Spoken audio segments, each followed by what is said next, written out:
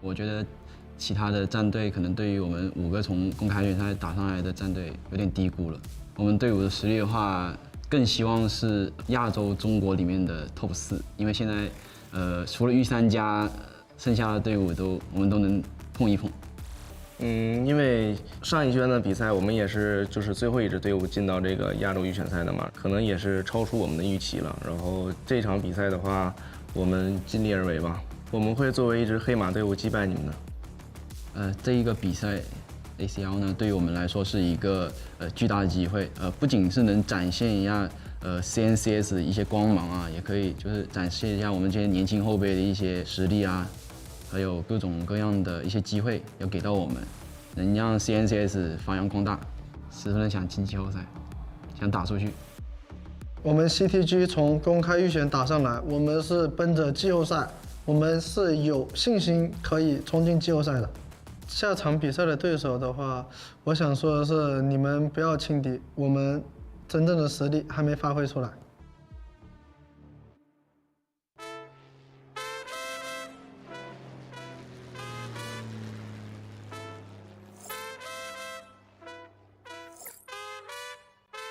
哇塞，我的鼠标怎么那么的上头？没用力就会把全场爆头，爆头。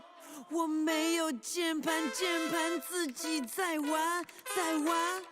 我人的手雷穿过建模，无人生还。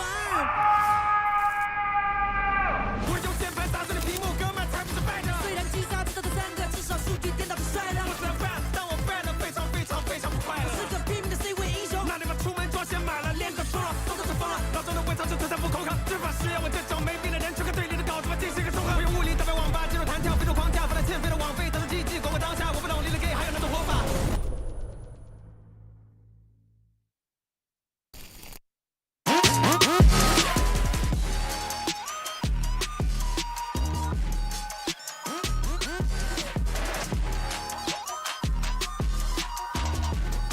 极限操作就用野蛮部落。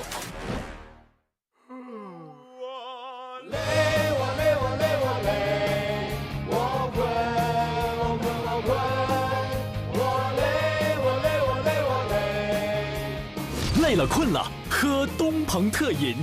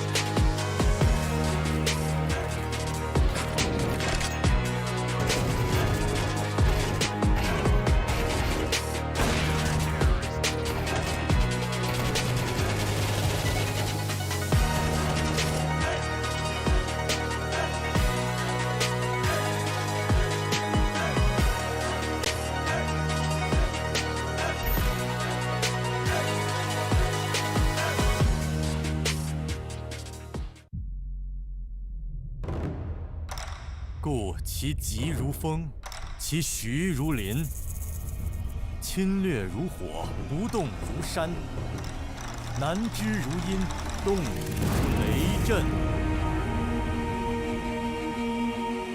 硝烟散去，16支战队各自为信念而战。有人高调进场，有人强攻硬闯，有人还在适应节奏，有人早已蓄势待发，架好枪线，静候致命一击。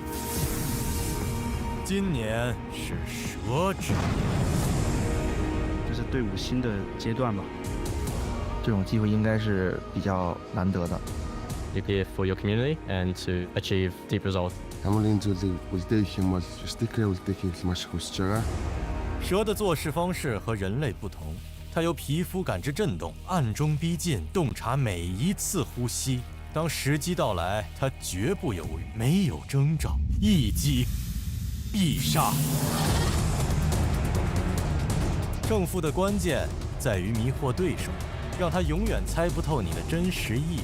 在这场游戏里，欺骗不是花招，而是武器，而每一步都经过精心算计。We don't care how others look at us. We need to focus on ourselves. 我们只需要我们的枪法在线，我们能随便赢他们。然后我们就心态会比较放松一点。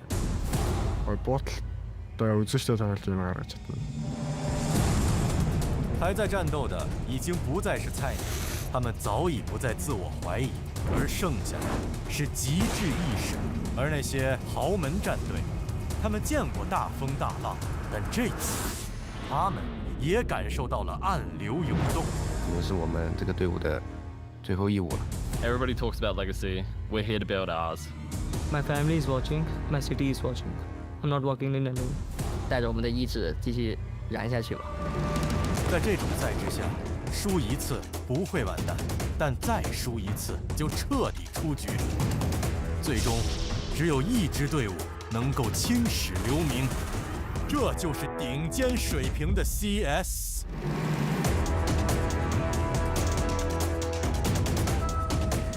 这早已超越游戏，这是战争的艺术。现在破烟而出。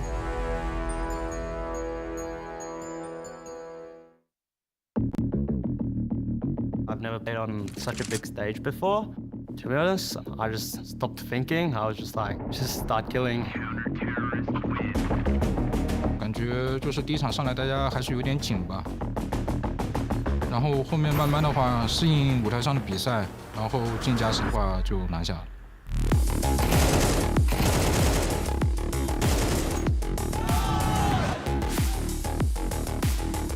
Only One 之前我们都交过手，所以也挺了解的。Redem is a very good team. We versed them last month in Mongolia. They have experienced players like Somebody and Kaze. Definitely we are going to be the underdogs, but we'll try our best and we hope to get our revenge this time. 如果大家状态都非常好，我觉得每个人都有机会。但是首先肯定是得过阿姨这关吧。XDM 因为5个都是个人能力非常强的选手，然后以主播为主吧，所以说他们打法可能会比较简单一点、暴力一点。Just Win 的话，我们在24年的11月份跟他们交过一场手，是打到了2场加时。他们是一支当时就已经很强的队伍，但是我们也进步了。然后虽然说他们可能不是职业队的话，遇到他们肯定都是要全力以赴的。因为相比他们来讲，他们更加的职业化，而我们就相当于更一些的可能是为民间化。但是呢，我只能说我们用实力说话吧。Our next match versus Axio, it's gonna be harder. A lot of Chinese team, they like to be aggressive more than passive. It's gonna be full fight game. 他们那个队里面有一些比较知名的选手啊，其实我们都是不怕他们，就是大家都很渴望想跟他们就是打一场比赛，想跟他们对枪之类的。我们心态也是完全不一样的，所以说可能不会那么害怕他们。Because we have a good chemistry, I think it's gonna be easy for us to win the ECL, not only this qualifier. Намаас нэлээд сайн хүчтэй баг байгаа. Одоо тэгээ бас би бинийгаа бас маш сайн мэдэн найзуудч байгаа тий. Тэр нь тэмүүлэлттэй гоё ер нь тоглолт болох байхаа гэж бодож байна. Ер нь бол тэр шинэ юм хийх л байх. Одоо тэр нэг яг л мажорт оролцоход маш их бэлтгэл хийсэн болохоор бид нар шинэ юмнууд гаргаад ирсэн л байгаа гэж бодож байна. Алантал тоглох гарах байх гэж би бодож байна.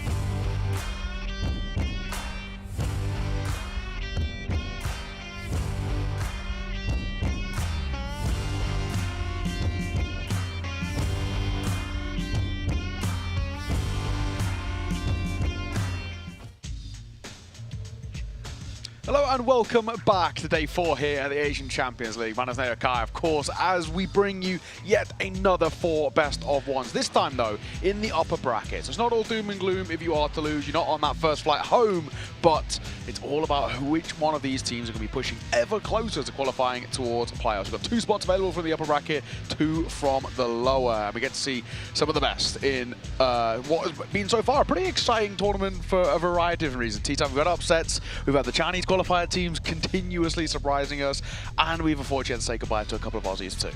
I love the lower bracket yesterday. I thought it was a great time. I really got to see all of the quote-unquote favorite teams being properly pushed and properly pressed, and I think that's going to be a good precedent to set for the future as well. Hopefully, we can have some pushing and pressing today. Also, it seemed like we had a couple of paper tigers coming into this event as well. True. That ended up getting crumpled on their journey to the lower bracket. Yeah, cough, cough, God's rain, right? Aside who have obviously had a little bit of a rough run of things recently, and yeah, unfortunately, it's a really poor tournament from them. They just didn't show anything, if we're being completely frank. But of course, like we mentioned, we're now in the upper bracket. We now actually get to see the real best of the best. And we spoke about this bracket quite a lot at Tea Time. We see how it's sort of all stars aligned for Rare Atom, and then most likely Chingus Warriors on the side. Of course, I know GG Hao are definitely up there too, but the way things are panned out, they're the top 2 seeds. They're a complete opposite sides. They should be the favourites to make it through. But like we said, we've already seen a few upsets and results that maybe can throw a couple of spanners in the work, and GG Hao side, you can never kind of sleep on them. I think this is the stage as well where if you want to get an upset as one of these underdog teams in the upper bracket, this would be the time to do it, right? Best of ones, you're probably not going to beat Rare Atom in best of 3. It's going to be very hard with the way the bracket is shaping out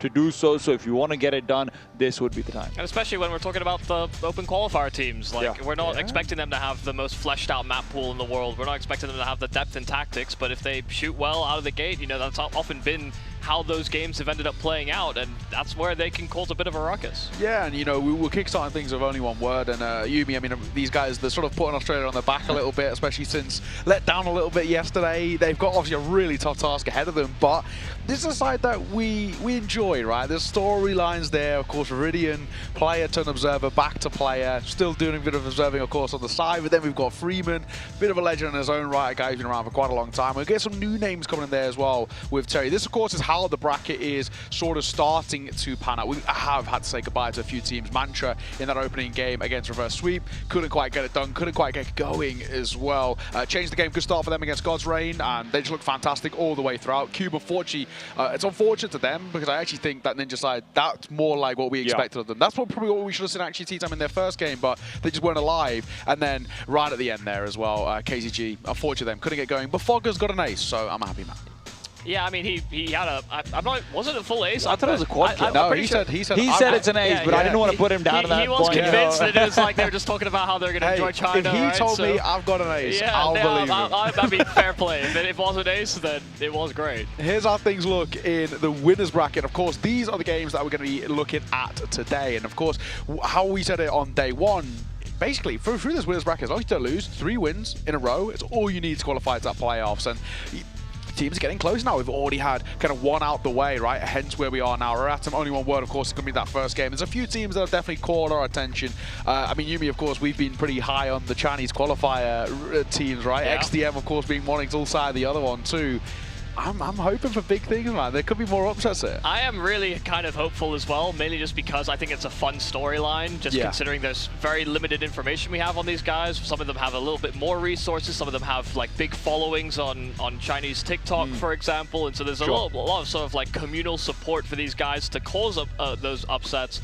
But I think the problem that you have is that, yeah, you only have to win 3 matches to end up in those playoffs, but also that final round out of the bracket is best of 3s as well. So some of those teams are actually going to, I guess, be exposed for maybe a lack of depth in their map pool. Yeah, exactly that. Well, let's hone in on our first game of the day. It's Rare Atom taking on only one word. We kicked off things with Rare Atom, as we always do. The #1 seeded team in this event, Tea Time, so far been fantastic, flawless, however you want to put it. They're one of the teams that could just go on to win the entire thing, right? And obviously they want to qualify first, all of that good stuff, but that's also where they could end up having some hurdles. Again, I do think this is a team that is liable to be upset in a best of 1. This is a team that has had, you know, mentality issues before and whatnot. This is a stage where they probably will not have those surface. So, you know what? How can you not love Child King? How can you not love Summer and somebody at a point like this? But I do think they have a point to prove. I mean, they obviously didn't make it through to the major qualification route, and so for them, this is the biggest thing that they have directly on their calendar, and so they're coming in with a bit of a chip on their shoulder. It's true. It's very, very true. And of course, they had a very dominant opening game against reverse sweeps. A side that didn't have a dominant opening game was only one word. They squeaked by Mantra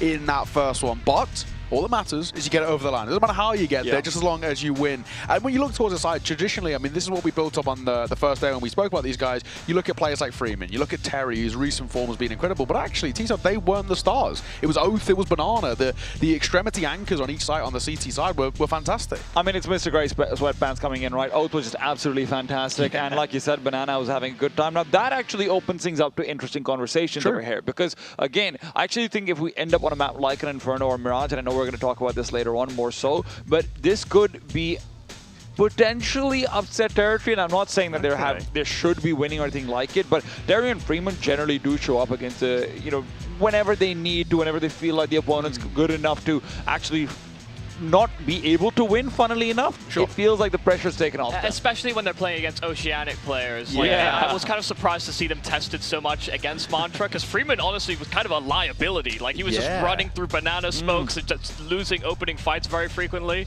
And if it wasn't for Banana and Oath, then that game would not have been pressed the distance. Mantra would have stayed in the upper bracket, and they would be sitting where only one word currently sit themselves. Yeah, absolutely. It was touched on a little bit as well in the video just before we got underway today, but these two sides have actually played each other quite recently. They played in the Mesa Masters. It was 13-7 to Rare Atom. An expected result. I was watching the game as well. It really felt like Rare Atom were kind of coasting. They were chilling. I think they knew they were the better side. They didn't really break too much of a sweat. And I don't think there's going to be too much pressure on them here still, right? I don't think we need to see Rare Atom dive into the strat book or go into the depths. I think they still can coast for these opening best of ones, really. They're not going to be as disrespectful as their opening round game, where, against reverse sweep, they were just pushing the limits pretty much everywhere and getting a bunch of kills while doing it. I mean, Child King had a great time, but you saw some of the antics that Summer was getting off to, or somebody was as well. So, yeah, I do think there is going to be a little bit more respect given over to the only one word guys, and they're banking on a Terry 30 bomb, it seems. Yeah, I think that's a good. I think that's a good strategy. Right? That's really the only way you're going to get through this one. Why not Freeman? He's the one with all the experience pressure on him, man. Every single time he's had pressure. Okay, well, fair enough. And a bunch of rocket ships. Oh yeah, a bunch of rocket all the way to the moon with Rare Atom, I guess. Stonks going up to the moon. Yeah, exactly that. Players are already on the stage as well, getting ready to get set up into this one. So momentarily, fellas, we'll be jumping in towards the veto. T-Time, what we feeling map pool? We had an Inferno out from only one word, and sure, they won, but they were made to work for it, and at times looked a little janky. I mean, they started really slow. I would really like to see the Inferno again, to be perfectly frank, because I liked what I saw from Oath and Banana over there, and I think what Freeman had going for himself was very fixable in the last 2 days or so. So I think that would actually lean into their benefit, especially because, like I said before, I just think this is where they had some good mid-game adjustments as well to what exactly was going on with Mantra's defense, and that's the kind of thing that could maybe have you have a second wind when maybe you're, you've had your first initial round, you've won a pistol round here or there, whatnot, and now you need that second push forward. Yeah, well, it's still in. Nuke, Dust 2, Train, and Anubis banned out to start things off. And of course, those Nuke and Dust 2 bans. The Inferno ban will come through from only one word, so Mirage? The confidence not really there for them. Yeah, Mirage still in play, but that's then going to get banned out by Rare Atom. So, in the end, Ancient's where we go. And Yumi, we've become very acquainted with Ancient, I think is the word to use it. It's been the most big map by quite a long way. It's also the same map that they played in that Mesa Asian Masters, so there's going to be some familiarity moving into this matchup. I mean, to be honest, I'm kind of glad we've moved away from, I guess, like more tactics, more default, I guess, more defensive type of map, mainly because I actually don't think, only one word can play against that style as good as when they're, I guess, able to dictate the flow of combat on their own terms. Rare Atom would not give them a lot of room on that, on like CT side, Inferno, for example, or hell, I mean, if I understand they don't play Nuke or neither of them are really that fond of Train, but even if on those types of maps, I do think they would have a hard time maintaining a T-side default and not being able to contain players like Somebody or Summer. The thing is, I just think it's really hard to stop Summer from having so many different pathways that he can have on Ancient, like comparison to Inferno, which is, there's obviously different times you can second hit, but it is kind of straightforward in what you're doing as an aggressive rifler. There's a lot more easy nades to try and slow someone like that down, etc., etc.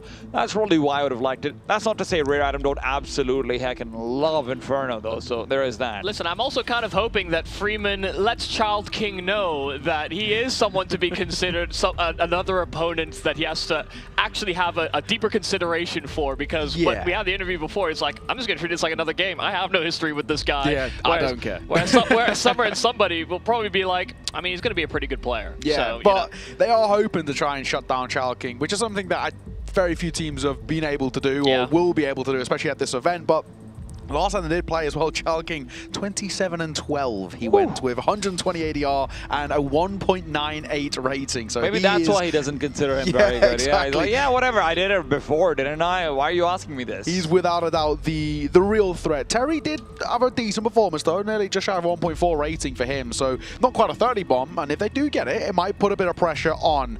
If he gets a 30 bomb, they better be winning. Yeah, exactly. Also, if they predicted it before the game, that would be even crazier. There it is kind of baller. It's like, well, how much of your game plan revolved around this one thing happening?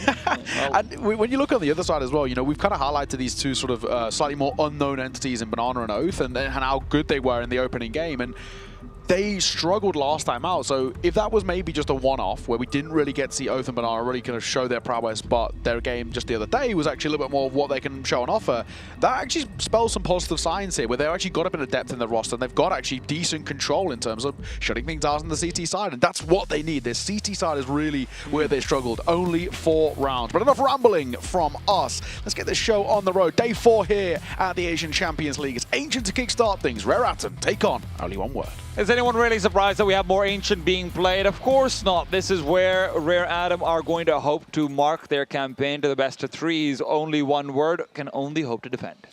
Yeah, I mean, if they can. We'll see whether Rare Adam play with that same level of disrespect we last saw them out on this map with, because it's a fast play straight into this B-bomb site, and already finding an opening entry. Terry getting smoked off deep in spawn, and with a lack of kits and util here on the side of Only One Word, this site will be a bit of a troubling one to retake. Especially when you've got 3 players coming up in towards middle, trying to figure out how they're going to make this happen. These smokes will be allowed to have all of their time used up, so Kaze, who's playing containment, is going to be critical. Now, critically, he's been killed.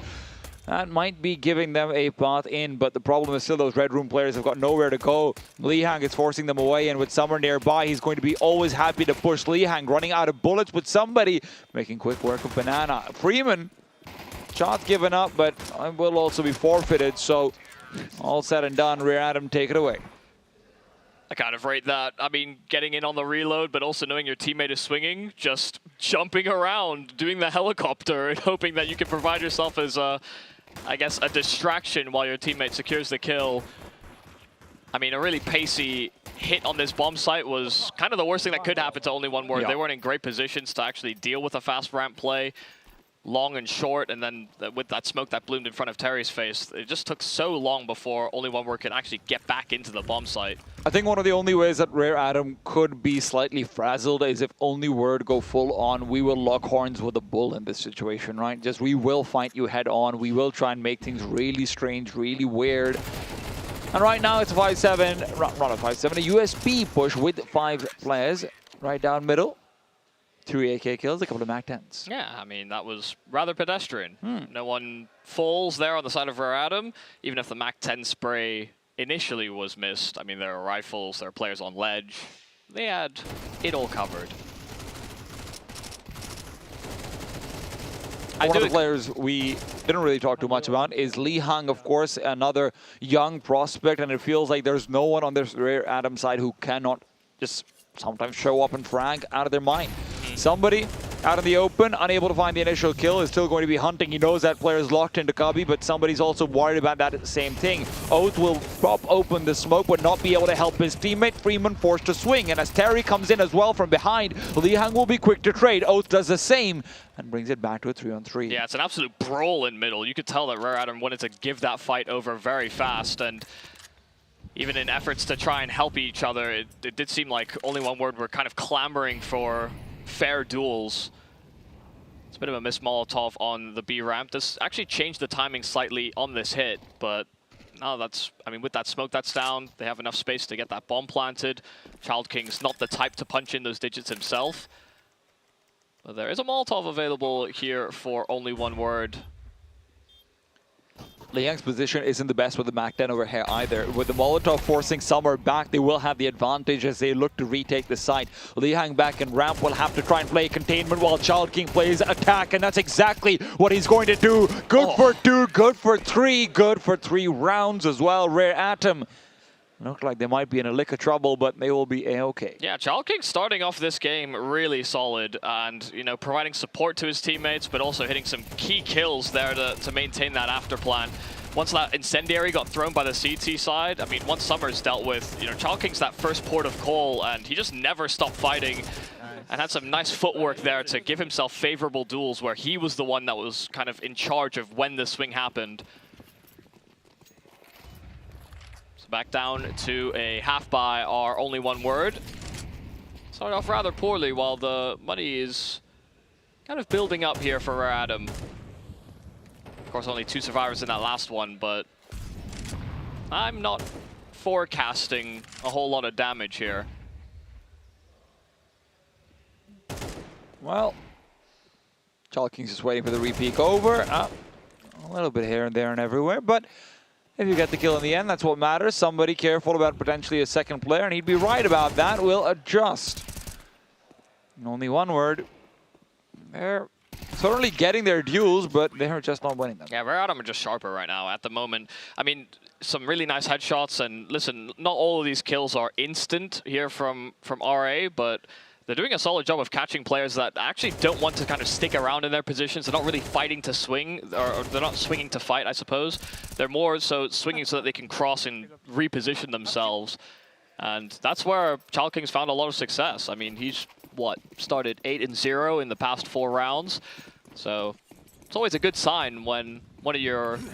I mean, Child King is also one of those pieces that I've never really deemed, I guess, consistent. But when he's on, he's very much so on. Averaging 2 kills a round is... That's a bit much, yeah. It's exactly, but it's exactly what you want. And right now he's all the way over towards the A site while the main assaulting force is lying in B. Viridian does have the ult there posted on a really hard angle for a rifler to clear.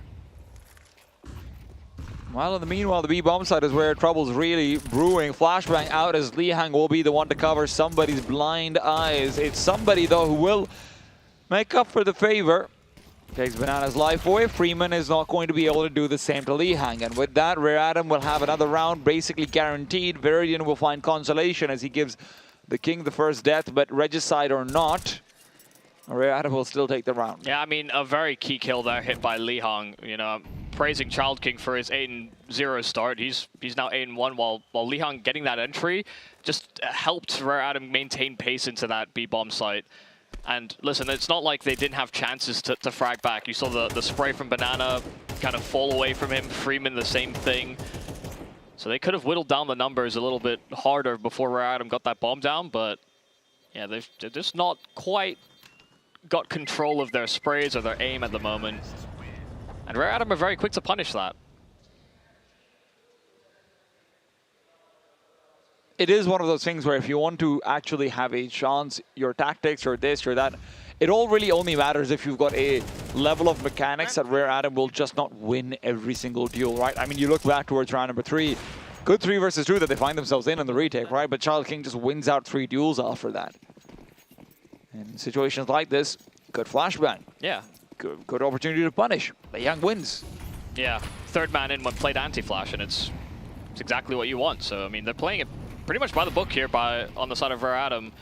Even if you know, there's not maybe the most layers, and, you know, maybe they could couple a few more flashbangs, but who needs them when you're the one that's hitting these opening fights so frequently? Terry. A little bit far from his 30 bomb. I don't know if Viridian should have given him a few more steps with that. Child King is the one who seems to be heeding Viridian's advice. Yeah, and this is what I'm saying. I mean, you're seeing bullets come out of the only one-word guns, and it's just, they're just not connecting on kills. Ay, ay, ay. Exhibit A, B, C. And as Alphabetical as it may sound, it's not quite so simple to correct. Things will likely get worse before they get better. Banana is hoping to expedite that process. It's a 2-on-2 on the bomb side itself, but with Banana down, Kaze restores balance and restores imbalance, favoring the Rare Atom side. It's his first 2 kills of the game. He's really not been needed so far. Yeah, I mean, he's been chilling out. Letting Child King and Lihang do most of the heavy lifting. Coasting away. These veterans are just letting the young bucks loose. Yeah, man, I mean, Summer was even full blind.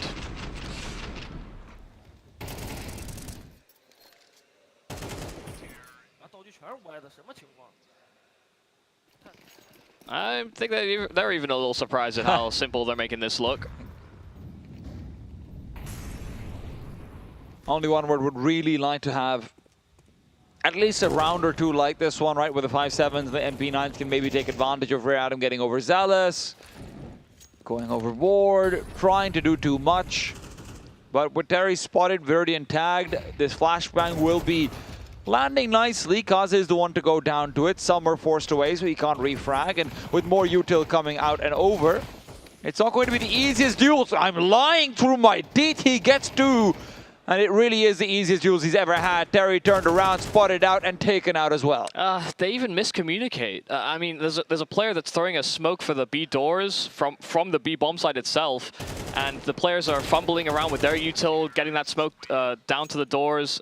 They used 2, and then they decided they wanted to bail, especially after the flash came out from Rare Atom.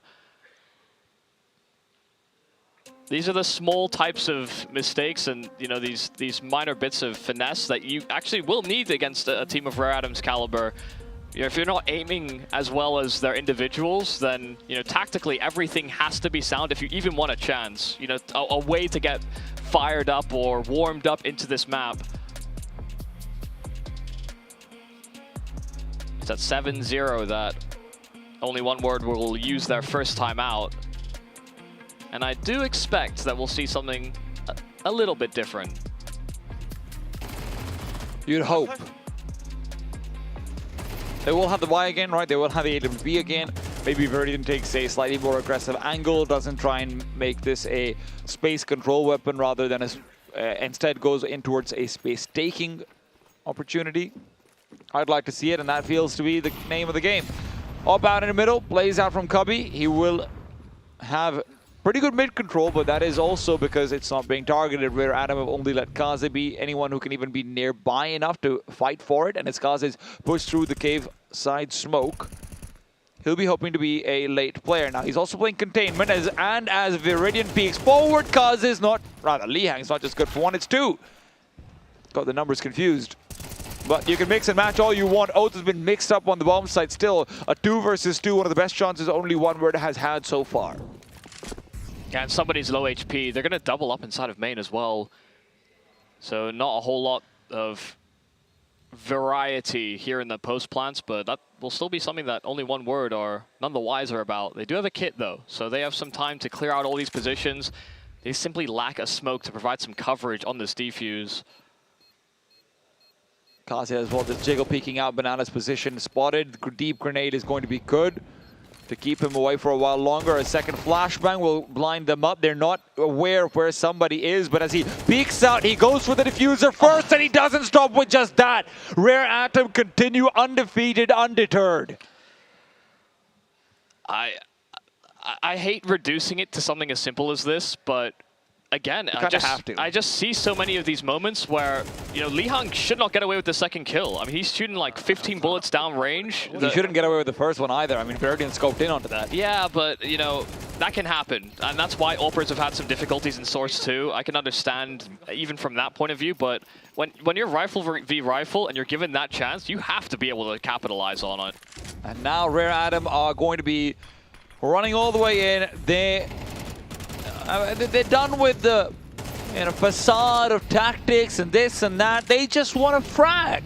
They've got Lihang on 12 kills. They've got Child King on 11. That's all they really need. Yeah. Forget your chalkboards, forget your markers. Just remember your mice. I mean, somebody is also 11-2. You know, it's just we've seen the raw, I guess, unfiltered aggression from Li Hang and Child King. Somebody's just been, you know, contributing in these mid-round moments, these sort of win more kills.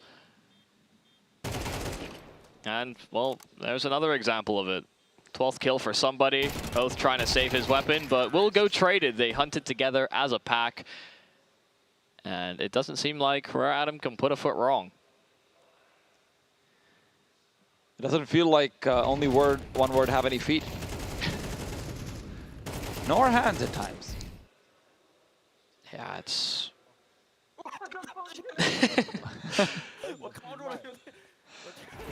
They don't believe it either. Li Hang was maybe just vibing a little too hard. He's like, I think, whoops, I just named myself. Who knew that box was so large? Has it been growing taller? Yeah. No, they grow up so fast. Only one word. Opportunities limited. Signs of life. Exhausted. And Child King has them eliminated. This is... It's actually... This is actually just looks like a pug, I'll be honest. It's genuinely brutal. It's a vibe. If there's ever been a reminder of, hey, we are just so many times better than you, this would be it. I almost hate that we talked about how only one word could have a chance. Look, I had to lie. No, I mean... you know, on paper, it's like, you know, at least when they last played Ancient, what, it was 13-7? Yeah. But Neo said it, right? Neo's like, yeah, it kind of looked like Rare Adam was coasting. Well, they also look like they're coasting here, but just in a much bigger, better shape. Yeah, it's just in a different way. I mean, this, like, they're not even playing the crazy, like, fast plays in through red that we were seeing against RSG. Instead, they're just letting Li Hang and Child King entry, and it's working. Well, they're entering, so fast A play this time. Of course it is. Somebody's already out and about. Donut, I mean, you see an elbow, that's all you need, and Li Hang doesn't stop. Freeman nearby with the MP9 is hoping to be getting a little bit of that Chinese action that everyone else seems to be getting on the server. Terry will at least make quick work of Summer. And with the resmoke onto Donut, this bomb being planted, Banana considering lining up this spam, but decides against it. Now, I get it's a 3v3, but I'm already riding them off. Yeah, well, maybe it would have been best to do it a couple of rounds ago in general.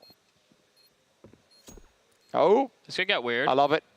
I don't love it. I do love fading. it. Oh my god, Banana's gone. He could have still knifed him is the worst bit, but of course it's a 1 versus 2, so he wants to make sure. Right now, Rare Adam are fighting for flawless. Glock out. There isn't enough of a crowd.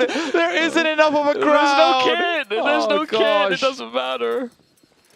He'll save the AK. Did Terry get an ace? No, it's a quad kill. It's a Fogger's ace. Yeah. We're going to have to fact check that one because you can't keep living in that fantasy land. Or maybe, yeah, I don't know which of us is living the fantasy. It's definitely not him, man. He's out. Listen, Banana got 4-3'd, by the way, inside of Donut. I'm fairly certain he should have been on his screen. But somebody just got behind him and, yeah, I mean... you're saying Banana got 4-3'd. He also had something else done to him, which I can't say on broadcast. Yeah, I mean, this is not great. It's great for Rare Adam fans. That was the best chance. The only one word had to register around, and instead we might be looking at a KZG. Oh my god, he's just not stopping. If they even win one round. Only one word, please get only one round. We're begging you. Viridian taken down, and you're back to a 2-on-2 with Kaze being the last one standing there. That's what they get. Only one round. See, they're also laughing and cheering like, okay, at least they didn't 12-0 us at the half. Viridian's just thinking, maybe I should start sending emails out about the observing again. I mean, he got 2 kills. You know, he got a double kill. Freeman got a double kill. That's how they hold on. And listen, that was the main problem they had, was that, one, they couldn't win opening fights, let alone find multi-frags all too consistently. I mean, you look at some of the score lines for the Rare Adam players, and it's like 15-4 and 15-6. It's actually kind of outrageous for a one-half outing. I don't even know there were that many kills to find. Typically, you just don't. It feels like every single time, only one word, every single one of their players was dying. But we've not yet had a 12-0. It's not happened yet. Thank God for that, I guess.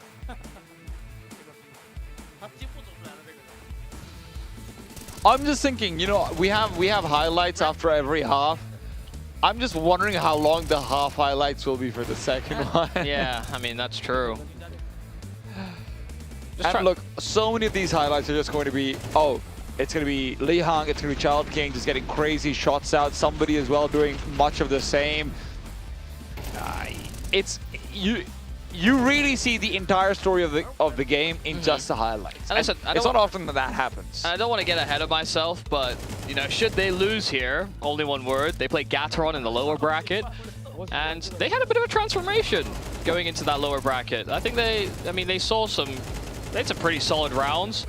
I think as well we became very fond of Con as the kind of also entry explosive Chinese players. So yeah, only one word will be tested in that lower bracket should they end up there.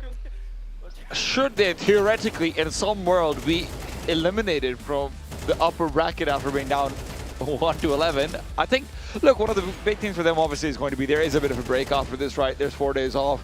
That's a lot of time to be able to sit down, knuckle down, and actually just hit the death match and be like, hey, listen, guys, we weren't always in trash positions, right? We were actually in 2v2s and 3v3s a couple of times. We just could not, for the life of us, win duels. So let's try and focus down on, you know, maybe a little bit more of the fundamentals and just shooting. I mean, I think the problem was that they only ended up in 2v2s, 3v3s a couple of times, because a lot of the time they were just getting entry'd and they were constantly playing catch-up. There's a pretty big cloud and everyone can see that. I'm trying to find a silver lining. It's not a big one. Well, you only find silver linings in gray clouds, so. Wait, so I know that's the point, but yeah, white clouds are fine. That means I don't know if you've been outside today. It's a beautiful day. There ain't a gray cloud in sight. I don't think there is a silver lining. 11-1. God. It looks a lot worse when you see it across the stage for like 3 whole minutes. It's displayed 11-1. Yeah, I mean, also we see the amount of kills everybody has. I'm trying not to look. I mean, what? Highest amount of kills on only one word is 8 on Terry. Yeah. Meanwhile, we've got 15, 15, 13. Kaze's been big chilling. I mean, he's on 4, but I mean, when was he ever really called to order? 3 players over here, one of them already finds a kill. Summer hoping to be number 2, and indeed he is. Well, why not go for more? Summer's feeling himself. Okay, it's style points at this point. He didn't want to be all the way. He wanted to separate himself from Kaze a little bit. I mean, that was a fantastic pistol there from Summer. That had to be the way back in, and it is shut immediately. Let's not lie to the people. There was no way back in. I mean, a 4K from Summer. And Pretty wanted that. Yeah, gets himself up to 12 kills now. Yeah.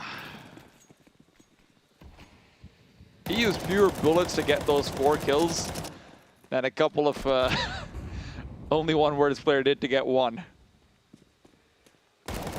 Somebody.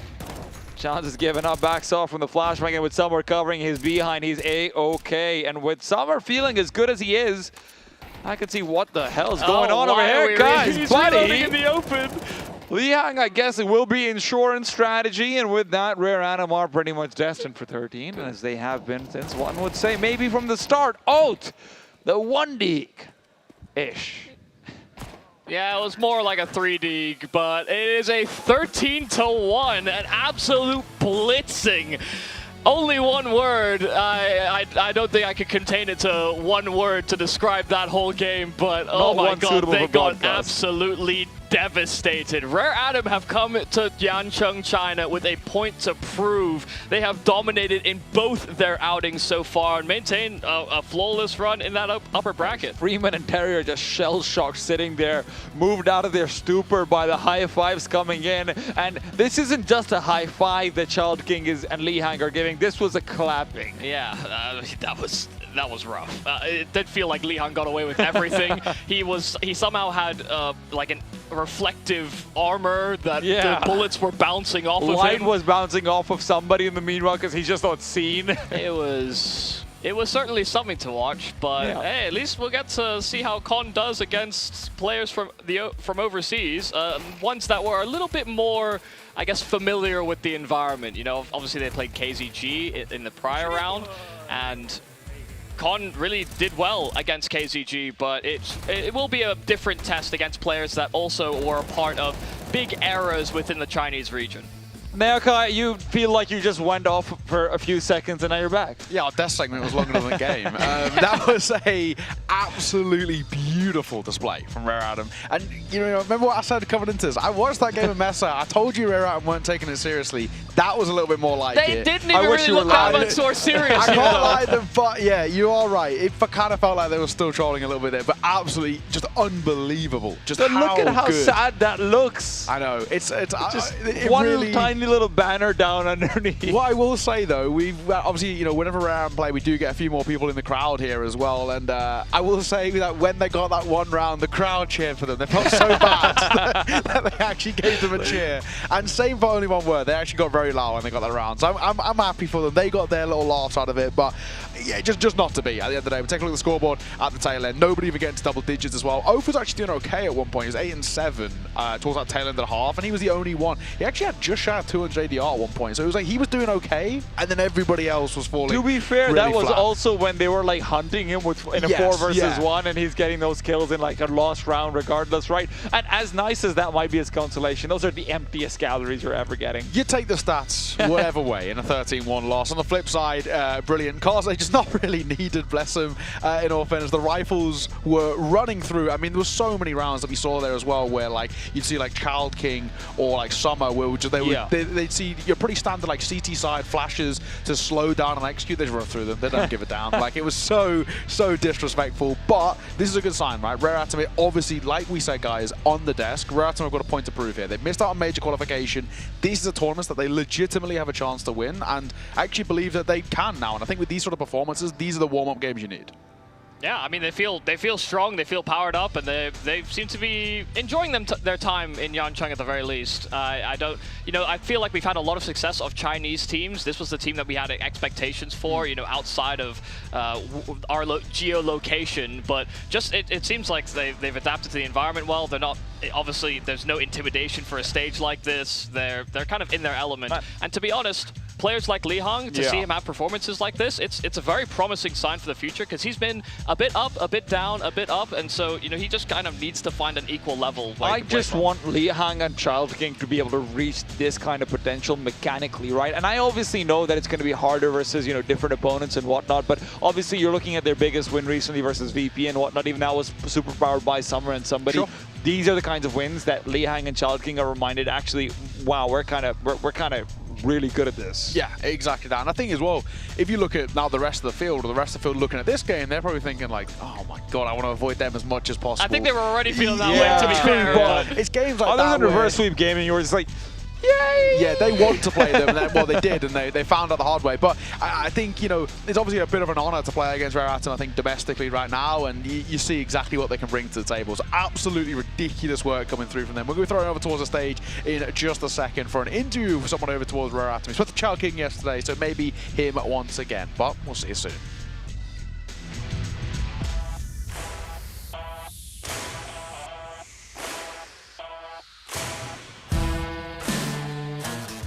All right, I'm here with the legend himself, somebody on Rare Atom now. You guys haven't really encountered any challenge yet. Is there any team in this stage that you guys would like to face? 小鬼，你们目前感觉没有遇到什么困难，没有遇到什么挑战。那么，这个阶段的队伍们有什么是你们觉得比较厉害的？就你们想打一打？我觉得暂时还没有给我们造成什么困难与威胁吧。怎么说呢？还是想尽快晋级到下一阶段吧。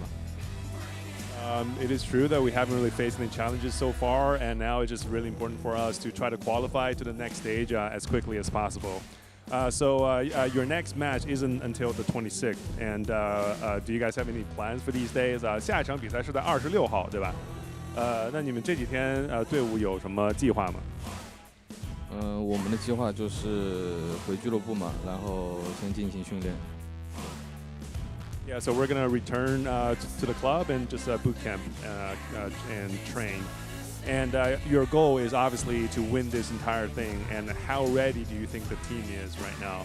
就 RA 这次ACL 的比赛的目标肯定是就是拿冠军嘛。那么你觉得现在队伍这个状态怎么样？够不够拿冠军？还是还有什么需要提高的地方？我觉得我们接下去肯定，因为我们上一次就失利，等于是2025年的 Austin Major 嘛，所以我们接下去等于就是要付出更多的努力对，这个冠军是我们的目标。Yeah, so obviously we failed to qualify for the Austin Major, so the ACL is kind of like our next biggest project. So there's just a lot to work on, but this is going to be our main goal. And so lastly, just say hi to the fans. So we got some in the stands today. So yeah, just say hi to your fans and everybody supporting you. 来，最后跟这个来到现场的朋友们，还有你的粉丝们打声招呼。大家好，爱子们，然后谢谢大家对 RA 的支持和对我的喜欢，谢谢。All right, thank you guys for supporting me and you're supporting Rare Adam. All right, that's somebody. Thank you for joining us in an interview, and we'll be right back with our next match. 好的，非常感谢小鬼接受我们的采访啊，我们马上回来。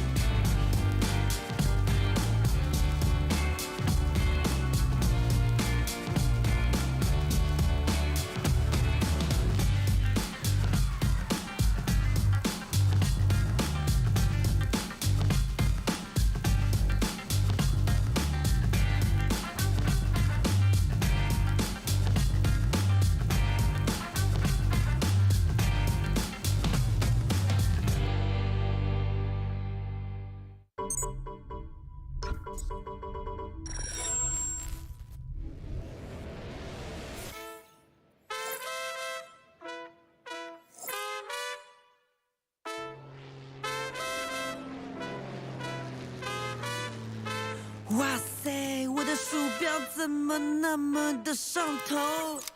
没用力就会把全场爆头，爆头。我没有键盘，键盘自己在玩，在玩。我人的手雷穿过建模，无人生还。我是刀塔的教授，不然爆头，给你爆头，突然爆扣，这就保留判断。不 FPS 当我 RTS MOBA 好牛，打到了对面，10秒钟摇头。我想要 you can you got no BB no can，无言的少妹，滴滴答答到滴滴答答，滴滴的刀飞，流线操作，我为自己陶醉，疲惫已备，干满几岁，变到死贵，气氛已 Z 里对，你还洗肺，一本忘个几位，怕是我上对什么行为，不为别问，我在爱里出几位，不萌萌但不红温，老子自己见不自追，想得出我的游戏，默默的盯到玻璃，记住怎么你的模糊。我要健身，我昨天睡觉打了通宵。我骑车柳天就点击酒店，大到来是火电店头晕母血，厕所美制人的那么匪刺，歪歪里的怼子像匪刺，最后他都没有位置。我要变成大嘻哈，我要去 ins 玩街霸。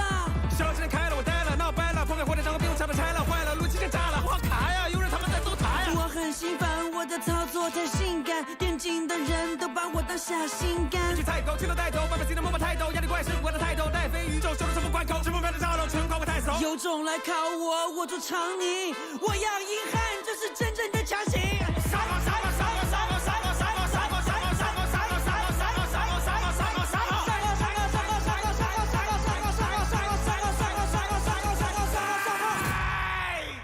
我是最强的，青铜的，从来看不上白银的，而且水平是最平的。不想赢的，我是想赢的。排位一直输下去吧，永远不会停。但心脏会停的呀，我好想撕破脸才能。我不会难为情的，我要刷钱，要赢，要上分。但我是那个漏洞。我要跟你说个道理，你用刷钱效率去对抗虚无，套上最贵的皮肤，挂机在排出体内的余毒。我做得到。我享受游戏纯粹的快乐，当一个追梦的骇客。我不是菜，我就是爱玩。有多少兵才算合格？都在骂孙权哥哥。为什么画面永远是灰色的？因为你死掉了呀！这还能输的？别奶呀！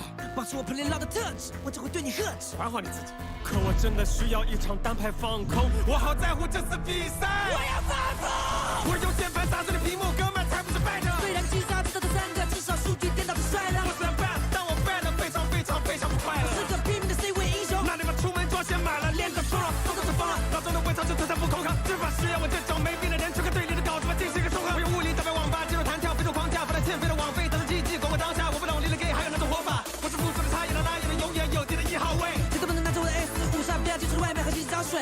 别总拿电竞不能运动，做有趣的灵魂也影响比赛。失败也可以是胜利，不敌的游戏卡当然是快乐崇拜。主公，你明白游戏的意义究竟是什么了吗？是赢，这把我要赢，有意义比有意思本身更有意思。那你现在知道你该做什么了吗？我悟了，现场的朋友们，把你们的装备送给我吧。我不是这个意思，我不是这个意思。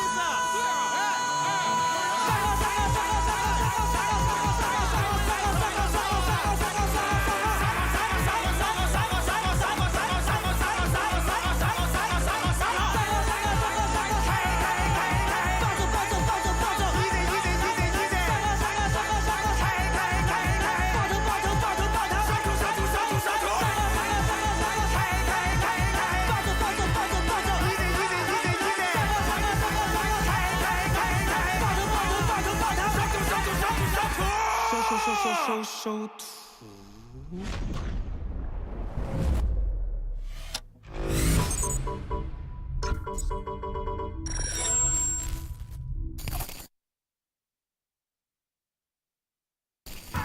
反击啊你，削他呀！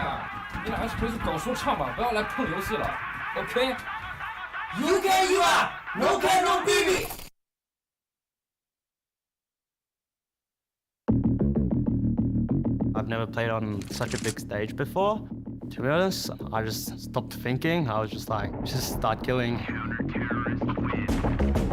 感觉就是第一场上来大家还是有点紧吧，然后后面慢慢的话适应舞台上的比赛，然后进加时的话就拿下了。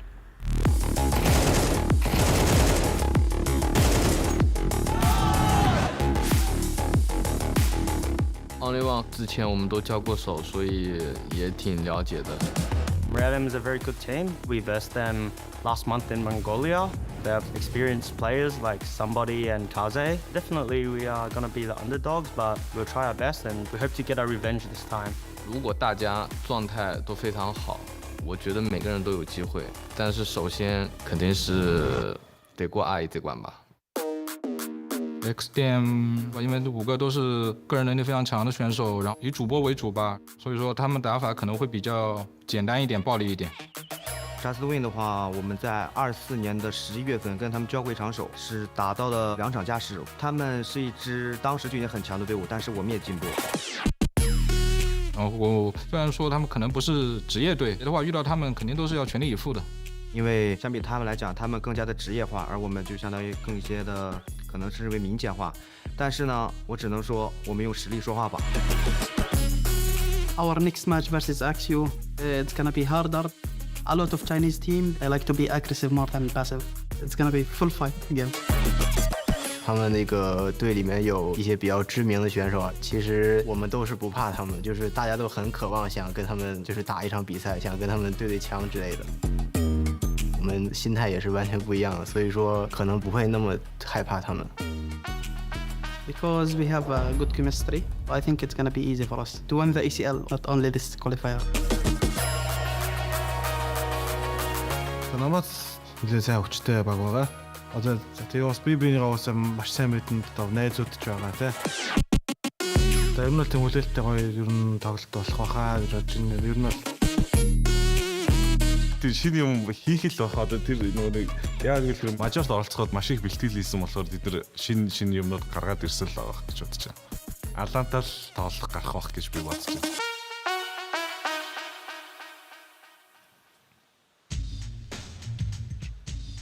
Hello and welcome back. Our second game of the day after a extremely quick Rare Atom opener. They made it look so damn easy. There's no other way of putting it. But this one, fellas, this one should actually have a little bit more oomph to it, a bit more substance. We've got a pretty solid game. Just waiting taking on XDM. Yumi, how are we feeling? We get to see another Chinese qualifier side, so we're pretty happy. Yeah, no, absolutely. I mean, we're definitely pleasantly surprised every time these guys play, and against another team that are coming from the same region, this is a good chance to prove whether they're actually better than some of these players that are far more accomplished than they are. Yeah, it's their second ever HLTV official for the XDM side. But on the flip side, we look at Just Swing. There's talent there, there's names there, there's guys who have been around. But they actually had to really work for their opening game, T-Time. They had an OT thriller against Change the Game, and it really looked like they were going to lose at one point. I think that there was an interesting conversation in the last one about, hey, should God's Reign be here? Are they better than they are? Yeah. There's no question about Just Swing over here at all now. And I think that they really want to show that the last game was a blip in the radar. Sure. I like the way you put it, right? And it really started to progress through this tournament. Of course, we had a little video earlier where they had a little talk about this opening game, and they were saying, you know, Just Swing are a pro org with the facilities and all the rest and the help, I guess, the support. Where the flip side XCM a little bit more amateur, semi-pro in a way, so they're hoping they can kind of punch up. We do have a little video for you in just a second as well, where we get a look into the insights, how these guys are feeling, how the teams, the players are looking heading in towards their next upper bracket match. 下场比赛我们对手扎斯威的话，我们在24年的11月份跟他们交过一场手，是打到了2场加时，是我们零比2输给他们，但是2场都打到加时。他们是一支当时就已经很强的队伍，但是我们也进步了。我们希望在这场比赛中可以击败他们，找回场子。SDM 的话，之前在现场比赛我跟他们交手过一次吧，选手个人能力比较强，但是他们可能在一起训练啊什么的并不是很多，所以说他们打法可能会比较简单一点、暴力一点。我觉得我们这支队伍是一支上下限都会比较高、比较低的队伍，也就是说碰见一些强队，我们如果发挥表现好的话，我们并不害怕他们。所以说，虽然说现在这个队伍里强者如云吧，但是我们不会去怕任何一支队伍。然后不管是谁的话，遇到他们肯定都是要全力以赴的。虽然说他们可能不是职业队，但是他们的个人能力也好，游戏理解也好，对任何队伍来说都是有一定威胁的。我能理解他们就是轻视一下我们这些从公开预选赛打上来的队伍，因为相比他们来讲，他们更加的职业化，而我们就相当于更一些的可能是为民间化。但是呢，我只能说我们用实力说话吧，到时候能打到什么成绩，我们场上见。Well, it's always good to get a little bit of an insight into sort of how these sides are feeling. And we'll take a look first at Just Swing. Now, a few names, of course, that really pop out on the page. T-Time, who are you looking towards in this game? I think the player who's going to be a big difference maker is honestly Vance. Because as much as Gas might be a conversation point for many, I think Vance is the one who actually has the biggest skill gap role for role in terms of op versus op. XDM was impressive. River Lake, unfortunately, not so much. Yeah, no, I'd certainly agree that Vance just seemed to kind of surprise me just in terms of how much impact he had. Of course, yeah, T-Time's right. You know, Gas kind of... the conversation often revolves around him on this roster, given that he has had that long period in Wings Up where he was so impressive. But I've been also very surprised with Purely. So they've got some tough competition here to deal with, though, on XDM because Tidao had a hell of a game against God's Reign. Yeah, he was absolutely flying, right? And Tidao, he against God's Reign, 2.08 rating is what he got on that one, which is pretty damn commendable. On the flip side as well, you know, this is where... You know, maybe if there is a bit of a gap and a hole with River Lake, who did actually still struggle in that game, or didn't really get as involved in that game, let's say, that they do need somebody to step up. I think another player for me who I looked really solid, at least, and super confident was Shadow. I actually like what I saw from him. He seemed like he was pretty heads up. He wanted to take fights. He wanted to sort of create a little bit of space himself, and they're actually really going to need that T-Time. You know, you look at this XDM side, and we've already saw it a little bit in the video. They're talking about how you know, the XDM are not a pro org, and they may not have that teamwork in a way, but they're really going to need individuals to step up. They said they've got a high skill ceiling, but maybe a low floor. We're hoping it's more of the former rather than the latter. To be honest, I find it funny that Just Swing are coming out and saying, oh, we don't think they're going to have the structure. We think they really only have aim. Have you seen your team? Like, that's kind of what your team is. It's literally in the name. And as much as Marek and, you know, someone of his pedigree will be giving you a little bit more for that mid-round, I really think this is also a team that revolves around individuals. It's controlled chaos, I think, from Just Swing. And maybe it's very loose controlled chaos. I think sometimes it's controlled by the opposition. Like, hey, where are we going to die next? Yeah, I do think it is quite kind of, it is big coming from them, but hell, I do think XDM do have the positive in that, you know, Tidao, Shadow, these players are players that actually play within the pack very frequently. Sure. And so the fact that they have like that core of riflers that can actually pack that punch is just going to make it awkward for Just Swing. Even if they have like individual capabilities, if the pack is doing well on the opposite side, they're more than likely going to trade you very frequently, and then it's about whether or not that experience actually matters. Yeah, and, you know, as well, winner of this game ends up taking on Rare Atom next. So, you know, pretty difficult match to say the very least of all people. It's a best of 3 as well. And then if it is XDM that go in towards that best of 3, we then have to maybe have conversations about their map depth, let's say, the pool. How deep does it actually go for them? And I think that's a point worth turning to now. The veto coming out in towards this one. When we look towards Just Swing, they don't mind an Ancients being a map that's been kind of a decent block, but XDM are going to get rid of it immediately. On the flip side, XDM were really good on Anubis. I actually love the way they moved around that map. It's a map they also played in the Chinese qualifier too, so I do wonder maybe whether Just Swing get rid of it. But we've got Ancient, Inferno as our first bans. And there's the Anubis, so they are hard countering each other off the rip. Yeah, I mean, we shouldn't expect a train or anything of the sort either. But to be honest, I'd actually kind of like to see a nuke, mainly because I think XDM have more to show, and just in terms of how they take map control. Even in that Anubis, I thought it was very controlled the entire time against God's Reign. So might get your wish, the fact that it's still floating is a very promising sign. Oh, right. Dust was much more likely at the end. Just Swing have largely really struggled in that, and actually looking back at some of their games, I think Vance in particular is a little bit mitigated. And when you consider that, you know, if there's an opera who's not doing that well on Dust 2, you probably don't have the best expectations from your own operas either. Players like Tidao and Shadow will have free reign. One of the nice things also about Tidao that I really enjoyed was his deagle work, funnily enough, and his pistol work. And in maps like Dust 2, where there's a lot of opportunities to be able to get like a 1 dig out and fade away, this could be an interesting map. If you even find yourself on a deagle, because who knows? We've seen these Chinese Open qualifier teams often get off to very strong starts. Yeah, absolutely. I mean, we're looking, you know, we've been actually quite focusing on that AWP battle, and I think Dust is obviously a map which is very prevalent, but I think actually what I normally look towards in the AWPs is how well they support that core and that pack, and how well they can give them space and information, use that util, and I think that's something we're really going to have to look towards. I wonder really what pace we're going to see XDM try and set there, regardless of what side they start on, right? Are they really going to try and get up in their face and actually prove a little bit of confidence and prove a little bit of that feeling, or are they going to just test the waters and see what Just Swing are trying to set here? It's really a confidence play, I think, for me here. For XDM, they'll know these guys. They played not even that too long ago as well. It was a tournament in Hong Kong, China, and it was a best of 3. Both maps went to overtime as well. So at least our expectation, Yumi, here is that this still should be quite close. Yeah. But we're going to have to wait and see. Looks like we are ready to get this show on the road. It's our second game of the day here on day 4 of the Asian Champions League. It's Dust 2 coming up next, and to see who will be facing Rare Atom in the next round. Yeah, coming into this Dust 2, I really want to see QQ God actually kind of step up to the plate as well. He was someone that I thought was very exciting when he had his boutings with GR prior to finding himself into Chinese teams. So I do think he has the capabilities for it. It can't just all revolve around Gas, Vance. I want that bit of Eastern Russian persuasion on this team. Would be great to see him involved, no doubt about it. He's a player who's had a lot of agency in past teams, and you know, if you can get that activated over here, it could go a long way. Just Wing right now, they've got a bit of a clear game plan. It is a mid B as well as a tunnels to B split coming through. Now it's going to be Kangao to choose to prioritize tunnels. He'll miss a few chances, and with Taidao finding only the one, this round might as well be over. Yeah, I mean, he had too many angles to juggle, and they clearly had util available to try and siphon off one of those angles, but the smoke at the door actually didn't really serve them much good. Tunnel's pressure was the more important fight, given the numbers there for Just Swing. Even having Marek still lurking at those mid doors prior to XDM trying to get this retake underway.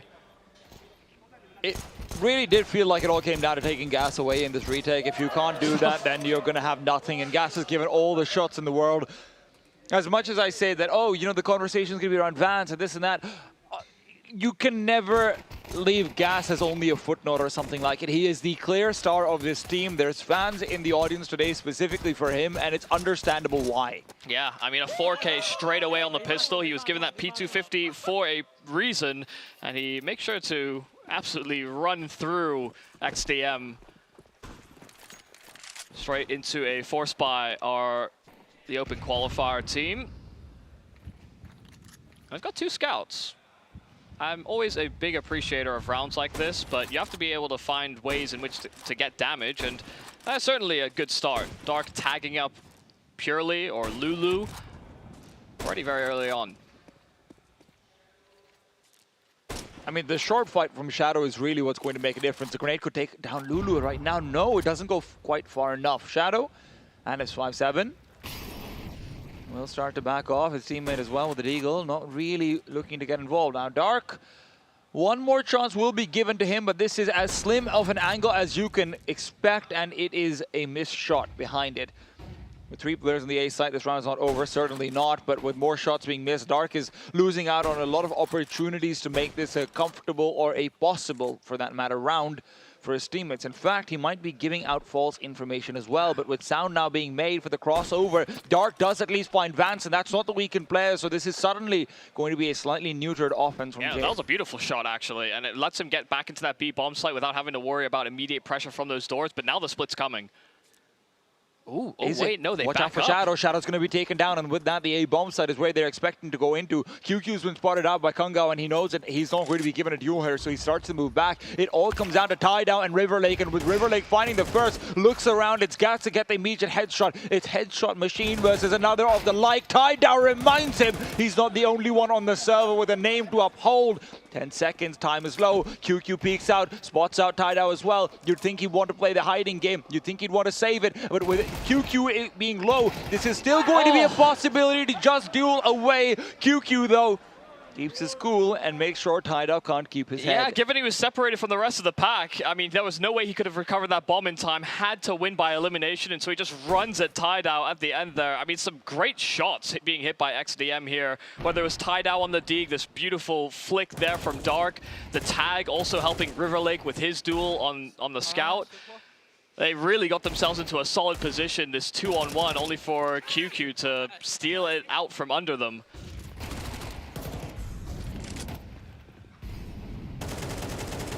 Repurchasing up a lot of the Deagles from the last round. XDM will not be without a bite, but they will be, well, they'll be without much of a body. I think there are some teams that would justify going for another force buy here, just given how close that last round actually ended up becoming. Harder to do it on the CT side, but you could definitely see the angle. Lulu spots out just the one. He's not aware about how many people are circling him. There are sharks around, and they smell blood in the water. Dark, however, is a fisherman.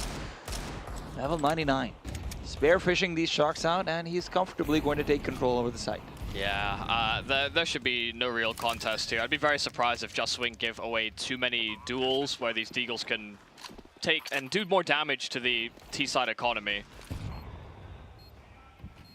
There should really be no need. But Just Swing are also one of those teams that don't also adhere to the bare necessities. Isn't that the truth?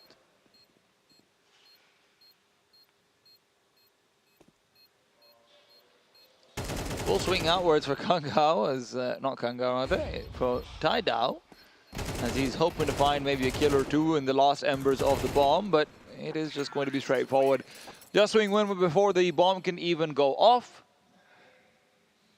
And that's now going to be the first gun round call to order from the CT side. Yeah, nice methodology there from Just Swing. I mean, recognized immediately that there was quite a few resources or players expended in middle for the CT side. Got the kill on long and just immediately took over that A-bomb site. And never gave like a clear long-ranged fight for those Deagles to exploit. All just kind of waited until the dying embers on that bomb to see what XDM got up to.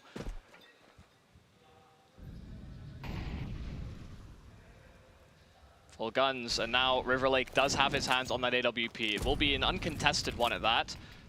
Something that Just Swing have opted to invest for. Well, the fact that Kung Hao started already weakened, trying to challenge in through middle, it does leave this B-bomb site somewhat more vulnerable. Just Swing at the same time are pretty spread apart across the map right now, although this could still, and looks like it should still end up being a B split of some sorts. You're watching out for what Shadow is up to. When the smoke depletes, you're likely expecting a push, so Just Swing do have a window, but no, the smoke is refreshed, and with that, it's going to be Marek and company who start to move back. It will be all down to Kung Hao and Tai Dao. On this B side again, a defense that they try to muster up in the pistol round. Now they've got no choice but to succeed. Mid to B utility goes out. It's going to be forced through tunnels though, and QQ God is not immediately contested. The flash from the CT sails past, and with that tied out, didn't have a fighting chance. Lulu gets the kills from beyond the grave, and the CTs are immediately turned back. It is going to have to be a save, likely, but no. Marek is given one for free before he's traded out, and with that, the CTs incur more damage than they really would have liked to. Yeah, and they saw that smoke. They knew that the left and the right side smokes were blooming, especially because left came out first, and both were thrown by Marek, who was just sitting there on a lurk. They should have been aware that that was a possibility, but they were completely off guard, caught completely off guard once that smoke faded on their rotate. But yeah, most teams would have saved in this instance. I mean, if you can't support your B players and actually stop a crunch from happening in any capacity, then you're deeply out of position. It's become one of the pain points, I guess, for T-sides actually, is which smoke do you throw CT? How do you stop them from getting the HE to blow open the smoke and, you know, dealing with the other side of the split? Unfortunately, Kung Hao's flashbang as well just ended up going a little bit too deep, so Tai Dao didn't have a player blinded up, which was what he was expecting to start initiating the fight on as well. Yeah. Of course, he still gets a fair duel, right? He just loses a duel, but he was hoping for a little bit more assistance. Definitely a nice positive that River Lake was able to hit those 2 quick shots on long. It keeps his hands on an AWP, so they can actually have a choice to whether or not they invest around this AWP. You know, they can get FAMAS's out, MP9s, and then technically River Lake can drop an M4 as well. He's got the utility already there, so I wouldn't be surprised to see that. But they're going to have to do something, I think, if they opt for that route. And they're actually not going to fully invest alongside it. They're on max loss bonus, so they'll go with a half and see if they can maybe even just hold on to this AWP in for a future round. I mean, they'll still be able to afford it in the following, even if they lose it. But they would much rather not have to spend the money. It's been a lot of focus onto the B-bomb side so far, and it is not going to change anytime soon. A quick push from QQ will take down Kung Hao, and these remaining Deagles are likely just going to be further fodder, further fuel for the Just Swing machine. Just Swing have just like a very good understanding of how this B-bomb side is being played. I mean, that's what I think that's actually the 4th time I've seen Kung Hao behind that big box on the B-bomb site. It's been Molotoved. Now this time it's just great flashes coupled with an SMG that is locked in like a homing missile on that spot. And for Kangao, he's probably thinking, God, you'd think that they would believe I've changed positions by now. But a bit of diversity in the setups would go a long way. XDM, you mentioned that they would have had to do something in this round, Michael. I think they need to start doing something in the next few as well. Maybe a little bit more exploration. Wouldn't hate something of a mid play early on. Just a duel at their own base. Yeah, I mean, I thought they would, if they went the SMG route, they would, push lower tunnels and try and play, a double setup or, catch off the default in some capacity. But with them moving with the pistols, they did opt for a weakened B bomb site, which, yeah, I mean, you talked about it. It's kind of been the primary bomb site for Just Swing so far. But also, after a timeout, you don't know if that's going to, continue to be the narrative that Just Swing are even putting forward themselves. They could have also changed something. That's always one of the mind games you play when you take that time to discuss. Vance has been trained onto this angle since the very start, and now he's about to be rewarded. River Lake re-peeks in late, hoping that there will maybe be an offer looking elsewhere. Caught off guard. Quick peek. No, nothing of the sorts. Yeah, it was a very slow duel there for River Lake, and really not one that you should be giving up as an AWPer. You should understand that if they have an open play, then you kind of have to either swing it or couple it with a flash or do something to give yourself an advantage back on that angle. You can take the raw duel, but you have to be very committed to peeking deep. In the meanwhile, this A bomb site has been left basically empty. All they're worried about is mid presence or a long lurk. The site itself has been forfeited, and it's unlikely to be reclaimed if it ends up being a hit there. Just Swing seem to know that in their heart of hearts. And as the B bomb site players have been scared stiff, they will not be rotating back to A, not until it's too late. But Just Swing have not been running completely linear pathing. I mean, even with the way that they've gone for some of these B splits, they've pulled resources away from the mid part of the split. So I think it's still a bit of a difficulty, even with all the markers of intention on this A bomb site. Yeah, you see just a complete lack of movement from XDM, and it will be a priority to try and save. Shadow does have that AWP in his possession, and he will be able to save on that B bomb site if they so choose, because right now they're, I think, discussing that amongst themselves, and they have decided to take the safer route. I mean, we are also now just seeing XDM being given what is, I believe, called an education.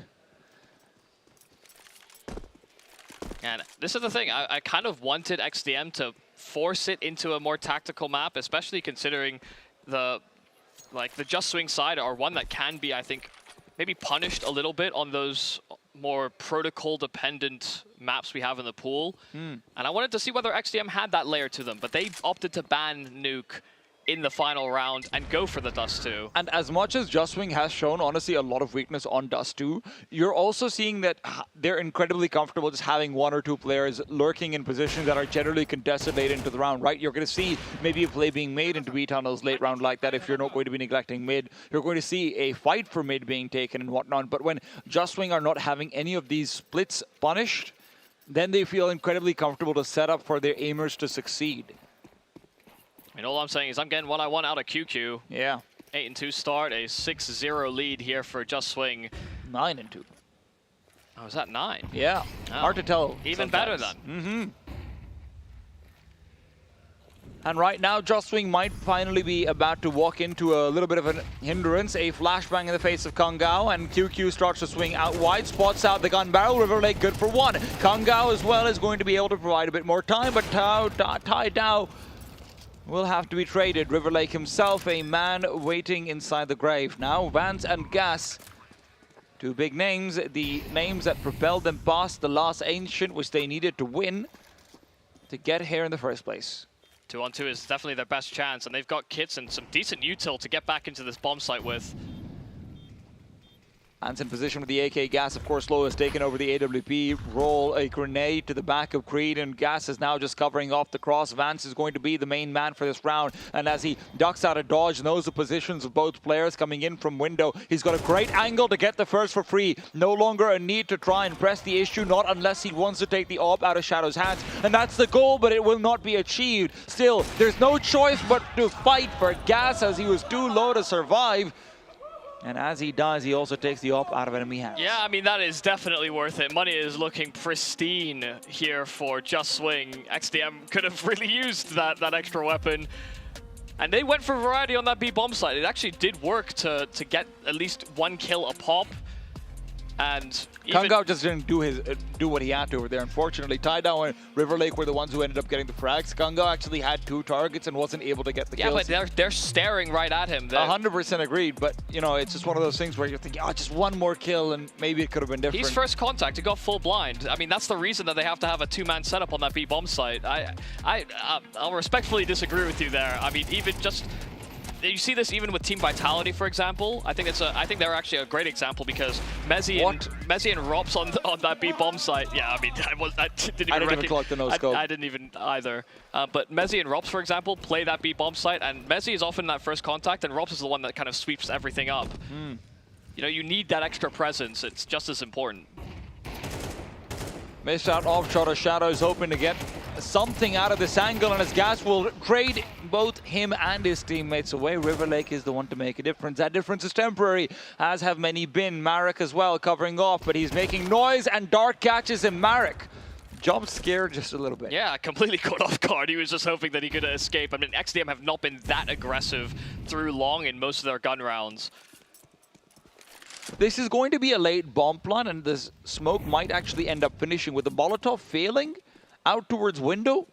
This is not the worst timing for XTeam to fight this 2 versus 2. Incendiary is not going to land, but it is going to contain, and as Dark is given a kill for free, he will capitalize. River Lake, who's been having a much better game today, will finish off the round. Yeah, doing a solid job on that AWP. I mean, 2 kills for him, but the fact that they wanted to move into a double up, especially with how things have been going so far on the CT side, it's the thing that sparks some change. Even if, you know, this time they were in a 2 versus 3, they got it equal very quickly. Yeah. It's a very good choice as well to flank through spawn. You can tell Just Swing weren't prepared for him to take that route for the retake. I mean, QQ almost wins that one. Yeah, mainly because Dark doesn't connect on the first burst, but it's all well and good. Little timeout called here by Just Swing. They'll take this opportunity to make sure that they don't let this half get away from them. I mean, we certainly saw the previous outing for Just Swing, the overtime victory they had to pull over, change the game. They'll know not to underestimate the potential for a comeback, especially as, yeah, the AWP has been, I guess, maybe the biggest problem, but we're also not seeing as much of that sort of unadulterated impact that Tidal brought to the table last time over.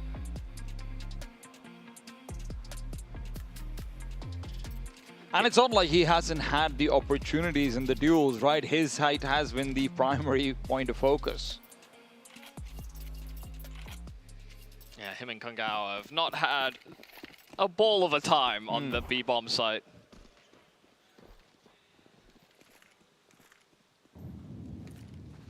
Four players out on long. That's a fun one. Just letting River Lake lock down the B-bomb site with that AWP by his lonesome, but there's nobody that can help him on a split. So this is, you know, it's a good starting idea, I suppose, here for XDM to pull those players over, but they're going to have to rejig the setup so that they have some coverage on the middle portion of the map. That's where Dark does start to come into play, but River Lake is also getting aggressive. He's going to be smoked off. Does he choose to move through and past it? Yes, he does. So he's going to maintain control over this B-bomb site. And honestly, more than doing his job, this is the perfect move from him, as they will be able to collect out around A. CTs are in position to put up a good defense. You still have to hit your shots. One with the Molotov, or the Incendiary rather, though, isn't actually the one that can deploy it on short. So if this ends up being an A-side siege, they have very little to block or stall. You'd have to have Shadow hit some great shots, and with the AWP starting to scope forward in towards him, having the bomb as well, should Vance be taken down, that'd be a great start for the XTM side. But Just Swing, they've got utility lined and primed, and as the smoke will bloom, this eye line that Shadow was relying on is taken away from him. Now the problem is, he's watching out for Lulu, but he'll miss a shot, and with the grenade right next to him, he's been forced back, no longer feeling confident to take the peaks, but Gas is always confident. He's waiting for elbow. Kangao taken down, Shadow's the same, and with Tidal only good for the one, it's not good for enough. XDM had the setup. They just don't have the shots. Dark, though, trying to make this a relevant situation that is quickly lost out. Yeah, I mean, a little greedy as well. I mean, he went for a play just to see if he could bring the numbers further into their favor, but River Lake wasn't really moving much of a muscle on that B-bomb site. He effectively needed Dark to get away with 2 kills from that position, and even saving the AWP will be no guarantees. QQ, nice kill to hunt down that troublesome scoped weapon, but that felt like a real opportunity there for Dark to get a kill. It just simply, you know, what you'll see a lot of players do is that if they get a dink and that player is just allowed to sort of reset, call teammates over, most people dismantle off that box. They'll fall back into spawn. I mean, you also just have to look at these shots. You know, Shadow unfortunately missing one out onto Lulu, which he's clearly positioned in prime for. Immediately after that as well, Kangao loses his duel up that he's hoping to find on the elbow cross too. The thing about the Shadow AWP though is that because of that first smoke on short, he actually saw the small gap around the top of the boxes, and so he pulled his attention back over to that and then had to reset, so he actually wasn't honed in on the right side of the smoke, then, you know, progressing up Gandalf. He was worried about maybe a boost or a small gap that could be exploited and used against him, because he was actually pretty wide from Goose if he wanted to watch the right side of the smoke. Tough position to be in, you know. If they did boost on you, you'd feel like a fool. Yeah, knowing that there was that gap. Unfortunately, he didn't have that teammate out over card who could have helped. Now Tidao down in the lower tunnels. A man who we've given a lot of praise for. And look, admittedly, it's off of one map. That's the only sample size we really had. Even the Chinese qualifiers, he did all right. Yeah, but it was against God's Reign that he was... Which, to be fair, we have kind of downgraded a little bit. Yeah, maybe they've gone down in the internal power ranking. That's true. If anything, this is just even more of a reminder of that.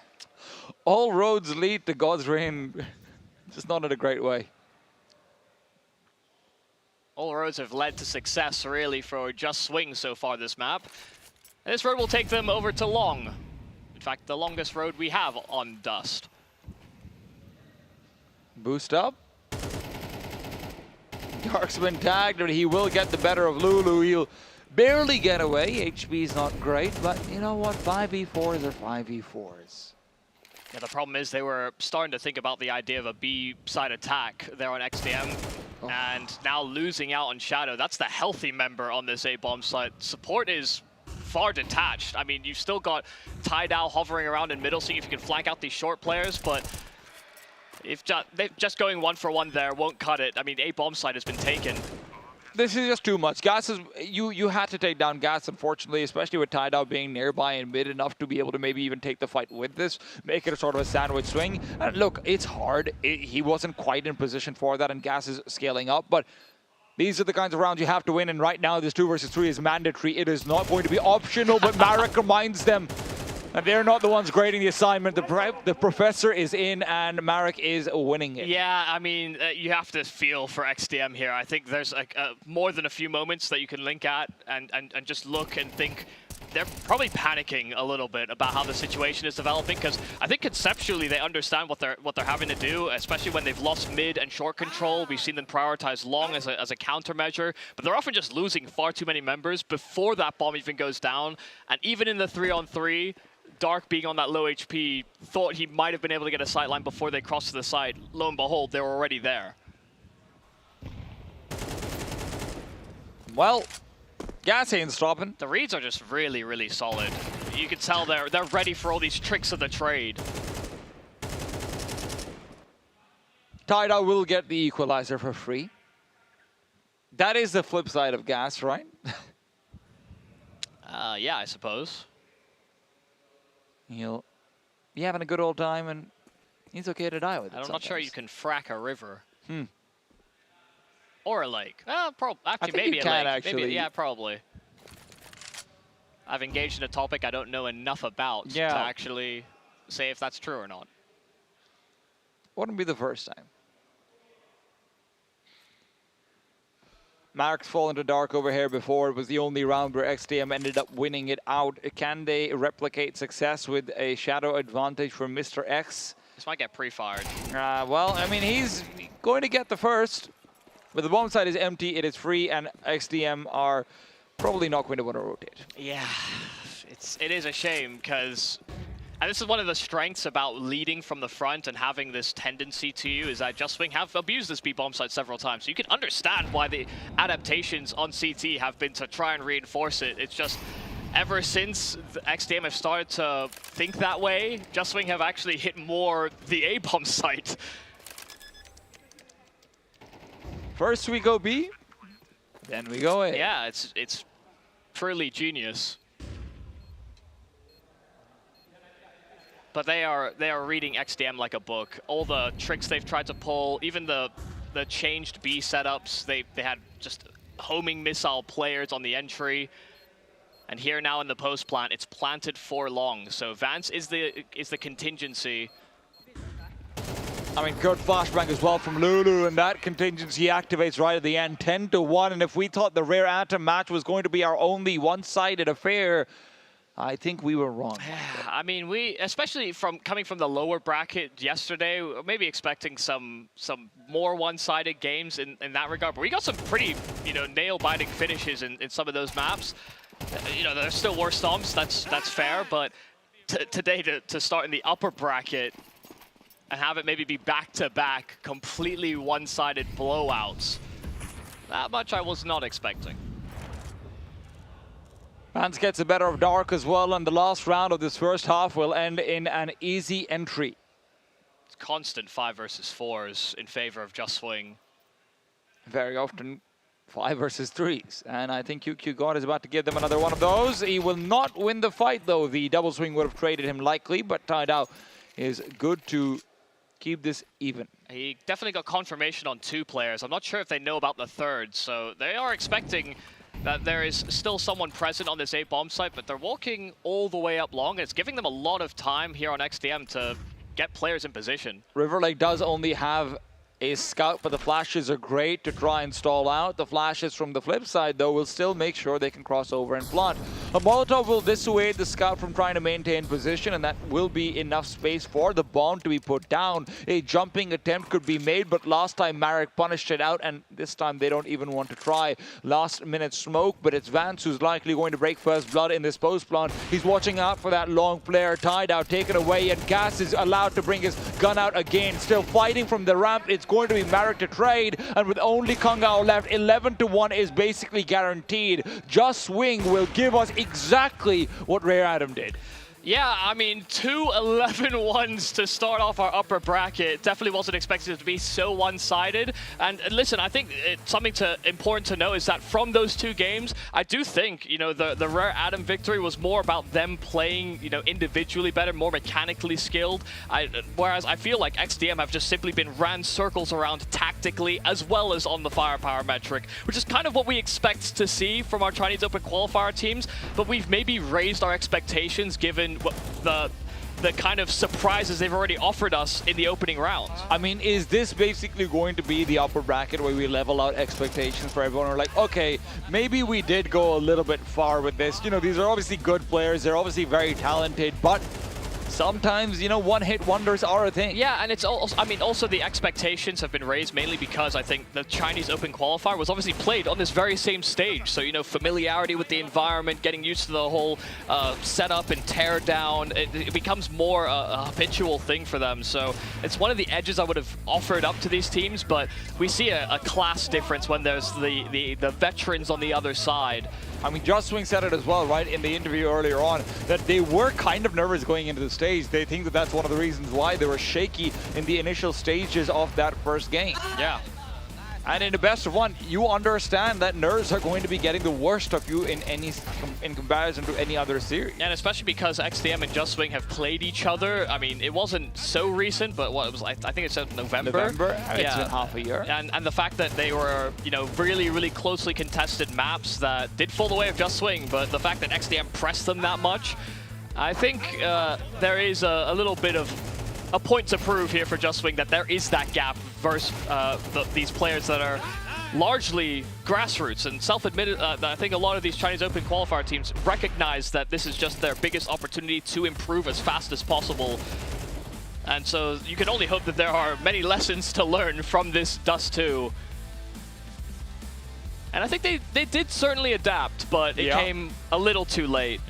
They adapted, but then Just Swing had already adapted to the adaptation. Yeah, there just wasn't enough initiative being offered up from XDM. They were constantly reacting to what Just Swing were offering, and they were changing things up. So, you know, that's kind of shout out to Marek, giving them a bit of a masterclass in, you know, some of the early precedents being set with targets, but also the staging utility actually wasn't consistent there for Just Swing from round to round. And listen, at the top level, when we watch Dust 2, it can be a bit mundane because every team does feel like they go through the same motions to get themselves in a prime position on that T side. Just Swing took a few more gambles or a few more risks that were not so utility driven, but again, that's where they're reading that XDM are going to be in this position or the next, and they'll always have a trade available as well. Yeah, we were really ambitious. It was like, Tidao, great performance. Shadow, great performance. And listen, there is an immediate humbling being offered in this game. I mean, for those two players in particular, right? Shadow and Tidao also had so many chances. And as we're looking at this wibbly wobbly goose, he's rocking out. It's true.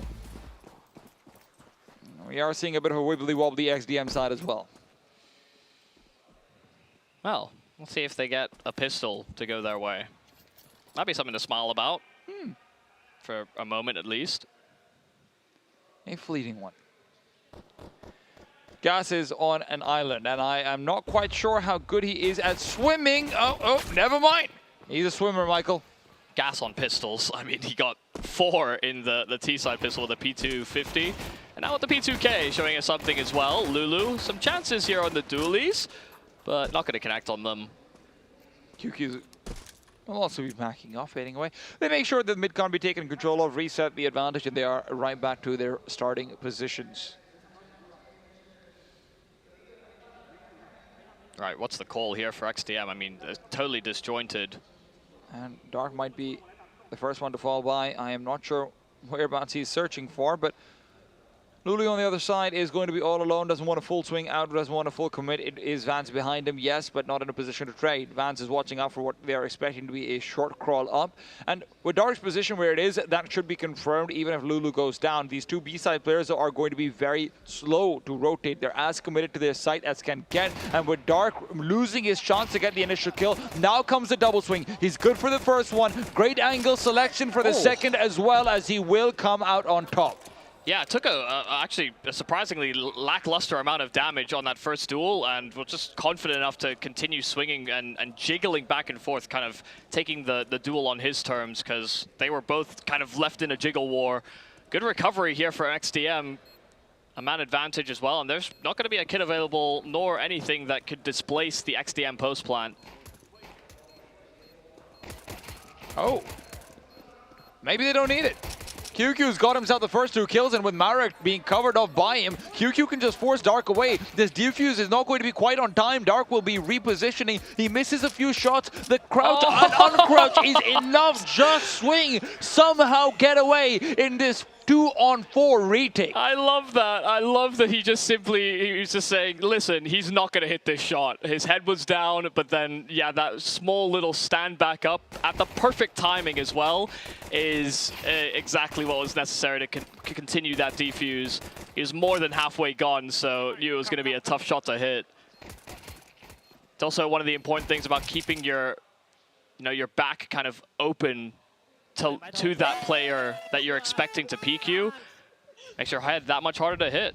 Your shoulders can sometimes tank the damage. And Marek's got some damn broad shoulders. Yeah.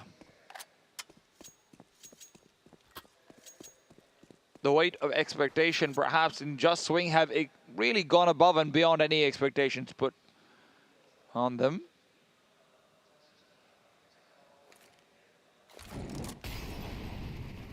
Oh, that's not quite what they want. It doesn't matter anymore. Well, nice shot from River Lake. Shadow's done the same, so maybe he'll get at least a round on this T side, maybe more. Seen some nice scout shooting from XDM. The rest, River Lake's actually had a pretty good game overall. Yeah, but I might just mean, like Dark hit that nice flick as well. Yeah, River Lake, when he had the AWP, was a bit of a nuisance, but not enough to... I mean, poor guy got put on B on solo defense. He's like, all right, guys, you guys have 4 people in A, right? You're good. Guys? Guys, where are you? Yeah, but even sometimes when he had the AWP... of course. Justswing actually did a great job of sort of avoiding him, I think, as best as possible. When he had the early AWPs on that A-bomb site, they were hitting B, and then when he started playing B, they started going A, so... Oh, okay. Well, the force buy after losing the pistol does go the way of XDM. So, at the very least, a more contestable scoreline than only one word had against Rare Adam. 6 shots, man, honestly.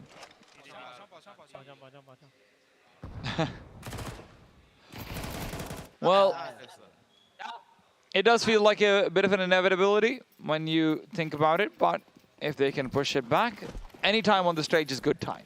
That's something to remember. Yeah, it's just more time to get a kind of acclimatized to the play. You know, I feel like they're already used to this environment, but when they're leveling up their opposition, there'll be many different styles, many different ways you have to adapt. They are learning through doing.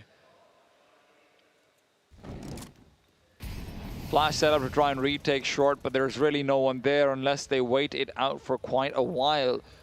Taidao could end up being a victim. It's a pretty good stack here for Justswing if they just want to find a couple of players, a couple of rifles especially. Smoke comes out. This should be the time when the flash is thrown as well onto CT. It's going to be dodged. Taidao still cannot dodge bullets. River Lake and Taidao get taken down. These are recoverable rifles, and you're going to be going into this in a 4 versus 3. A scout and 2 Galils to boot. I love the reposition from Marek as well. Picked up that rifle and immediately starts sprinting towards long. No one on XDM took a deep position on long, so they won't be within earshot to know this flank is coming. In fact, there's 3 of them, not just Marek. He's called over a little bit more company as well. Immediately takes position into pit, and as Dark swings out, immediately gets ahead. QQ's done the same, though, with the 5-7, no less. Gas inside the smoke is hoping to be the last man, the hidden Viper. The nested serpent, but as Shadow turns around and finds him for free, it's going to be all on him. 1 on 2, gets the first as they swing around elbow. An overhead flash to buy time, and time's all he has on his side. Shadow will take him away, and with that, a scary round, but one they still sneak through. Absolute heroics from one of the players we highlighted coming into this game. I mean, a fantastic clutch through that flash, and understood that his position was likely given away as a result. The timing just wasn't going to favor him to threaten across back to short. 1 HP as well. Yeah, so he knew he had to take that swing. He was going to get locked into position. He'd probably get spammed through the edge of the wall as well. And that's the power of just swinging. It's a power that they will not be looking to use in this round, perhaps. On the CT side. Nah, but you see, Shadow used their powers against them. Maybe he's going to do it more. He's a swinging man. That I believe. Dare I call them swingers? I don't think you do. Dare.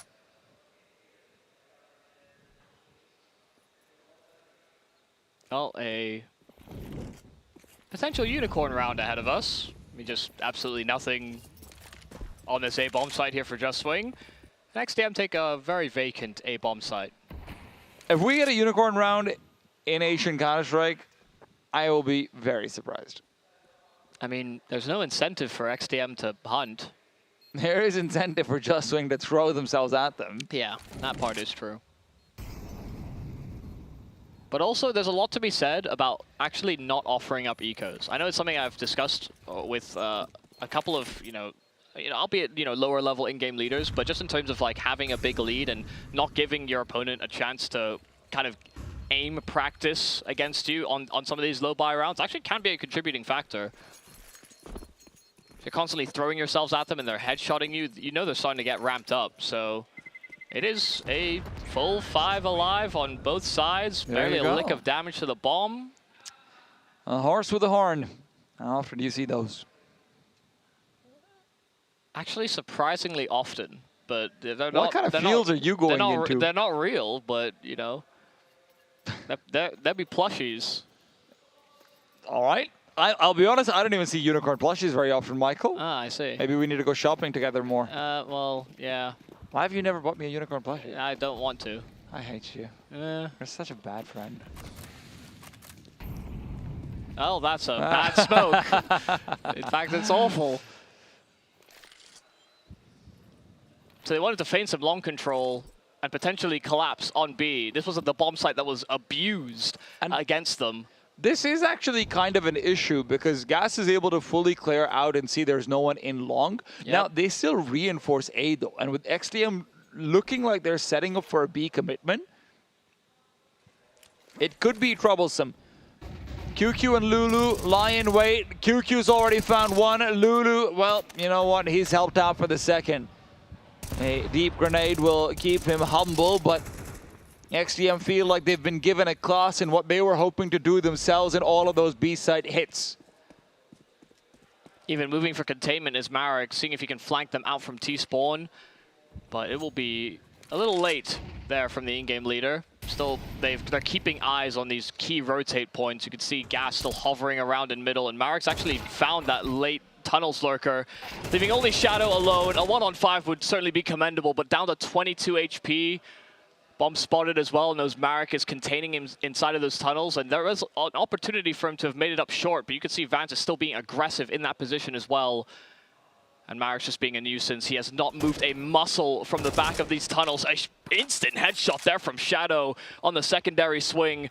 And a Molotov that will bloom in his face, and a closing moment there for Just Swing. They put an end to XDM in this upper bracket, a very one-sided showing, and they honestly performed a masterclass on that T side, constantly changed how they were approaching it. They had multiple players that were subtracting themselves in lurking positions, sometimes going for entries.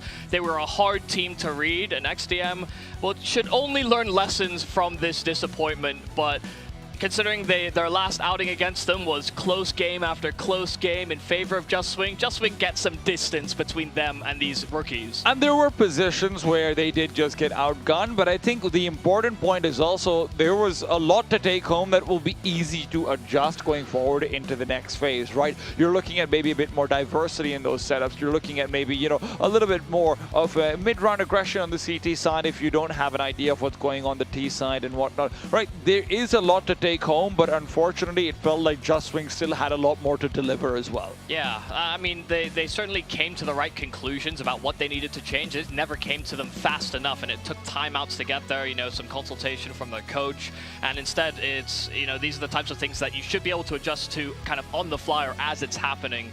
And again, it just felt like there was almost no initiative being driven by XDM at any given point. They were constantly reacting to what Just Swing were doing. And look, we might need to deflate our opinions on some of the Chinese Open qualifier teams, but I think they might be feeling a bit deflated themselves. However, I want to be inflated. I've got a man who says I'm lovely every time he introduces me right next to me, and Naokai coming back in. Yeah, I mean, honestly, unfortunately, XM just never got going. I think there was probably a feeling, at least from what we could see down in the crowd and what for XGM, I never felt like they had that much belief in their game plan. It really looked like Just Swing came in with such confidence. They were having a whale of a time as well. Because, you know, the cameras could see kind of from the crowd side of thing on stage, they were loving it, right? They were really starting to flex their muscles a little bit, starting to really showcase just the difference. And this comes back to what they said in the video, right? They spoke about how we're a pro team, we have the facilities, we have the kind of experience behind us. These are new guys, and they don't. And I think we're going to be able to expose them, and they did, right? And for XDM, I think you touched on there quite nicely. It's a learning lesson. They are a side who did come on to the Dogs and played like it, and there was a little bit of a couple of moments towards the tail end of that second half, but the task ahead of them at that point was way too extreme. I think also part of the reason they didn't play more proactive is probably that they were shivering in their timbers, to be quite honest. And they got immediately shown and demonstrated why. Gas getting those 4 kills in the pistol was a very quick reminder that, okay, these guys are on a different caliber. We also had an incredible performance this time coming out from QQ God as well, right? A player who we called out and said he should be coming in and doing really well. And look, That's exactly what he does. Yeah, he was the guy I wanted to perform, and I got exactly what I wanted. So we got kind of the three pieces on Just Swing all active as well. Exactly. And I think it comes back to another thing where XDM said themselves, right? We're like, you know, we have kind of a high ceiling at times, but we also have a low floor. And unfortunately, we got the latter there, right? You really could see a lot of holes in their game plan where they just could not step up. And, you know, we don't see that lights out performance from Tidao again, where he's completely taken over. He wasn't fully self-confident, and it showed, right? So 21-8 for QQ God looked absolutely fantastic. Gas not too far behind. And while Lulu might not have done too much, from what I could see down there, he was just still having a great time, laughing, chuckling away at some of the random rounds that were happening. So at least his spirits weren't in vain. Look, when you're up 11-1, it's hard to feel bad about it, right? You're probably not even pressing tab anymore. It's like scoreboard. Yeah, I see the scoreboard right there. We've all been there as well, because I've been in games where like, oh, we're dominating, but I can't kill anybody, man. Like they're kind of owning me, but you're playing against like different people almost. I don't understand how you're able to get away Lulu's with just these kills. making sure no one gets demoralized, right? At least they need to be able to pick up some numbers on the other side. Yeah, and you know, if you're Lulu, you know, when it's me in the games and I'm at the bottom, at least I'm getting a bit of keyboard warrior action going on. I let them know. Easy every time. Exactly. QQ God, we wanted to see more out of this guy, and we did. What a performance coming through from him. 21 at 138 ADR. Looks fantastic all the way throughout. And you can actually see in terms of his approach, that's a little bit more what we want to see out of this guy. You know, actually have a bit of self-confidence. He's a very experienced player. He's been around for a long, long time, and he actually has somebody who can really step up in this stage. And now they face off against Rare Atom. I'm sure that's going to be a complete different task up ahead of them, and they go from being the favorites to the underdogs. But Just Swing are in a good spot, right? You know, sure, if all expectations are they go into that lower bracket, they're still pretty close to playoffs. Yeah, I mean, listen, this is the point where, of course, you still do come up against a bit of a giant, right? And I'm not going to lie and say that I think they have much of a chance with it, but at the very least, they have the firepower. That's one thing that obviously only one word didn't have. Just Swing do look sharp. QQ God and Gas are able to actually frag with the best of them.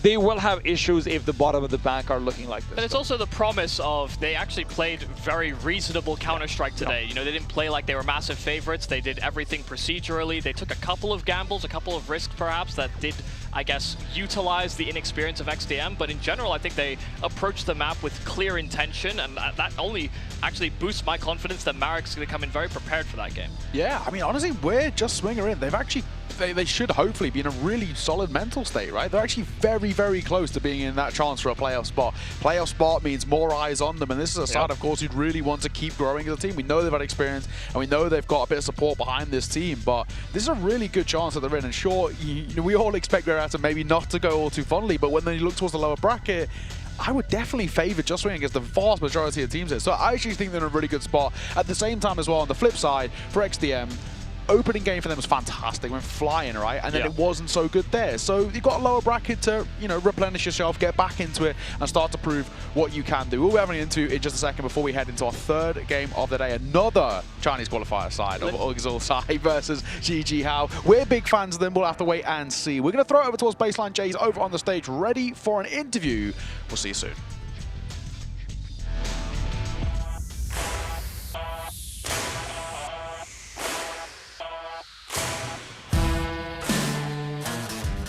好的，让我们欢迎JS 的 QQ God 来接受我们的采访。你们上半场的这个进攻打的也是非常非常的好，当时的战术执行是什么样的 ？So you guys had an incredible T side. So what was the kind of the game plan for it? Game plan was pretty simple. We just listen Marek. He's pretty good leading. Just listen what he calling. We know how opponent playing. They like to play double op. We have some tactics which can anti-strat them. Like that's all. 我们的战术布置非常简单，我们就听这个 Marek 指挥就行了。他是一名非常好的指挥，然后我们知道，我们对我们的对手也比较了解，我们知道他们喜欢比如打双狙或者什么，然后我们就有一些反制他们的办法。你刚才也说了，就是杀2是你的对手们比较喜欢打的一张图，那你觉得你们今天是不是有没有就是利用这个心理？然后呢，就是给他们打了一个措手不及呢。So you know that Dust 2 is a map that your opponents really like to play. So do you guys use this against them today and kind of caught them by surprise? We actually thought they will pick Ancient, but they first ban it. So, but Dust 2 is like normal map for us. We play this map, so no any problems. They don't have some so good tactics. They just play default. Like I don't know. was pretty simple.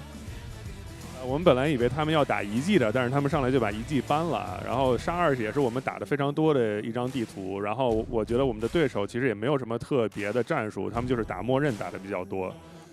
那你们下一场比赛是26号，那你在这个之间，你们的队伍你们的战队有什么计划，有什么打算呢 ？So your next match is not until the 26th. So what is your team's plan during this break? Team's plan, we just keep the same plan. We just play practice, prepare for next match. Yes, we've come here 20th and start training like on boot camp. Just play everyday scrims, prepare for matches. 我们这边计划也不会有什么变化，我们就一直在盐城待着，然后我们就训练，然后找队伍打训练赛就 OK 了。好，那你们26号会对阵到这个 RA， 那你们目前感觉怎么样 ？So your next opponent is Rare Adam, and how do you feel about that? It would be so difficult opponent, but we anyway will prepare. Hope, like we will show our best. RA 确实是非常难打的、非常强劲的一个对手。那么我们只能做到就只能说努力吧，努力准备，然后努力去打好。好的，我们感谢 QQ 告来接受我们的采访。我们稍后为大家带来 Exusia 和集结号的比赛。Well, thank you so much for joining us in the interview, and we'll be right back with Exusia versus 集结号. See you guys in a bit.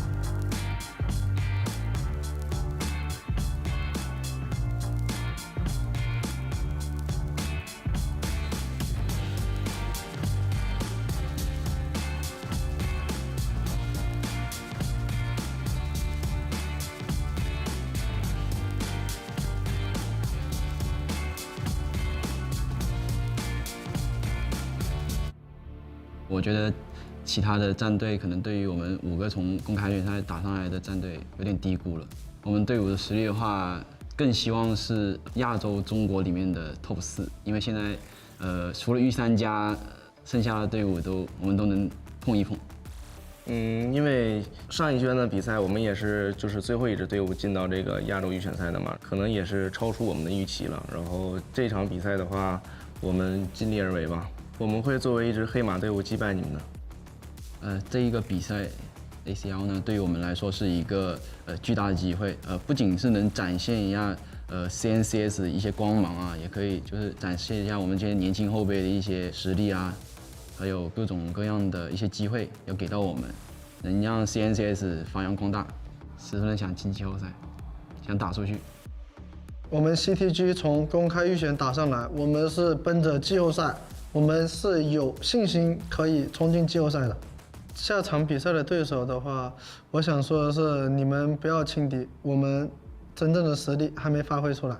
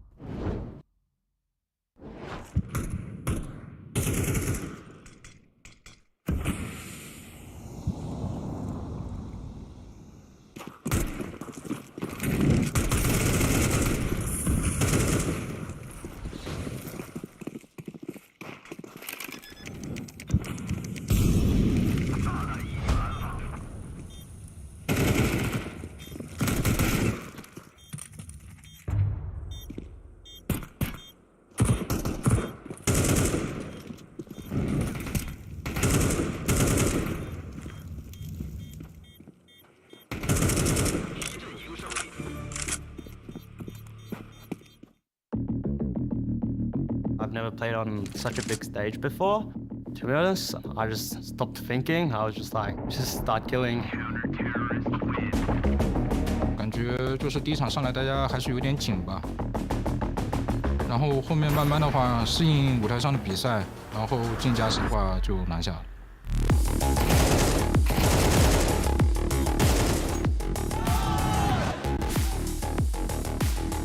Only One 之前我们都交过手，所以也挺了解的。Random is a very good team. We versed them last month in Mongolia. They have experienced players like Somebody and Kaze. Definitely we are going to be the underdogs, but we'll try our best and we hope to get our revenge this time. 如果大家状态都非常好，我觉得每个人都有机会。但是首先肯定是得过阿姨这关吧。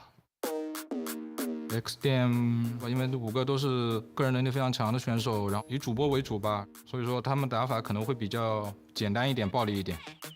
CS2 的话，我们在24年的11月份跟他们交过一场手，是打到了2场加时。他们是一支当时就已经很强的队伍，但是我们也进步了。然后虽然说他们可能不是职业队的话，遇到他们肯定都是要全力以赴的。因为相比他们来讲，他们更加的职业化，而我们就相当于更一些的。 可能是为民间化，但是呢，我只能说我们用实力说话吧。Our next match versus XU, it's gonna be harder. A lot of Chinese team, they like to be aggressive more than passive. It's gonna be full fight game.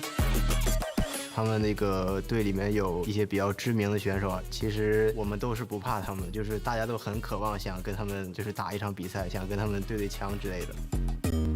我们心态也是完全不一样的，所以说可能不会那么害怕他们。Because we have a good chemistry, I think it's gonna be easy for us to win the ECL, not only this qualifier. Намайг нэлээд сайн хүчтэй баг байгаа. Одоо тэгээ бас би бинийгаа бас маш сайн мэдэн найзуудч байгаа тий.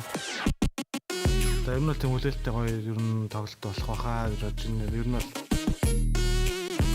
тэр шинэ юм хийх л байх. Одоо тэр нэг яг л тэр мажорт оролцоход маш их бэлтгэл хийсэн болохоор бид нар шинэ юмнууд гаргаад ирсэн л байгаа гэж бодож байна. Арлантал тоглох гарах байх гэж би бодож байна.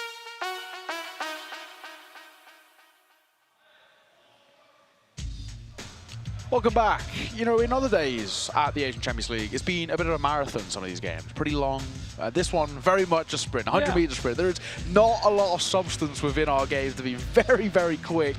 And it might be more of the same team time. GG How, of course, are a side who currently find themselves ranked 3rd overall coming in towards this event, but they've actually got a really decent chance in their side of the bracket. They avoid Rare Atom as well. On the side with Chinggis Warriors, they have a decent chance to sort of, you know, say, okay, you know, don't sleep on us. We have a chance to go flawless all the way to the playoffs too. They hope so, I'll say that. But listen, you guys can't be down this quickly on the Chinese qualifier teams. It's really just one of them just kind of, you know, completely rocked out. I'm not out. Exushi looked all right. True. But, you know, that being said, I agree.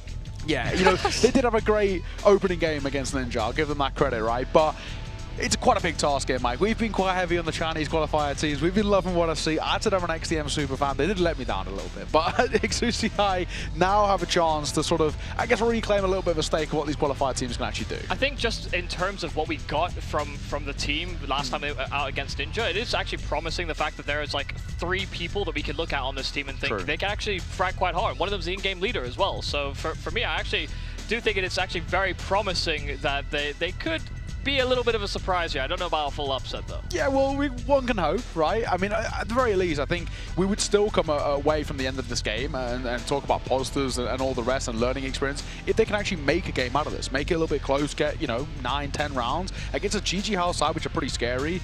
That would be pretty impressive. But rather than us talk about it, why not talk to them? We had a little video, we had a little conversation. Check it out. 我对我下一个对手GG号的了解就是，我们几个队员都知道他们那个队里面有一些比较知名的选手啊，然后能在那种高级别的赛事里出现那种选手，然后其实我们都是不怕他们，就是大家都很渴望想跟他们就是打一场比赛，想跟他们对枪之类的。Our next game versus XU, and they came from open qualifier.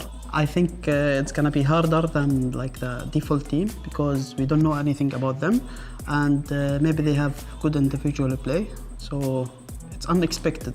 I think Chinese player like to play more like faster, like they want to end the round more faster, and they like to push and rush everywhere. 我觉得他们会很强。我对这场比赛的预期就是把我们自己准备的东西给发挥出来嘛，大家就高高兴兴的去打，然后不要有压力之类的就好了。A lot of Chinese team, they have like the similar style. They like to be aggressive more than passive. Our team like more aggressive also because we are like MENA region. So MENA, all of them have good individual play and they have like a good aim, all of them. That's our comfort. Well, it seems to be a clash of the mindsets of how to approach Counter-Strike, but it's also like one to be looking for another fantastic performance that they started with. Yumi, you touched on this a little bit. There's plenty of talent here as well towards this side. In their opening game, Zerafang and Triple N were the main men we looked towards, but Mortis is a player you've been keeping an eye on. Yeah, I mean, from the open qualifiers, it just seemed like he had a very explosive kind of style. He was willing to take aggressive fights. He was kind of just putting himself in very forward positions, which is what I want to see from AWPers in the current age. I'm tired of passive, defensive AWPing. I want Mortis to kind of step into that realm, and then maybe we can start to rein things in a little bit. Sure, and then GG How on the other side, Tea Time. This is a side with heaps of talent. So many different players they can look towards. In their opening game, Issa and Osamas both got a 1.61 rating, were absolutely flying. I love what Osama said over there, though, right? Which is that comfort lies in aim for them. That's always been the story of the MENA region. And when you're going up against Chinese teams that might be for the best, especially when you consider how Exusiai got that win versus Ninja in the upper bracket earlier on. It was... Honestly, it's a nuke pick where they were able to catch their opponents off guard. They had some really good tactics coming through. This wasn't necessarily a pure firepower situation. They were getting good flanks and the like. I don't think that's going to be easy versus GG. But I also think Osamas may have also mischaracterized Exusiai because they were actually playing a very slow, thought-out game. They were not playing aggressive. They actually waited a lot for Ninja to make those moves very often, and they're actually a team that are willing to experiment with that pace and use the clock to their advantage. Sure, and actually, if we break it down a little bit, you know, you look towards ways in which you can beat sides, and sometimes, and we've seen it a few times already at this tournament, you can just beat them in head-to-head, right? Individuals can step up in a big way, and it kind of pull you across the line.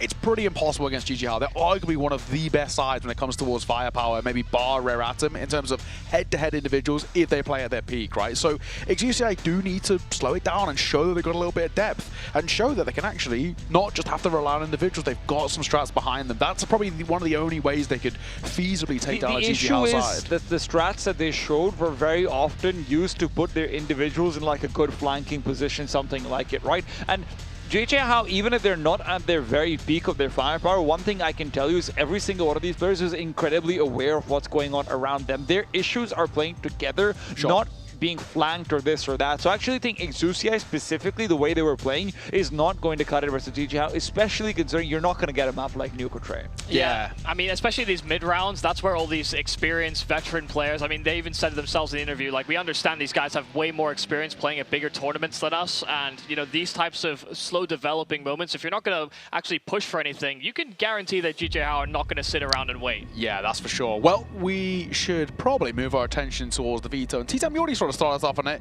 You're not thinking Nuke, so that's unfortunately one already where Exhausted looked actually pretty fantastic on. You have to give them credit. That was a great map for them. Where do you think this one's going to head? It won't be Nuke or Train, right? GG How want to stay away from those two. Personally, I would really love it if it ended up being like a Dust 2 or a Mirage, because those are maps where they've generally performed a little bit less well, and if Exusiai want to take it head-to-head, it'll be a really fun map to watch out for. But it's more likely to be a boring end of like an Ancient, you know, which kind of sucks, but hey, that's what I'm expecting. To be honest, I would love an Anubis as well, to be, if it made it all the way through. I think there's a lot of similarities, obviously, between a lot of the maps that we're hoping to see out of Exusiai, because I actually, I want to see if they can go toe-to-toe with these guys, if they can play these mid-rounds where it's not just a tactics-heavy driven map, but yeah, my Anubis is immediately snubbed. Train is still in the pool, but it should definitely get banned out. There it is, they're not going to let it go. Yeah, it was a classic. One can hope, but honestly, it feels very unlikely sort of at this stage of the tournament. That is for damn sure.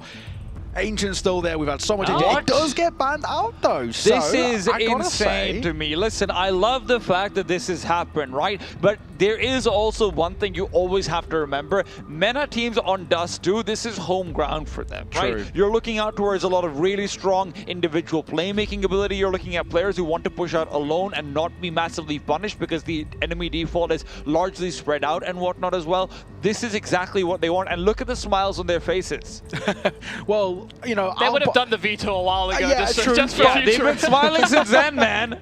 All I'll say is, when I had a layover in Dubai and I played on Dust 2, I got accusations because I was farming so hard. So maybe Exusiai, I hope I don't think you're the target demographic. maybe Exusiai, maybe they got some things up their sleeve. I didn't know you humbled the Boros specifically. Yes, I did. Boros, Issa, Osama, Pokemon, you know. Maybe he single beat the God's person- Reign players. Yeah, any one of them. They were all like, this guy is too damn good, actually. There's a big task ahead here for Exhaustion. I mean, they've really got to step up in a huge way. And on the other side, GG Hao, this is about proof to them that we're not third best. We can actually be second best. We can go all the way through this playoffs flawlessly, and they're looking to continue that road here. Dust 2 is coming up next in the best of ones to see who will be moving forward. Yumi Titan, take it away. I love that Neo says, oh, we're going to prove we're not the third best, we're the second best. Bro, they're looking for a little bit more than that. I'm sure their aspirations go a little bit higher. Yeah, but to be honest, this pick, I'm kind of interested to see whether GG Hao come in with a little bit of tempered expectations about whether Exuzii can actually do well or not. Immediate long play out for Mini. The flash was coupled quite well. This is a 3-man start here for Exuzii, and with C's being so low, it's kind of set up for Mortis in a bait position in a car. The one good thing is we should get to see Mortis being much more involved as well. Nuke, of course, for him was not the best of maps. It's also just not the best of maps for Operas, as we discussed quite a bit. Now they're moving past the smoke, and Osama's reminds him exactly what's up. Mini's right next to him, Mini and Asa. A lot of damage between the two of them, but Mini's the one with the kills. 3 now up for him, and GG Hao start off almost flawlessly, only taking about 20 damage as they get the bomb plant in. Yeah, of course, hunting that last duel down as well. A really nice pistol there from Mini. Gets the entry and then is also just able to play at the front side of the pack and take over that A-bomb site. They even thought that there could have been all 5 players here for Exuzii by the time they make their, I guess, their intentions more clear. They were already pretty straight-laced about the long control and already a bit of hype, I think, for GG Hao, getting off to a solid start with that pistol. They are not going to be perturbed at all. This is what you have to remember as a team that is coming into this with the expectations of comfort and performance. This might be a few mistakes though. Asa comes in and rectifies them. The MAC-10 will get the money, and then it'll switch out for the AKs as well. Yeah, just to touch on the Dust 2 pick, to me, it does seem like Exuzii, or Exuzii, as you guys were calling them. I'm not sure whether to use the weird mobile game We go for whatever it feels like. But I think the reason they would have leaned into a Dust 2 is actually almost to prey on the underestimation value that actually could be offered up here. Because I think individually they actually are quite good players. They're probably not, I mean, they're obviously not the caliber to GG Hao, but I think they're hoping that GG Hao let their guard down a little bit coming into this game. And even if they get off to a good start, they're still missing util. And that I don't think I've ever seen a missed smoke land there before. That's wild. I don't know what happened. Oh, he pressed D before he threw it or something. Whoops. We're going to see quite a lot of hard contacting coming through over here. GG Hao will need to be forced to use utility. Boros is out and about, and he's still going to keep it going. Trades it out easily. Bomb is on the ground, but as reaction waits for the smoke fade, Bibu will be his victim. His targets will change, though, and Boros will remind him of why he is the trade fragger of the bunch. Flashbang, good from the CT side. Issa will be a freebie as they move back in with a 3v2. GG Hao, though, did forget the bomb. Yeah, it died en route to the bomb site. So yeah, they go through B back to the lower tunnels to see if they can recover this thing. It's always about the fighting, but Boros will not be able to fight much longer. He's only got 20 HP, and with Mortis taking down the healthy man, this round is whittling down to nothingness. Yeah, I liked what I saw out of Exuzii there. I mean, they got behind the B doors in time. They saw the contact out from the mid presence for GG Hao. And Zerfang goes 1 for 1. Even if Reaction also, gets his kill in the tunnels, they were doing a lot of damage from CT and stopping GG Hao from feeling ever really comfortable fully committing to the split. They're throwing HEs as well to slow down that progression. And they took down the bomb, which is ultimately how they win this round. Yeah, I don't think that was communicated over. The bomb was actually killed really early on over there. GG Hao maybe getting a little bit ahead of themselves. That's the angle. That's the angle I tried to push maybe at the start of this game. There could be a little bit of taking a few too many risks, or taking a challenge where you're so confident you're going to win it. And you have to have that mentality, sure, but I think that's why Exuzii were so impressive coming out of the Chinese Open qualifiers, that they actually played a fairly structured game. They seemed like they gel well together. They're calling good utility to facilitate, you know, peaks with flashes.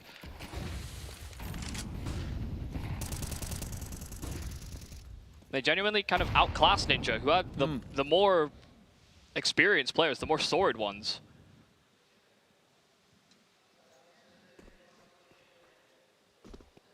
DJ how to slow things down now.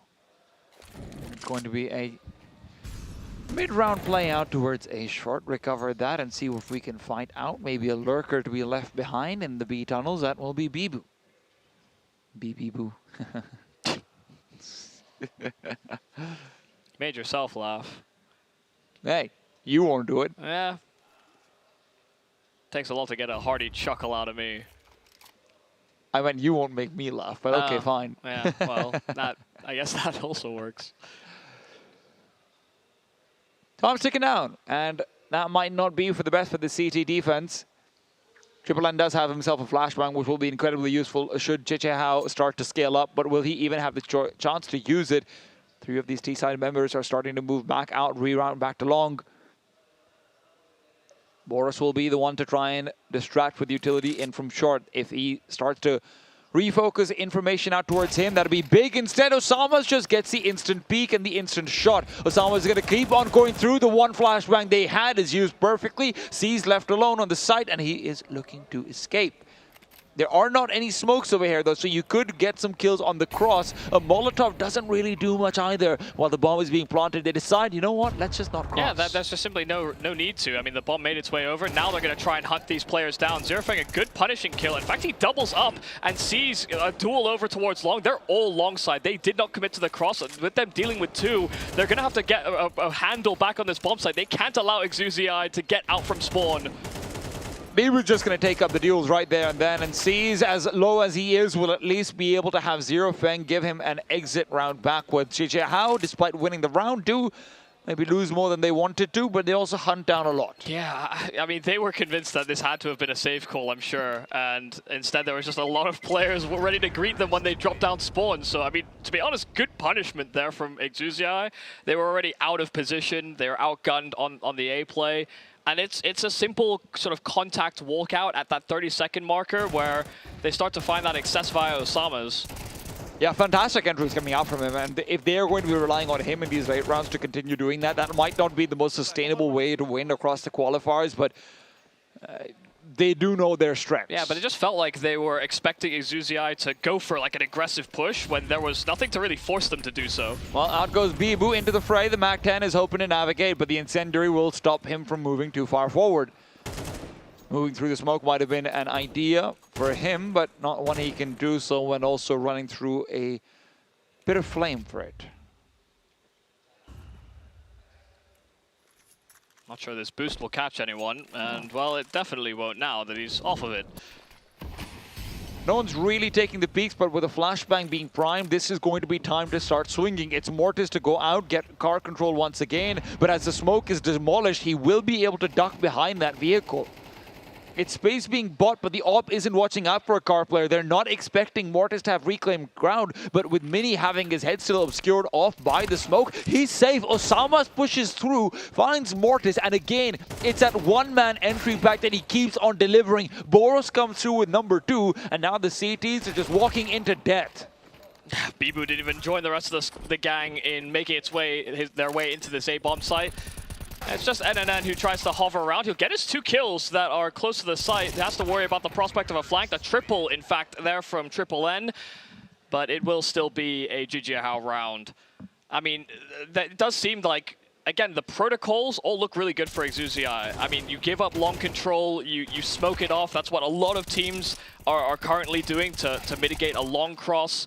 You never really feel comfortable permeating past that smoke while walking up along that bomb wall. And Osama does just that. Yeah, so. well, the thing is, I mean, Mortis would have probably been fine in his position if they were going to contact walk out through that smoke, but he started to move away from car. He actually thought he'd probably get Molotov after that smoke faded. But yeah, the entry work has been great for Chichihao, even when they're taking these risks in contacts and walking smokes. They're hitting instant headshots. I mean, that's the type of play that you kind of expect as well from the caliber of players they have, but XUZI are getting punished for also not, I guess, reading into those types of plays. Well, that's convenient. Yeah, don't even have to see him. Eyes wide shut. With 3 players still on the A-bomb side, they can continue to deal damage, and JJ are not in a safe position when it comes to their money. Their finances have been put to question, but a clean round here would certainly give them reassurance for much of the remaining half. Well, they basically have all the B-bomb site, and they have all of A as well. Okay. So, not any way that this can go wrong. Bibu's looking for a way. He's found it. Yeah, I mean, it's not that bad. Lose 1 rifle, it's whatever. Lose 2, that would suck. And no weapon at least given over to that CT side. Had some pretty one-sided games today. And I understand that this could be another one, but I'm hopeful it won't be. XTM and XUZI, I mean, understandably, they're the teams from the Open Qualifier that find themselves in the upper bracket. They've been the, I think, more impressive squads that we've seen emerge. And I would rather it not fall completely flat.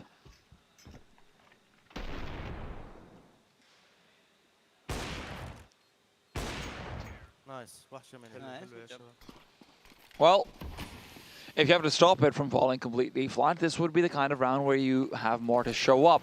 Unfortunately, he'll have to show up in a completely different area of the map. Zerofang alone on the B-bomb site is being rushed down, and Mortis doesn't have a chance to support. Zerofang goes 1 for 1. The flash is good, the head not spotted, but as it is, Boros pops out with an AK to the face. Seas is going to be casualty number 4, and with Triple N around the corner, unable to perform the same exit heroics, this is going to be another clean round from JJ. Mortis needs to hit that shot, doesn't he? I mean, Boros did. I mean, I don't know how he got away with it. He might even be laughing about that himself.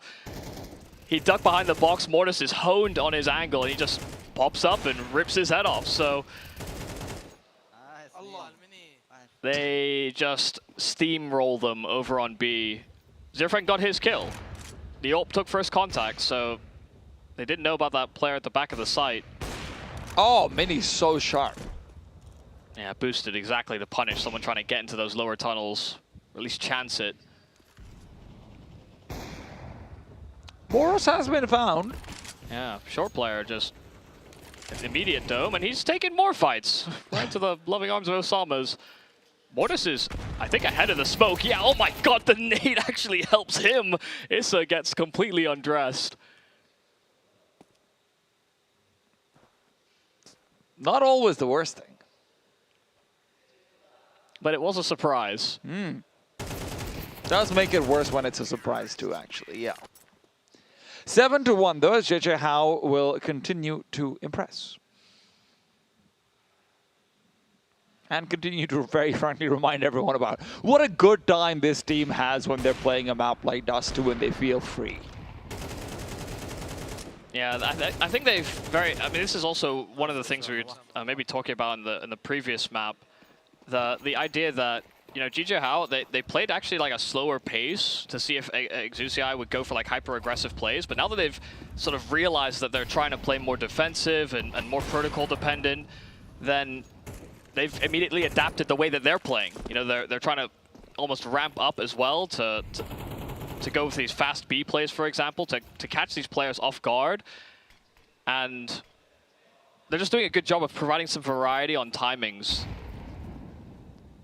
Mini is immovable right now. He's just covering off the line that his teammates are trying to extend across, as Mortis will be left without really any targets to fire at. The cross has taken place, and I don't know if Mortis has quite realized it, but he will have some comfort back. And Gandalf repositions. This could be problematic. Jumps down and avoids fire. Boros will not let Seas do the same. The wrecking ball of the Middle East continues to swing, and as Triple N will at least put a stop to Boros, the momentum of JJ Howe is still undeterred.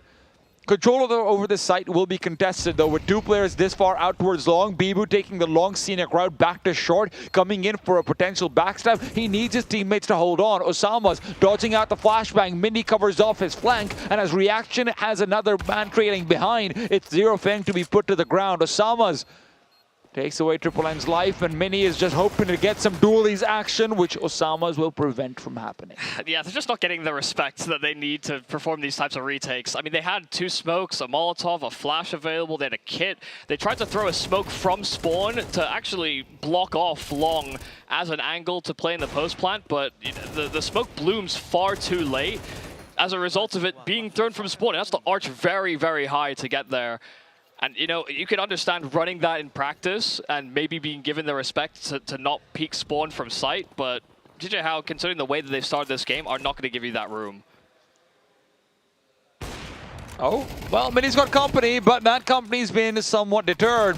Infighting amongst the team, and reaction bringing out the 5-7 is going to be a recipe for success. But GJ How do not want to taste disaster. Osama's alone. Bomb, of course, not on him. Fell further ahead, and with Triple N's Deagle around the corner, Osama's will be saying goodbye. Yeah, and I actually really appreciate that. I mean, the jiggle peek check up close, you're not expecting 2 players to be swinging on that angle, or at least being close in that regard. The fact that Zero Feng goes 1 for 1, they completely drop their guard, expecting that it would just be that solitary anchor. Maybe they have to worry about window or door next. Maybe even car is a possibility, but yeah, really solid swing there for reaction. And catches GJ How trying to go for another cheeky, fast B play. This time it's all up to Zero Feng. With the A1, 2 players to deal with, gets the first for free pretty much. And with the other one spotted out, Bibu, make sure he isn't. Yeah, I mean, he had to fight his way out of that one. He had to fight the player up tunnels because he was Molotoved behind and there were players coming up short, so forced into that duel. Mortis is positioned perfectly with the AWP. There will not be a flashbang to help Mini on this peak over here either, and it is now deployed, actually an incendiary deployed to force Mortis off, and Mortis will be completely repositioning, gives up the angle, moves back over to Car, and he'll tell Triple N to be the one to take care of middle. Very aggressive in Car, though, I will say. They're making just a hard soul read that GJ How are not going to go to this B-bomb site. They didn't start anyone in the site proper. Even C's, after throwing that smoke, is starting to lean over to try and create this crossfire mid, but one part of it gets dismantled, and so will the other. Good trades here for GJ How, and a path towards that B site that cannot be contested. It's a great read from Exucia, but unfortunately, Boros is just one step ahead, as the push through the smoke is not going to be immediately accompanied by a left side swing. Boris was not distracted. Full faith in his teammates to trade him, even if he died. Hard to not feel like you have to go for this, but it's almost, you know, you have to almost ask the question, how can you? Man down, but you're also ceding a 7-round lead to GJ How.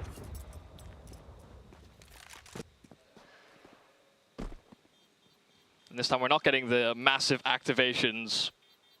I feel like Zero Feng, Triple N, you know, Mortis has not really shown himself off as I wanted him to in this close qualifier.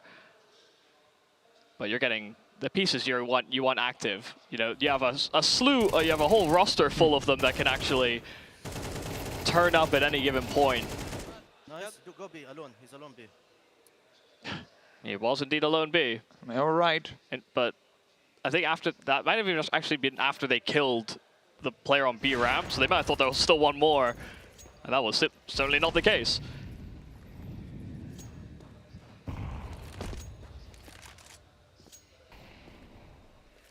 Well, back to a more bog standard setup here for Exuzi, but look at what GJ How are currently set up. Back to B, they want to try it again. And this time there's no interesting close range jiggle peek. No team kill potential. Are they going to cancel off that? I mean, they throw a lurk smoke and then immediately get smoked off in the upper tunnels. It's a good position for Zero Fang to be in over here as well in response to what's coming over. The flashbang that Boros is throwing will sail past him. He won't be at risk of being blinded at all. Zero Feng will have full visibility. Good grenade as well. And Zero Feng just needs to swing at this point, but he's been given time to play with, and he will use that time to perfection. 2 quick kills. Reaction comes in with number 3 and 4, and with Zero Feng providing distraction, third round from Exucier is secured. Yeah, I mean, a really solid setup, just being able to get Zero Feng up close and personal. That's why I maybe even thought that they could cancel there. I mean, the lurk smoke, you understand that that player can be close, but you kind of have a 50-50 about whether they're going to be above you or quite close to the tunnels. But even then, it can be spammable by one guy, and it doesn't really tell Exucier what's going on. But I mean, a stellar half all through and through from JJ How. They did not recede, they didn't, shy away, understanding that they were playing structured Counter-Strike. They actually exploited that a few times where players had nades out, or they were reliant on a smoke blooming before it actually hit. There was a pace to JJ How that I think Exucier were not too familiar with. Because the map was quiet for a long periods of time, and then all of a sudden it was Osama popping up, ping, ping. Yeah, I mean, just a very fast tracked, like a NASCAR into the A bomb site or B bomb site. JJ How never really felt like they had to speed things up from the very start, except for a couple of B rushes that they did a force call. Even if it was just 40 seconds left on the clock, they've got plenty of time.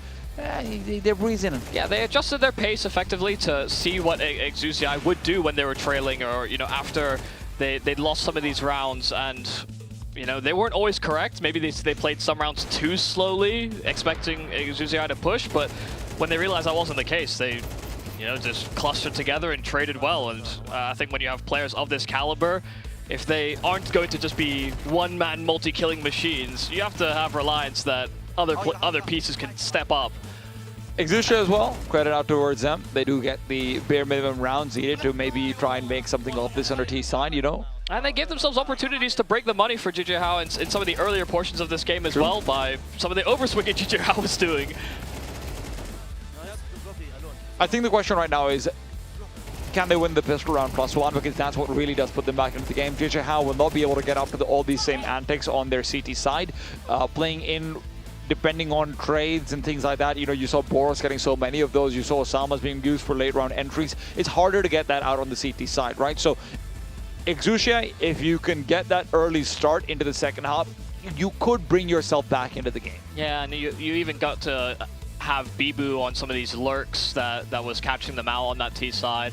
Yeah, I think it's just all kind of fallen into place here for JJ How. So, I mean, they kind of set the expectation themselves. There's, this idea that they could even win this tournament, and we have them as certainly one of the favorites to make it out of the close qualifiers. Exactly. But I mean, if they can play like this across their map pool and across the harder opposition, this could be good. They're hoping to line up so in that harder opposition with a win over here in a quick second half, but let's see whether that hope panders out or if Exucier still has something to play with. Well, no kits, maybe no surprises. Smoke available for Osama's, but I mean, there's one flash, one smoke here for Exucier, and so with that flash over towards long, should be a pretty straightforward take of this A play. Especially considering it's only Osama's that can do anything to slow them down. Just have Issa en route to help, though. Osama's will be peeking out with C's flashed up late. Thinks he's just happened to catch an eye light out onto the Palestinian player, but Reaction should have a freebie over here. No, he doesn't. Boros with the wide swing takes his head clean off. Issa taken down means that Exucier do still have an advantage, one that is quickly extended, massively so. Bibu left alone, those lurking presences were often unnecessary, but now they will be absolutely needed.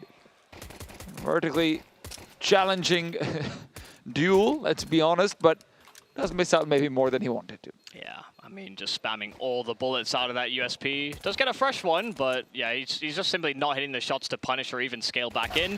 And so the round will be taken by Exucier. They win the pistol. It was a 9-3 coming into this half, but they have an opportunity now to close in on that gap. Oh wow, it was straight through smoke even while blind. I thought it was the player that was closer to Osama's there, but also, you know, pretty urgently fought for that control instead of, you know, maybe having Issa come into the bomb site trying to play from Gandalf and slowing the round down a little bit. They took a risk and it did not pay off. You can tell which one of the JJ Howe players are the old school Middle Eastern players because they will buy a deagle every opportunity. Boris and Issa pulling those out. Issa's on a P250. And it will serve him no use. Well,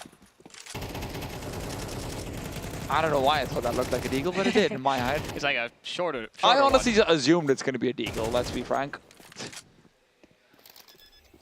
Well, that's what they say about assumptions. Yes, I knew you would. Would you like to complete it? No, I'm good. Okay. I'd rather not make an ass of myself. Boris also doesn't really put that eagle to any use over here. Good start over here from Exucia. This is exactly what they wanted going into that second half, taking advantage of the last round they were able to get. Now up to 9 and 5. Now a gun round away from Relevance. A Relevance they very strongly desire. I do expect that this T side from Exucia will be a bit more formulaic.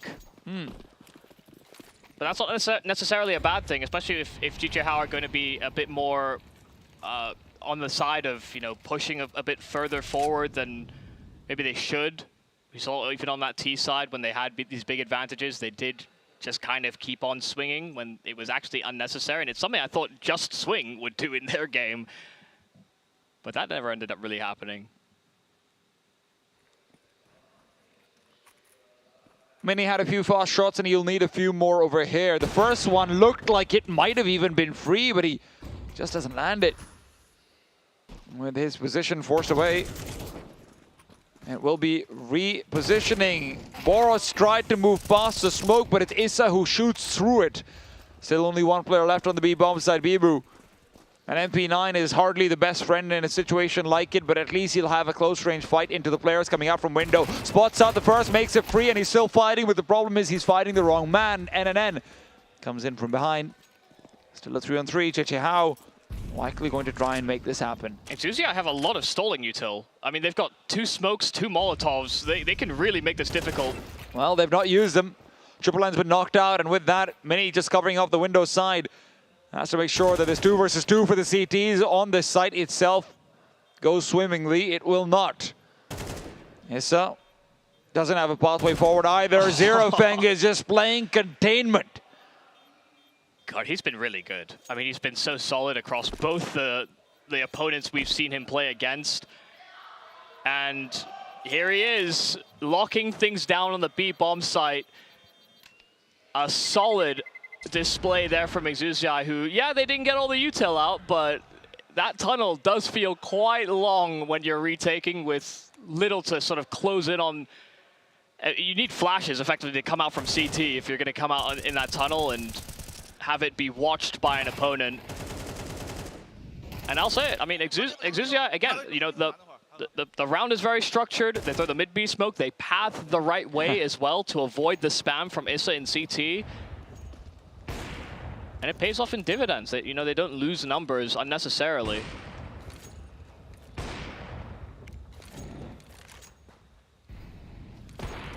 Ult for Mini. And it will be enabled via a boost. But you can see how far Exucia are playing towards those tunnels. They're sat outside of it, expecting these pistols may have even permeated into lower. They're well prepared on their T side for hijinks.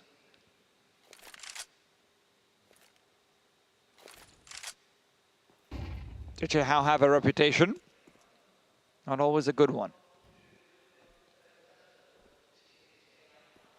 I feel like we've cast them in a fairly positive light.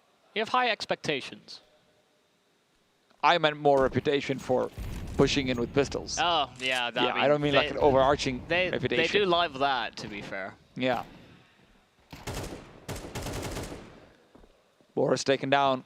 Mini Hasn't revealed his position yet. Last round, wasn't able to get that kill onto a player. He felt like he should have had any day of the week. Good grenade, but Mortis is trained on the angle. They know that AWP was saved, and Mortis is here to put both it and its side ally down. Salmas recovered the AWP actually when it drops down, so he might still have a chance of saving it, especially if Ibu is able to find reaction. Free kill, it looks like. Should be. Does he go for the knife? Yes, he does! First knife of the tournament, and of course it's Chiche Hao to be the ones to get it. Oh, dear.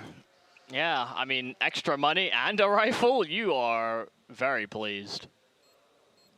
Incredibly relevant, especially if they want to maybe pull out a double AWP in the next round. I'd be surprised if they do, but... I mean, they barely have a main AWP, really. I mean, yeah, that's why Mini's had to transition into it. Yeah, but they've got a lot of people who played secondary in the past. So, you know, you feel like they're both just playing secondary at that point. I've seen Issa secondary, that's true.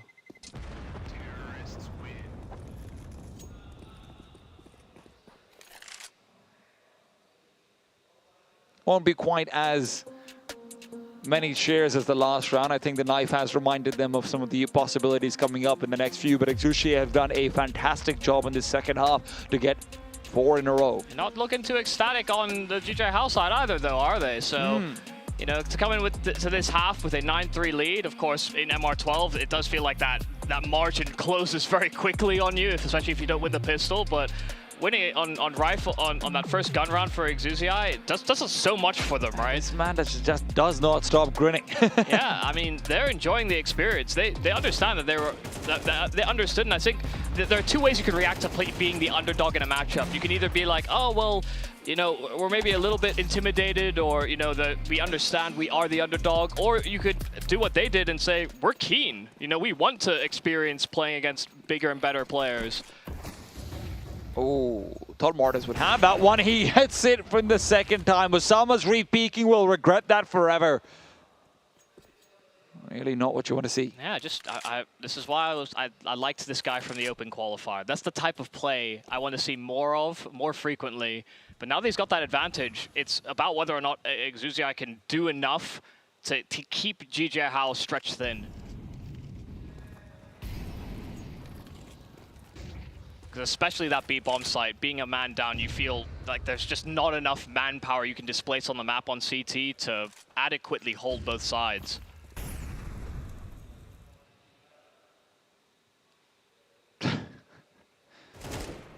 Fang does find Boros for free again. The short control is being exploited very nicely. Mini. A different angle from what we saw last, but I doubt it's going to be one that gets too much action. There's so much utility still available for XUSHE, so many bodies to try and trade if they want to go up to A.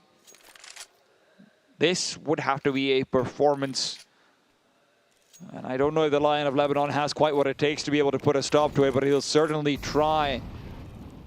Intentions revealed, first shot delivered. Mini will reface back out to the second one, back out through the smoke. Reaction was hoping he'd get one for free, but Mini, almost getting number 4, has given GJ Hao a chance. The Lion roars, but it'll have to be Jordan to put their hands together to put this to a close. It's Triple Nendo who doesn't want to let the Middle Eastern side come through and come out, but Bibu gives him no choice. What a round from Mini. Yeah, I mean, he read that perfectly. That was beautiful. Fast shooting on every kill made him hard to hit. They didn't know where he would peak next, and every time there was another that would catch a bullet.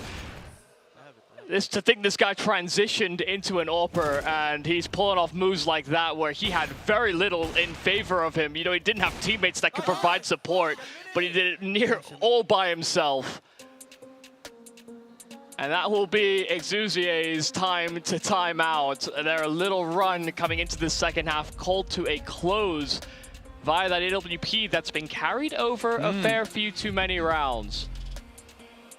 And in the past few, it did look like Mini might have been struggling a bit to get those early picks, but when he's given his time, when he's given his position where they're not completely sure where he is, Mini is running circles around them. It's a 3-on-5. Yeah. And that's largely because of Mini, but it's also just one of those situations where you start to think, this should be in the bag. You know, often when teams get into 3-on-5s, especially on Dust 2, it is like stack gambles into save calls, and they couldn't get past one guy. The miniest of them. The only thing small about this guy is his name. Yeah, he's tall too. It's true. Trying to neuter expectations, perhaps, but Mini is rising to meet them. Early aggressive move out towards short will not be rewarded as Exucier will stay timid. They've got a win condition. It's his B bomb site. Can they make anything off it? Great timing on the smoke out as well, and as a deep grenade is chucked forward, this is going to be delaying Exucier so much longer. Boros, great angle behind the tin cans. And they have forced this T side to reconsider. But 3 are B, and they know that they've left a gap in middle long enough that there could be players watching for that rotate. Re-smoke is great timing. That's going to be there up until 35 seconds or so. It's going to allow them to double push and re-clear mid as well. You know, they're playing a high-low setup just in case there is someone trying to find an opportunity to strike into B.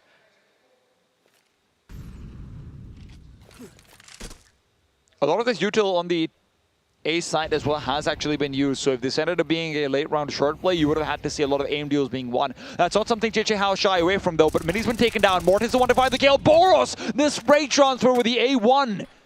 And then Incendiary that was still thrown out earlier on, accompanied with a smoke to B, will block this T side completely. They have to save. There's nothing else for them to do. Yeah, they stalled for way too long, and they came to the realization too late that there was 2 more players still to find on that B bomb site.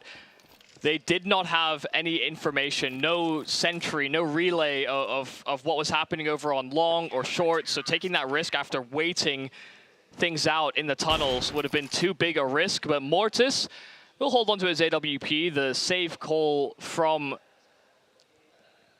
the Chinese side will just allow them to move in with another buy. And they're probably feeling a little fearful of falling into that AWP, especially anticipating Mini to have been on that A bomb site. But Mortis dealt with that very quickly. Yeah. I'm not sure, but I think Mini might have been caught throwing that Incendiary because no one else could have thrown it to stop Exucier. So they're still not able to run through and try and make a sandwich of things. Mortis, in the meanwhile, makes a meal of it, and he's eating it all up. B players are going to have to do something, and so they take the upper tunnels, but Exucier are going fast onto short, trying to make use of that minor gap in the defense. They slow down, they're worried, and rightfully so. Mini's been the stopping power before. He's in the exact same position as last time, but in an easier round, at least as far as the numbers are concerned. There's a Molotov, there's a grenade, there's a kitchen sink there as well, but they'll still not be able to avoid him.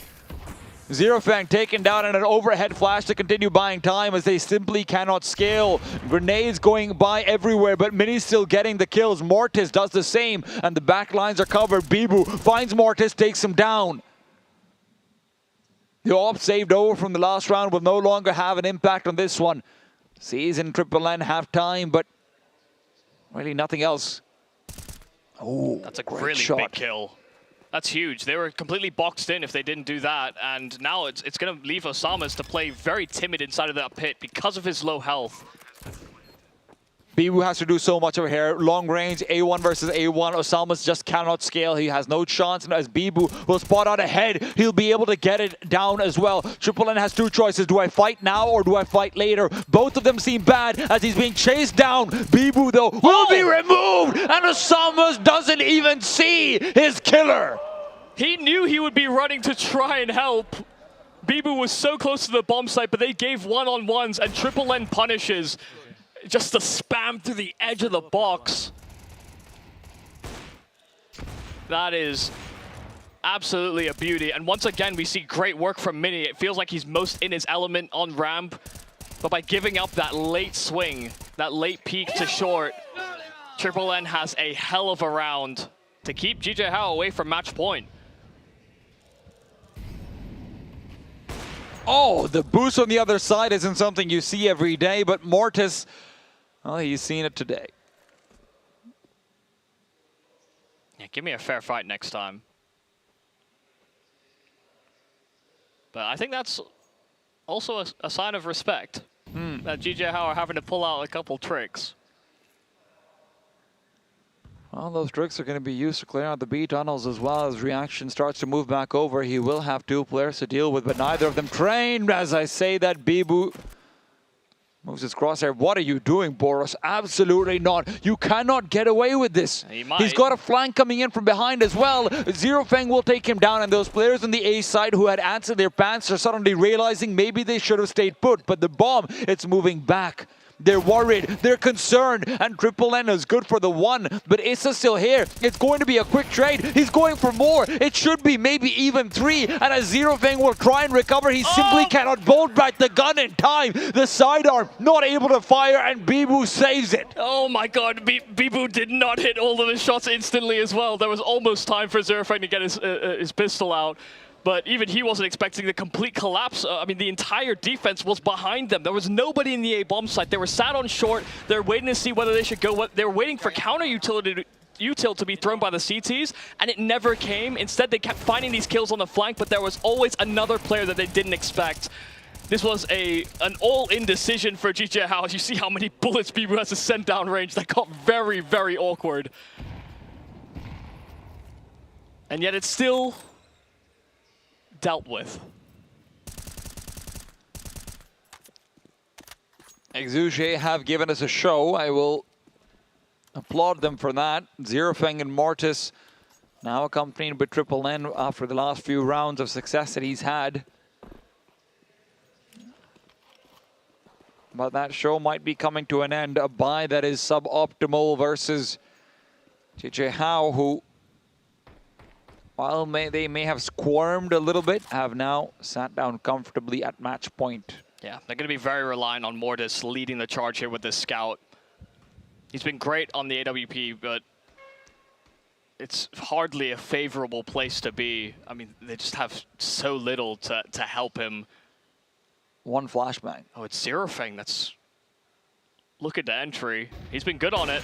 Well, he's not right now. Asa and Mini will just be taking them apart, and as Exushia may have come far enough to make GJ How sweat, they will still wipe it off and find 13. A win comes through that might not be the best of showings, but it is the best reminder of what this team can do. Yeah, no, absolutely. I think there was certainly an area where GJ How thought this was just going to be a simple game, and even in the rounds that they were winning on that T side, they were maybe pushing a little too far. They were leaving themselves wide open to have their economy reset.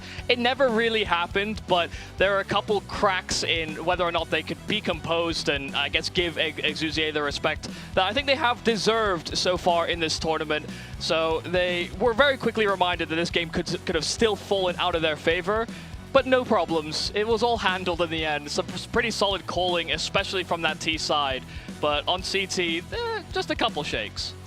Yeah, I just honestly, I really enjoyed what they managed to bring together. Even on the CT side, it felt like there were a couple of 2 versus 2s away from making that much more even. But at the end of the day, GJ How do what they do best, right? That T side is all characterized by entries that they are absolutely confident in getting, even without utility. That CT side is characterized by, well, a lot of chaos, honestly. But also, shout out Mini. I think Absolutely. if he didn't start stepping up with that AWP on CT, they could have been in real trouble. He was locking down that A-bomb site pretty much by himself. I mean, if not for Mini having those off performances, you're right, this would have been a much closer game, and it might have actually swung the other way entirely. Exushie, however, they had their own upper showing up, right? Mortis on the T side was able to get quite a lot done. You saw GJ How pulling out these cute boosts and whatnot to try and disable him. They did what they had to do, though, and they were able to make quick work of him. And with that, let's try and get a quick word in, maybe a slow one as well, from our dear friend Neokai.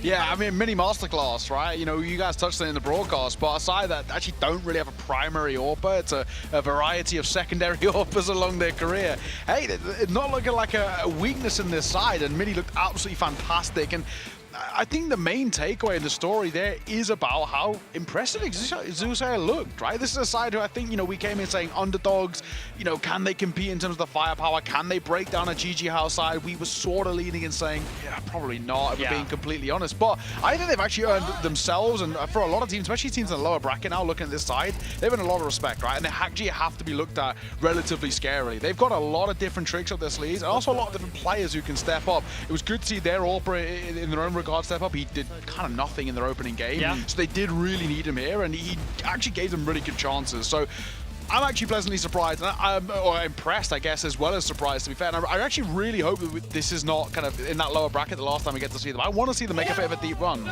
We're not just sticking to complete trends in one day. We had all the Chinese teams winning in the first day, or rather in the lower bracket, and now listen, we're having some of those expectations, I guess, pulled away from the open qualifier teams. But Exusia have been able to at least subvert that narrative, at least coming into this game. Yeah, I do like that. Like the two players that did show up last time, Zerofang, Triple N, they were still present. They had their moments, and then of course the Mortis, the guy I'm trying to hype up as kind of an exciting AWPer, actually showed some promise. Well, we weren't ever going to have all 5 teams end up being the truth, right? But this is still very much a time where we can see those promises showing up. And again, Exusia, they're going to be going up against Change the Game next. I think that this could be a very interesting one as well. It'll be fantastic. But for now, JJ Howe, delivering great games as well. Also, Osama's on the entry was doing a really solid job on that T side. He's been fantastic this tournament so far, right? I mean, he's keeping up that level. But I think as well, maybe if we want to kind of, I guess, on a bit more of a negative note on the other side, we expect this to be incredibly clean for GG Howe, and we know this is a side that can have a kind of a scrappy side, but it should have,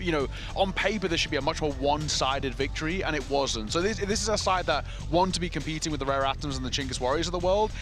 I wouldn't say, the errors that crept into some of those lost rounds wouldn't prove to me that they're up to that scratch. Look, I'll be honest, I do think some of this was overconfidence as well coming out from them, and we didn't see the best of JJ Howe.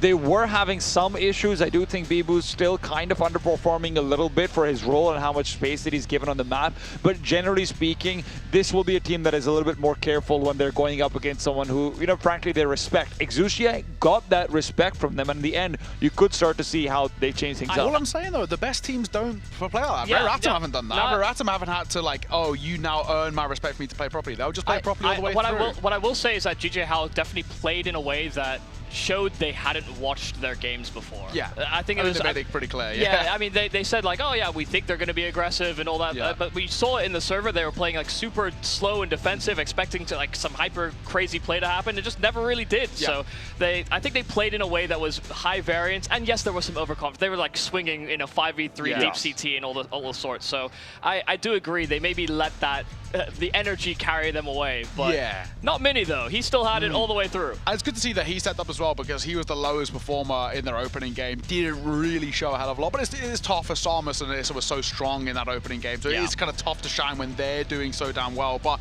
it's really good to see him individually also show that he's got a couple of levels, because this is a side stacked with talent, right? These are guys who are really being kind of sort of the top of the top in terms of their region, and he can get overshadowed just because of the roles he plays. I mean, it's also it's also just a fact that the Middle East has literally never had a really, really good AWPing prospect outside of maybe one guy in Oscar. And even there, it's just, if he can become a real AWPer in terms of a good tier 2 European equivalent AWPer, this team could go very far. That's always been one of their biggest limitations. Yeah, I do actually wonder as well for what is kind of the future for this GG House side, because a lot of talent, if they can get a boot camp in Europe, I don't really know what officials would be ping-wise, but if they can manage, this actually could be quite a scary side going forward, right? But for now, we're going to throw it over towards the stage. We've got an interview for you off the back with somebody over from GG House. So Baseline J, take it away.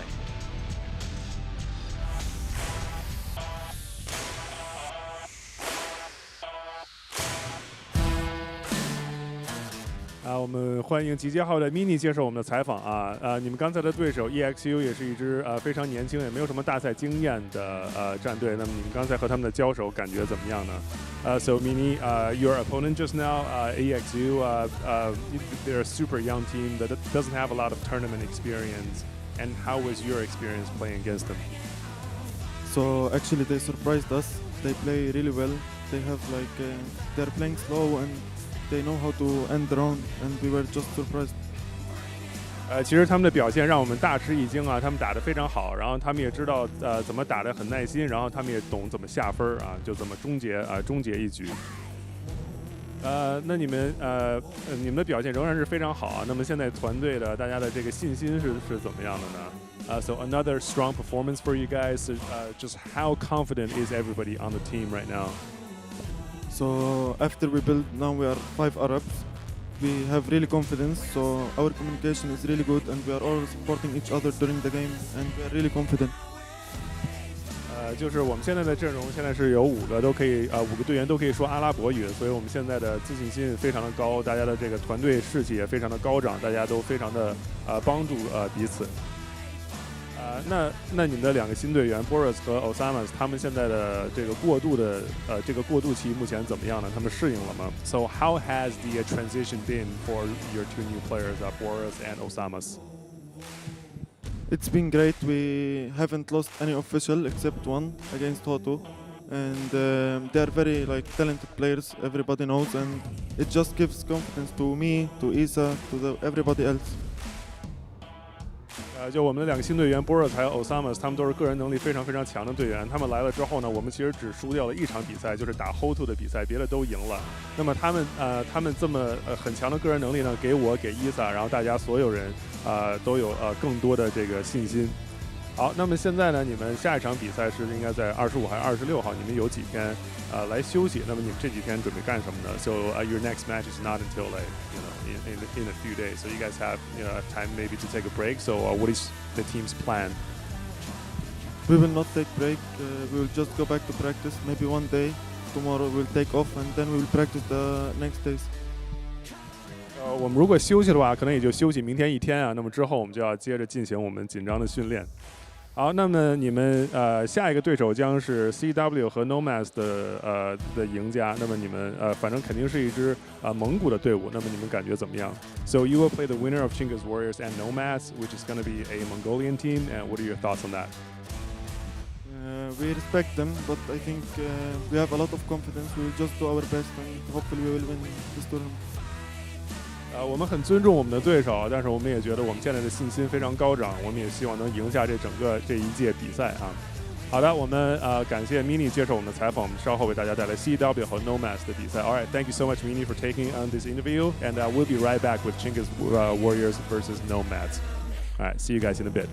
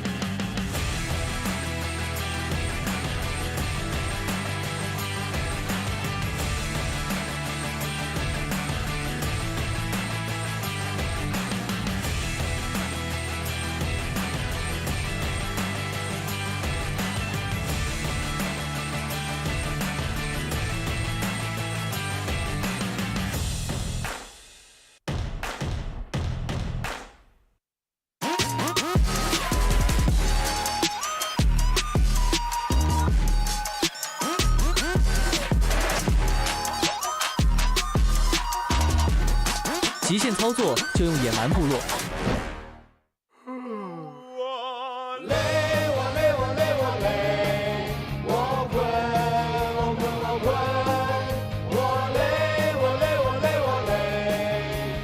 累了困了，喝东鹏特饮。我觉得其他的战队可能对于我们5个从公开联赛打上来的战队有点低估了。我们队伍的实力的话，更希望是亚洲中国里面的 Top 4，因为现在除了U3加，剩下的队伍我们都能碰一碰。因为上一圈的比赛我们也是就是最后一支队伍进到这个亚洲预选赛的嘛，可能也是超出我们的预期了。然后这场比赛的话，我们尽力而为吧，我们会作为一支黑马队伍击败你们的。这一个比赛 ACL 呢，对于我们来说是一个巨大的机会，不仅是能展现一下CNCS 的一些光芒啊，也可以就是展现一下我们这些年轻后辈的一些实力啊。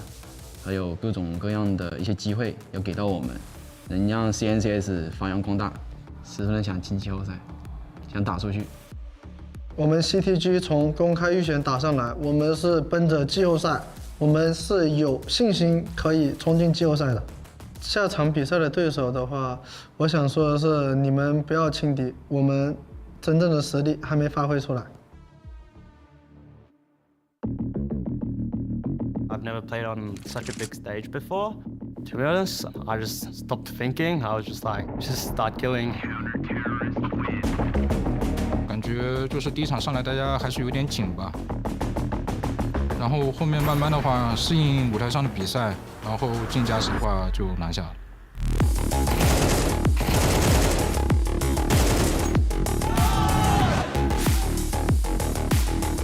Only One 之前我们都交过手，所以也挺了解的。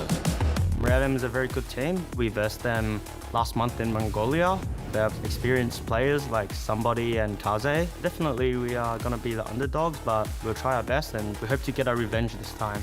如果大家状态都非常好，我觉得每个人都有机会。但是首先肯定是得过阿姨这关吧。XDM， 因为这5个都是个人能力非常强的选手，然后以主播为主吧，所以说他们打法可能会比较简单一点、暴力一点。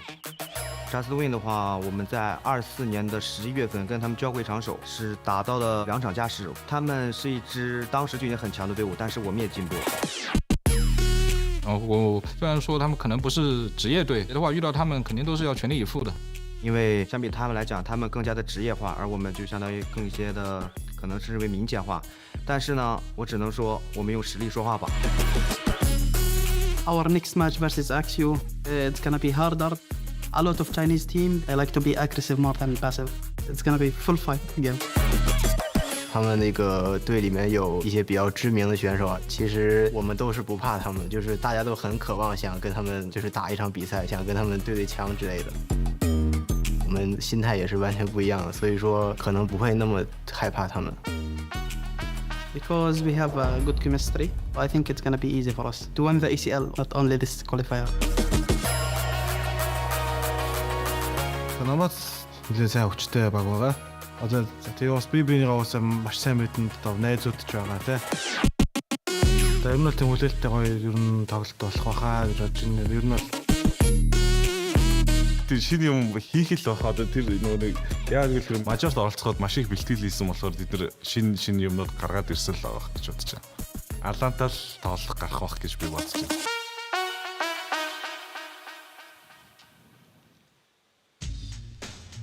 Final game of the day, and it's Mongolian derby to close it out as well. Now, for the most part, we've had a pretty quick day. This one generally could be kind of the same. Nomads, new boys on the block, domestically speaking.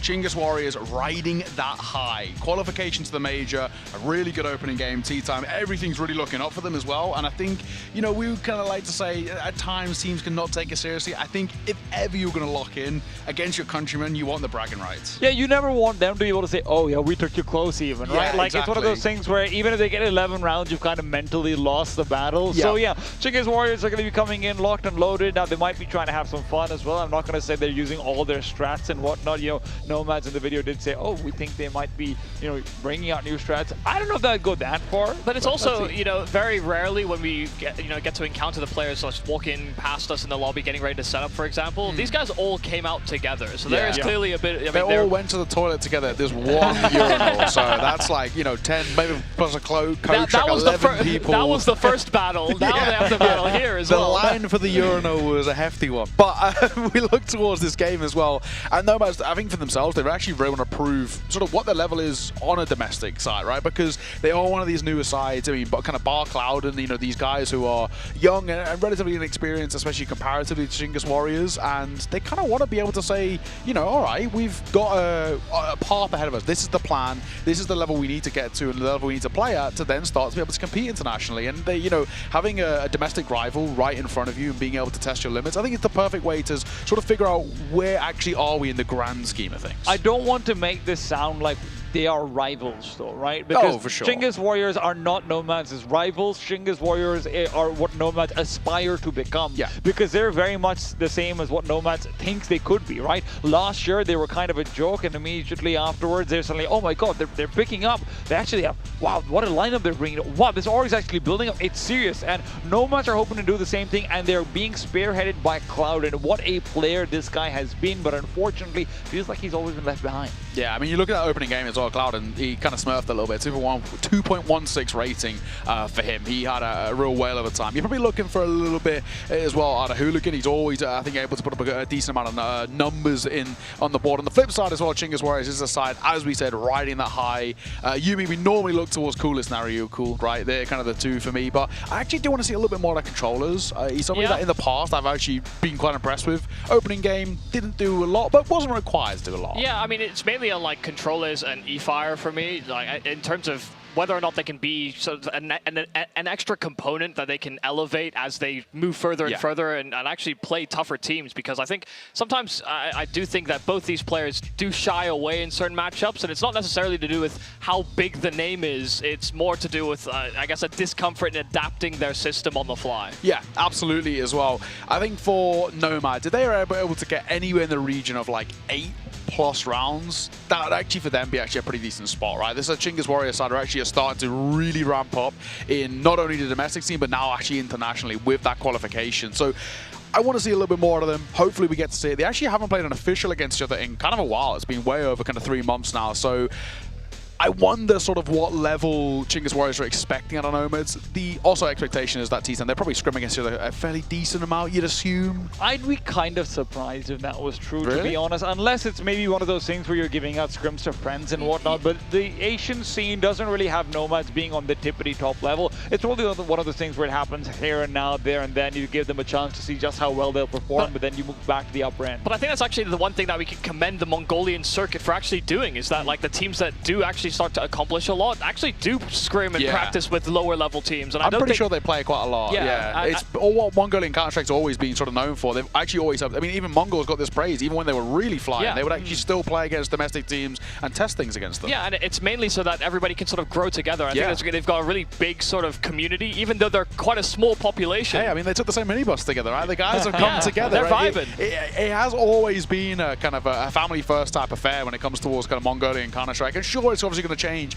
when we get in the server a little bit, right? But this is, you know, a region that always want to see everyone around them also thrive too. Well, you think about the total population of Mongolia and how many of them are Counter-Strike players as well. You know, to see one already be at the heights of, you know, tier 1 Counter-Strike, you want everybody to be able to join you as well, because that's a hell of a journey from somewhere that felt so isolated not too long ago. Yeah, exactly that. Well, we're going to run in towards the veto in just a second. T-Tam, what we feeling?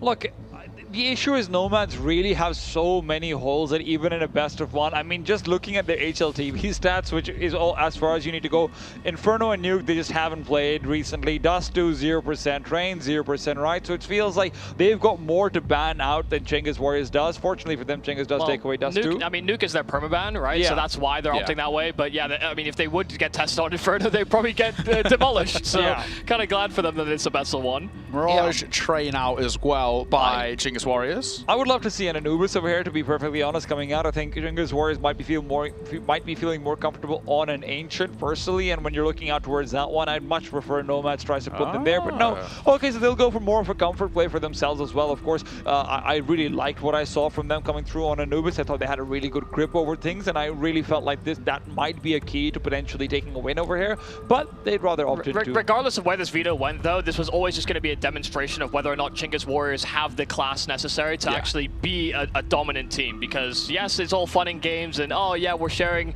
you know, conversations and minibuses and the bathroom, but they really want to set a statement that yeah, they can't go back afterwards and think, ah guys, we could have won that game against you, huh? You may have made the major, but we're right there behind you. It's about poking fun and not giving your friends ammunition. And I also still think as well for Chinggis Warriors, they're actually still trying to prove to actually the grander circuit that, you know, guys, we are major players here. I still think, you know, even when you see the conversation come through on kind of, you know, your Twitter or your forums or whatnot, people are still saying like, oh, okay, this is cool, you know, a new Asian team, an underdog, right? But they actually want to prove to themselves that we can actually compete with some of the best and we can make runs. They also had rumblings of this like further some time ago, but they didn't actually have it culminate into anything. Now they have something to look at and say that we've had an accomplishment now. Let's also make something very clear. Even if Chinggis may have won the MRQs, that doesn't mean necessarily even the domestic circuit thinks they're absolutely the best. They lost to Eruption, they didn't have to beat the Huns, and they beat Eruption again, right? So they want to prove themselves. Well, let's see if they can. Ancient is up next, our final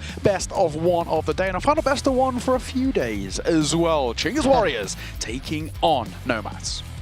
Our final day before we take a little bit of a break. It will be nice to see the Chinggis Warriors here and hopefully pushed a little bit competitively. But we want to see some solid control from them throughout a Mongolian derby to finish off before we have that break. We have 4 days after this where we'll have to wait to get back into the action, but it's immediate running into this B bomb site. Good kills for Ariuko, but everybody was blind. You can see just so many bullets sailing out, nobody dying. But finally, Nomads come away with the advantage, and the Dualies are still doing a lot of damage. Rook's even losing his teammate in controllers and just trying to get the hell out of there with the bomb. He's got barely any HP over here as well, just 11 on him as he's lost out most of it. As he makes his way back over to the A side, this should be pretty much a done deal.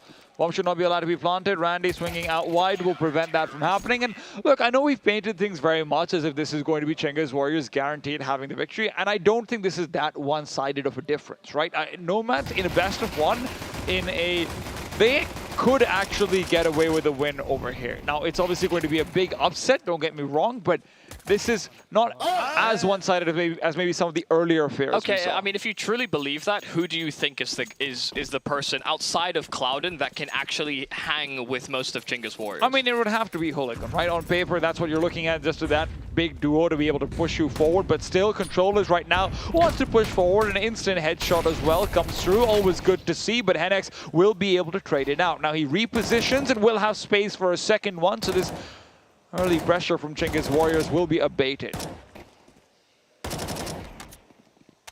Yeah, well, a lot of shots fired downrange, and they're not able to make use of all that ground that Controllers attained via Donut. These players are just trapped inside of A main and fishing for a kill with these Deagles. Good damage, but Clouden able to sweep the rest under the rug, and only the one casualty coming away from that half investment.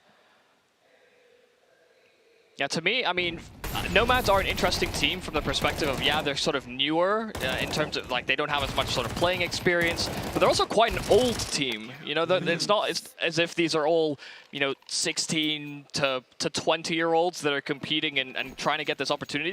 Most of these guys are in their mid to late 20s. Yeah. I mean, look, at the same time, Chinggis Warriors right now are also looking to solidify, right? It's a big win at the MRQ. They need to be able to rack up one behind it as well as they prepare for the major and more. But Barra, as he pushes out, has been good for one. Hennex now comes through as a second prong. Rooks managed to get past them somehow, but the MP9 will be given a fair fight to Finn as Rooks will be fumbling the bag. Yeah, Nate doesn't even track down the kill either, so the fact that Cloud's allowed to survive on that 5 HP and slink back into cave Rooks is going to feel like he's missed a massive opportunity. Still swing being attempted. Controllers puts him down, but Hooligan is in, and the bomb cannot be planted. He swings out, not expecting eFire to have taken his hands off the dial, but eFire has a room through which he can go. It's red room, which would give him access to the A site. Still, Nomads immediately split up. They will not be wasting time. They will not be leaving things up to fate. Yeah, just hoping they wrangle it in time. eFire is still going to investigate that idea of rotating back to A. He's being slow about his approach. He knows he allowed Nomad the time to reset. So decent off angle here for Clouden, but oh, he's now going to try and use the cover of the box, and that will be exactly what he needs. A perfect reposition on his 5 health. Clouden seals the round. Excellent start over here for Nomads. Not a single bomb plant coming out so far from Chingiz Warriors as well, so it's not like they can try and put more pressure on the CT economy through, you know, consistent half buys. They'll have a little bit invested into the next round, don't get me wrong. But this is exactly what Nomads were hoping to see. Now, they do need to start reaffirming economy, and that'll only come through if Controllers is not allowed to get away with more. You saw how sharp that first shot was in the last round.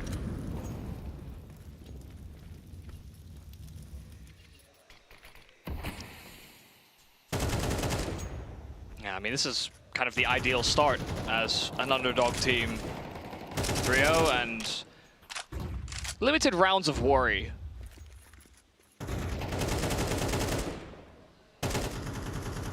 Chingiz with that one AK. Try to provide some presence over towards B lane, but the rest being on pistols, they're going to hope that they can sort of shelter Controllers, get him into a solid position to succeed. Clouden is about to be given the business. He has no way to be able to be supported with flashes. He just needed to win that duel, and with eFire right next to him, Coolest behind, it was not going to be too easy. Hooligan had taken clean off, but Barra's behind. The M4 strikes. Randy trying to provide cover fire while Barra fights in the madness. It is going to be Chingiz Warriors with not just a bomb plant, but likely a round. Randy needs to push through a smoke, and that grenade doesn't go where it's supposed to. Randy's waiting. Ariuko's watching. A single flashbang, but he's the one having it. He cannot deploy, and as the smoke will fade, Ariuko's ready. It should have been a kill, but Randy moves away. Still, the trades are good, and Chingiz Warriors take advantage of a very far-flung Clouden. Yeah, and I mean, this was on a half-buy. Just that one rifle brought forward via Controllers. And just the fact that the techs are able to get so much ground, the kill into Cave is nasty. And even in all that chaos, it seemed like Nomads almost get into a place where they can stabilize, but they effectively needed a multi-kill from Para on the bomb site. Into SMGs. That was the first real round that falls completely out of their favor, and they're immediately running straight at Coolest. He ate that flash, but able to recover for at least one. Rue will be able to take over control of the A-bomb site. Retaking this for the CTs might just be a far-flung dream. Hooligan's demise should basically guarantee that. I would be surprised if they look to contest, but Hennex has been forced forward rather than backed by the Molotov. His HP's not there, let's be frank, he's a dead man. He just doesn't know it yet. Maybe he'd like to live. Yeah, really solid positions for the afterplant, so a move back to save to see if they can get these MP9s into the faces of Chingiz Warriors into the following round, but it's exactly why the Chingiz Warriors can be also a difficult team to read. You know, this was just a fast A call from basically the start. All they really had was Coolest sending it through middle, and he got information on 3 players. Clouden's looking for exits over here. There's no way that's worth it, but hey. And Hennex dies to the bomb. Like I said, man, he's a dead man walking. He was on 2 HP, and Ancient, unfortunately, he would have had to be outside of the B doors. And despite the good start, the Nomads are up to. Chingiz Warriors should be able to equalize immediately over here. It would be surprising to see anything but a full save from the CT side. And that is pretty much what we're going to get, minus a few pistols invested in, and even those might be downgraded. No, never mind. Actually, the deagle was thrown away to Randy. going to be a part of a big A-sided stack. He's got the Deagle out and about, but Ariuko's back end will avoid taking pretty much any real damage until Clouded comes in for the backstab. eFire doesn't actually spot out the rest of the stack. They're starting to close the distance in. This could be an AK they can recover, and any sort of expense would be good. Now the first kill is good, the second is easy, but the third is where Style comes in. Yeah, it's beautiful. I mean, really nice stuff there from eFire. Not only got the jiggle, understood that there was one sort of peeking close, and expected another player around the corner. Nice headshot, but doesn't matter. You get all that HP back in the next round anyway. Yeah, I mean, Nomads get off to that 3-0 start, and an immediate answer with 3 back here via the Chingus Warriors.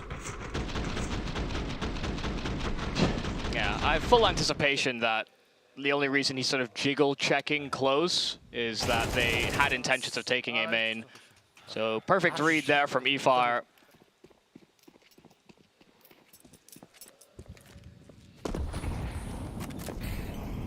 I just want to know how much Nomads are going to read into some of these plays. I mean, the aggro B lane stuff, or rather B ramp, actually looked quite good. They caught Chingus Warriors completely off guard in one of those prior rounds when they had SMGs.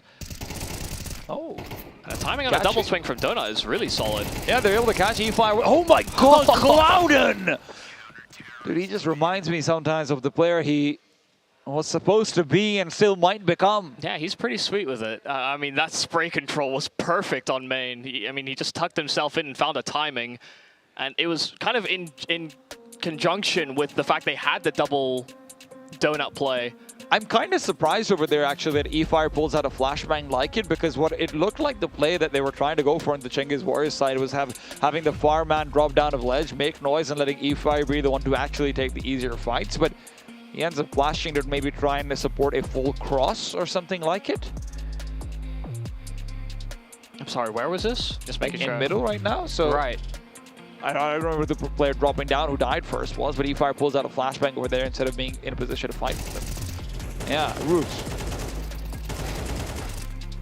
Yeah, but I think they spotted the deeper player first, right? I think that's maybe why. And they, maybe. I mean, double donut, one hard anchoring A is far from a it's traditional unorthodox setup.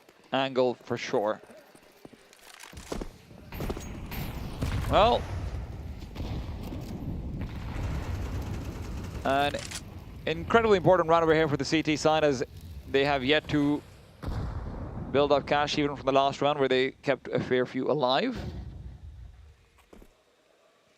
Once again, a refocus on the middle is the name of the game for Chingus Warriors. They are going to be looking for potentially about that minute mark, getting a player in closer to Red Room, seeing if they can get a late round guarantee.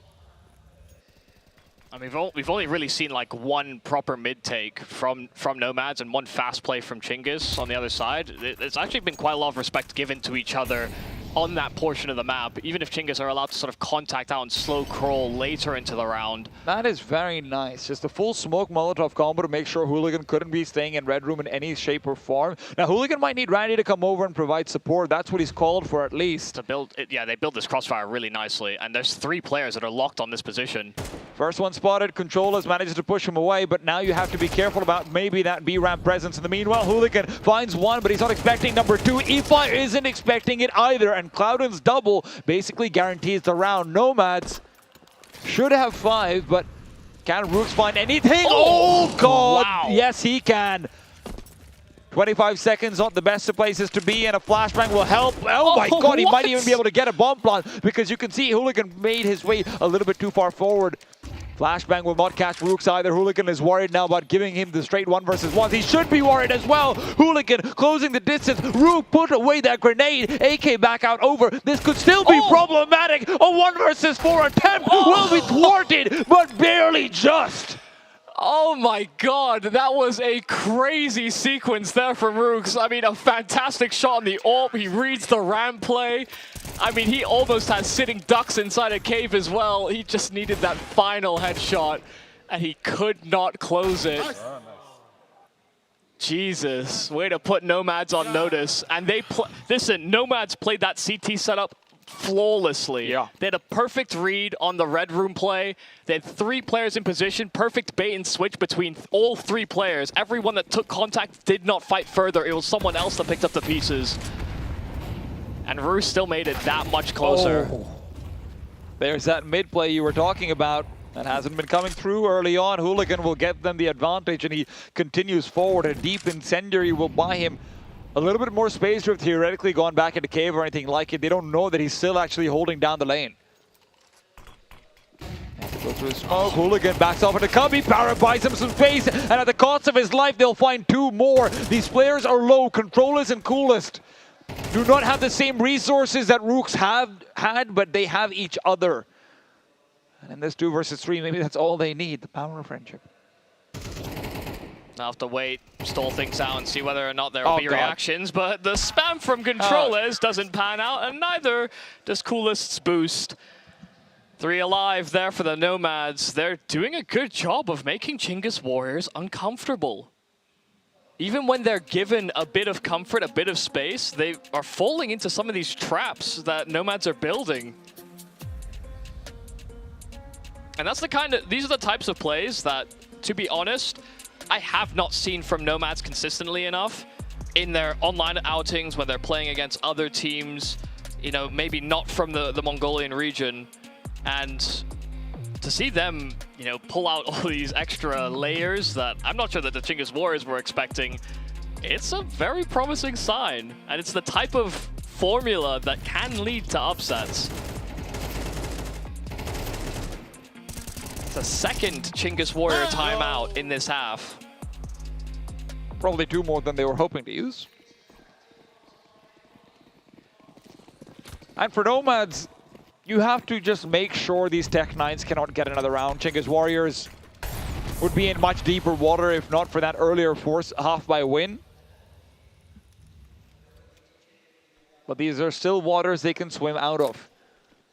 Nomads realize that as well. They do not have an AWP. They're still a little bit dry on that economy for it. Only pulled it out once so far and it was taken down by the Techs. And now Para, who put up a defense on the B bomb side last time as well, is going to be able to stay alive with the early double found across players. 5 versus 3 has been fully reset into. Peeking Ariuko might be asking for trouble, and Para certainly asked for it, but he shall not receive. Instead is Clouden to be granted it. Para now taken down as well. You're back to a 3 versus 2, and you really do feel like you've given up too much, even with 3 alive. I mean, that got really worrying because Clouden got hung out to dry. Para did not communicate that the cave was open, or if he did, Clouden just didn't react. He should have been ready to allow Para to fall back, but instead he got shot on the side, and yeah, they shouldn't have effectively given over these 2 kills because, once again, you know, they have these long-range fights, they have players playing close that are willing to sort of bounce off that contact. They're playing really solidly as a unit. They're trying their best to hinge off one another. Trying their best to leave as little to chance as possible. Oh? Hooligan does spot out 2 players at the very least, but it felt like he, maybe just moved his mouse a little bit, or movement and accuracy. I mean, it was a flick that was off, and that's fine. Didn't take any damage for it. There's no punishment. It's just a kind of an awkward exchange where they look each other in the eye. Okay, this might be too much. Coolest does have the bomb, though. So if you get this kill on him, you might have just won the round. That's outrageous. A flashbang through will force Randy back, but you have 3 players here on this A-bomb site. If there's ever been a read, this has to be it. Nomads know exactly what's going on. Randy peeks out and picks up E-Fire, and with that stray player coming back to collect, the problem is Ariuko and his double. Rooks, in process of getting the bomb, will find Hooligan, and what was an incredible start for Nomads has been turned around on his head. Bara and Clouden will still look to fight, especially if they can just get a kill. Bara closes the distance, making no secrets about positioning. But he's now going to be leaving things up to Clouden to initiate. If Clouden can get the frag on the backside player, maybe there's a chance. No, Bara goes out, and Clouden's kill will no longer be significant unless he gets 2 more. And with the time where it is, with his position as is, he'll make a hero's effort off it. But Ariuko is the man wearing the cape at the end of the day. Great job to make sure they always swung together in that 2 versus 1. Shouldn't give Clouden those opportunities. He does still bring it to only 1 survivor, but that's kind of a crazy play to see Hooligan push forward with that AWP and catch the bomb. They were scrambling for a solution here on the side of Chinggis, and you're right, you know, if it not for the double kill that Aryukel's able to attain, the round could have certainly still gone the Nomad's way. I mean, a 7-5 half, they'd still be happy with it, but it could still be more. I mean, they just lost out of 5 versus 3 before that. They lost out to an anti-half buy. Clouden really wants that 8th, and he wants it bad. Barra's gone through the smoke, he's sailed past them, but he's lost. He doesn't realize that they're already into the site. Hooligan is the one to find out, and he finds out the hard way. 2 on 4. Nomads, what could have been an incredible half will now only be a good one. Of course, that sounds like you're complaining about small things, you're nitpicking, but it might be those very nits that leave Chinggis Warriors a road back in. Yeah, I mean, even, you know, almost getting 1v4'd by Rooks to Yeah. damage their economy. You know, there are some ripple effects that have certainly happened. But, I mean, a hell of a half from Nomads. I mean, really structured, really solid. They had a solid reads, and they were making their own plays. And it's not like they were doing anything too crazy. They were being hyper-aggressive in the ways that they were making these decisions, but they were just doing so purely by the power of coordination and teamwork. They wanted to play basically shoulder to shoulder in as many situations as possible, and it really paid off for them. And I can tell you one thing, DJ Howe on the sidelines are sitting and cheering their hearts out for Nomads. Oh no, absolutely. No reason that they should be endorsing the underdogs other than hoping that it gives them an easier time. I can tell you some reasons to be endorsing these guys, though. They have played it out really well so far. The CT side, I mean, you're looking out towards a 3-man A stack so many times over, really reading into Chinggis' tendencies. And there's a reason why domestic matchups are likely the ones that will lead to the clearest upset chances. Tendencies are very well known and practiced. It's just it's interesting because it almost feels like we've lost that to a certain degree as we just lost domestic scenes. No, I mean that's definitely part of it, but like even in like Brazil versus Brazil matchups nowadays, it's like so pedestrian because everyone's trying to play like standardized Counter-Strike. I think we've had a real revolution in that, you know, everything looks default heavy. It's because everyone's playing very similar. They have very similar methodologies on their defaults, and so we have almost like a uniformity across different tiers, and part of it does come down then to like the mechanics and really the ceilings of these players, and there's of course minor variations, but to see this result so far from the half already sort of pan out in a way that is unexpected and, to be honest, kind of interesting from the Nomads. Again, I don't think I've seen this level from them in terms of the teammates, rather the teamwork and the coordination. I've not seen this level from them really across any of their games, but they're really stepping up against a massive favorite from their region. Will they be able to maintain that going into the second half is really the big question. Yeah, harder to build crossfires when you're on the T side. But it's not like they've been wanting for firepower necessarily. You know, I don't look at any of these players and say, yeah, this guy's just going to lose a duel at this point. They've had Clouden going off. They've had Hennex having a couple of great moments. Barra on the defense has been winning duels left, right, and center as well. See, I wouldn't even... my problem is I can't even really highlight just like one guy because it just felt like it was a positional game that they won. True. Which I love. You know, listen, call me crazy. I loved watching VP in the slow era. I actually vibe with that. You're crazy. I liked fours when they were save heavy too. I enjoy. Wait, when was four save heavy? When they had exit power. Ah, well, way back when. Okay.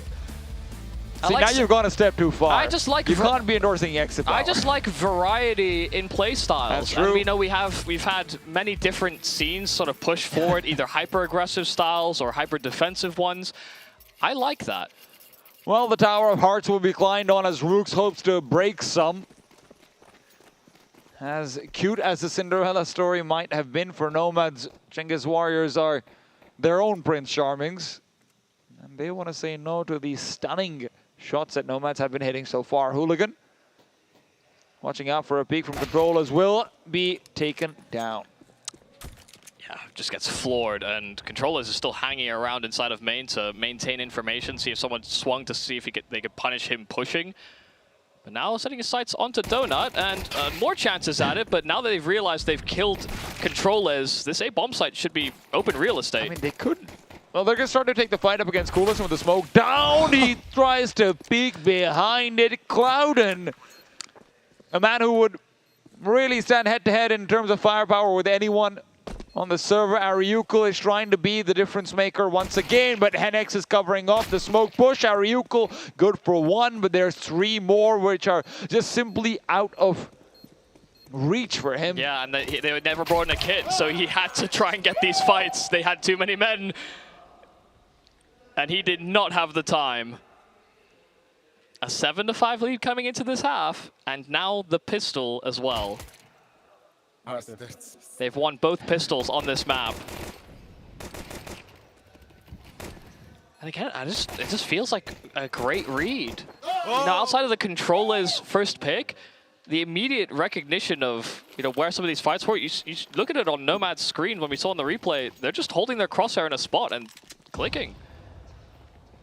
Controllers now has got a lot of angles to work off of, and although he's done good damage to one of them, there's not really a chance for eFire to close it out. It has to be Coolest, who's missed his first and only shot. And as much good fortune, as much good aim, as much good planning Chingiz Warriors were able to put into their half buys in the first half, this one will be immediately negated. I mean, I'm feeling it. I'm really feeling it. Telling you, man. There was always a chance, but Nomads are showing us why. I've just been so desensitized to domestic matchups because they've ended up being so unrewarding almost. Like seeing upsets happen when you know that Team A is the bigger fish in that pond.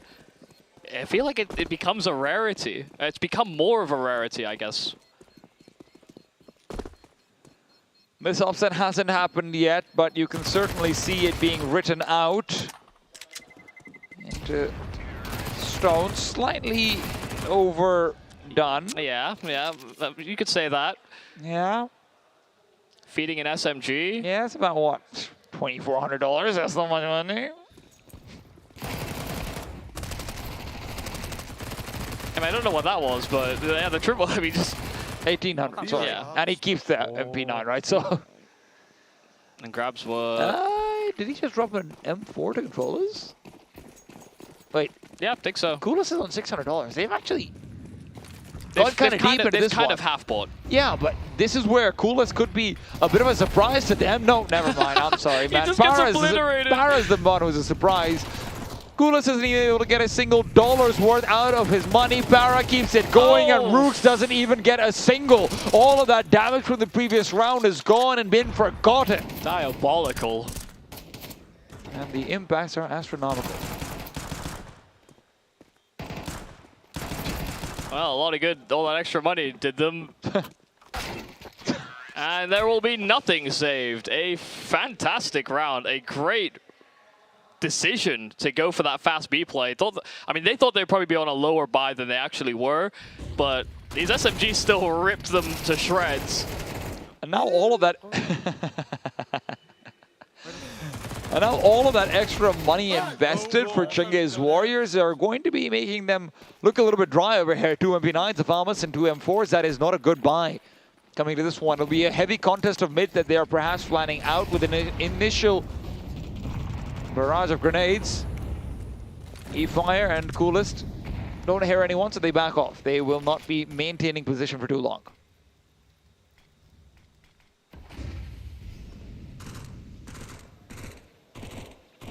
Understanding that the rifles are out, so they slow things down and try and play close to red. Randy, hell of a shot. But here's the double push. They were setting up for 3 in from red, and they're able to capitalize, get themselves into a man advantage. Hooligan cannot afford to be exploring out middle like this, because that would mean Barra has to go back and collect the bomb. Hooligans now realize that as well. He moves back. This will still be 3 players going into the B bomb site, but with 2 defenders, the Chingiz Warriors are set up to succeed.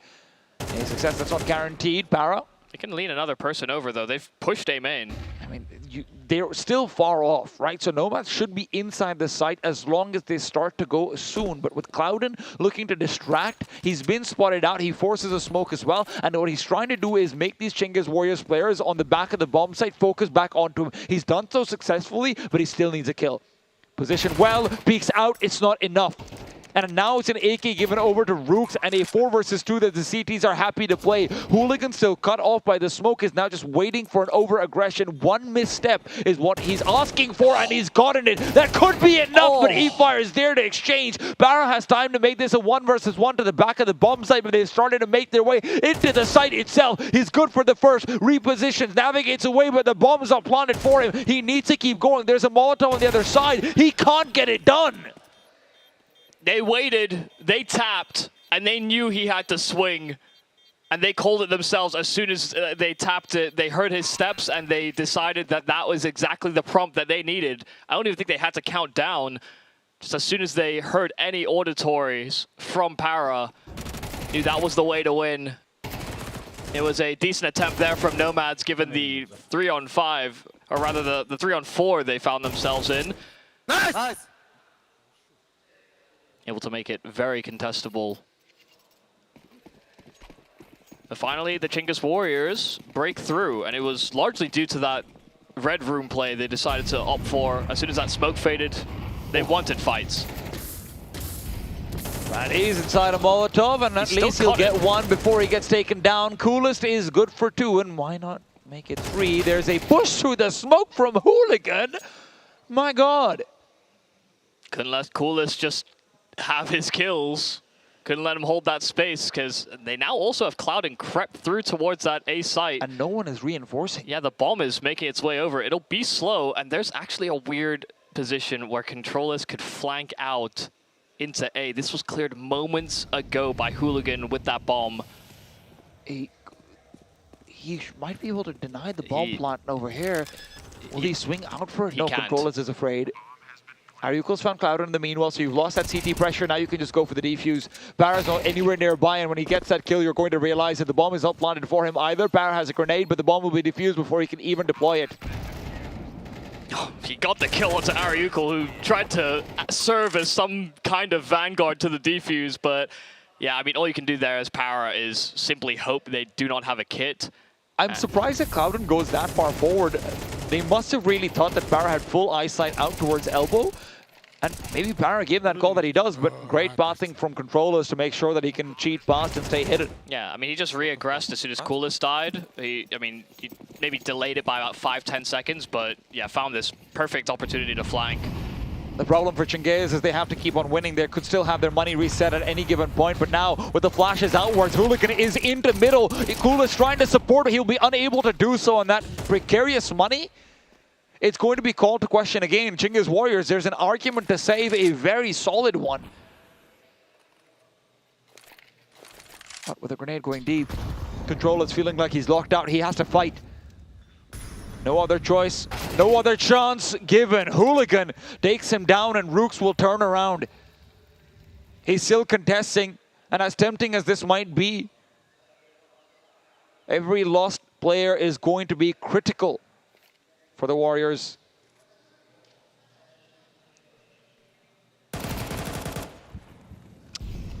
Well, Rooks is dead, and while he did have Ariuko right behind him, a 1-on-5 from here is simply an impossibility, and he won't even wrangle the first. NX runs him down with that SMG and can upgrade into rifles. It is looking mighty sweet here for the Nomads. That could be the nail on the coffin. CTs will not have money. That last 1 versus 1 that they won on the defuse. Those last few rounds that have been going paper-thin margins. Chinggis Warriors will realize that as well. An immediate timeout call, their third and last of regulation. And they're force buying, Michael. Could be their best bet. Well, it's certainly going to have to be, but Nomads have actually not succumbed to these force buys. Not on their T side, at least. And it's so interesting to see how these two teams have, changed the way that they approach middle from each half. Very often it was kind of a gentleman's agreement that they would not fight each other, and maybe there was one or two a sort of anomalous rounds where CT's got possession and the T side got possession effectively for free. Whereas it's seeming more and more that there's just been a brawl since Nomads have been in the second half. And Chinggis have been losing that duel more often than not. It's a fast call to just straight run into this B bomb site off of the force spy here for Chinggis. But they're finding a couple of kills here on the defense. 2 more coming up from short, as well as another posted long. From a 2-on-4, Hooligan will get back into at least touching distance. Clouden round the smoke though, instant headshots and a chance to plant, but he's suspecting that Coolest is nearby. He's on an XM to try and clutch this one back. It's a terrible weapon, but if Clouden keeps going, it might be the best for the business. I mean, Coolest is full tucked. Nothing can give him away there unless he starts to feel that he's chosen the wrong angle. And these two players could not be more contrasting. Clouden with the best rifle in the game, Coolest with just a shotgun. Clouden on 20 kills, Coolest with 6. Clouden feeling like he's got the world to fight for. Coolest feeling like the world is crumbling in, but none of that will matter if he can just get this kill. Ex-teammates in a battle of minds, but Coolest is under-equipped for distance. He doesn't know how to scale forward. He really doesn't. Clouden might be overthinking this a little bit. He wants to clear out the back flank. He's worried. He's so worried. But he's got a smoke, and there's a kit on the site.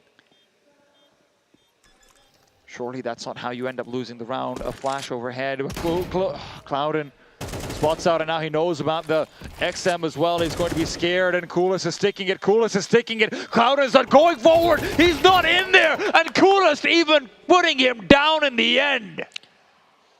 That was always the worry. As soon as that kit was dropped on site, Coolest knew he had that extra time to play with. It's something that you had to have expected Clouden to anticipate, but the odds were against him. As soon as he smoked off ramp there, running through a smoke into an XM is hardly desirable. Coolest played it patient, and that patience pays off.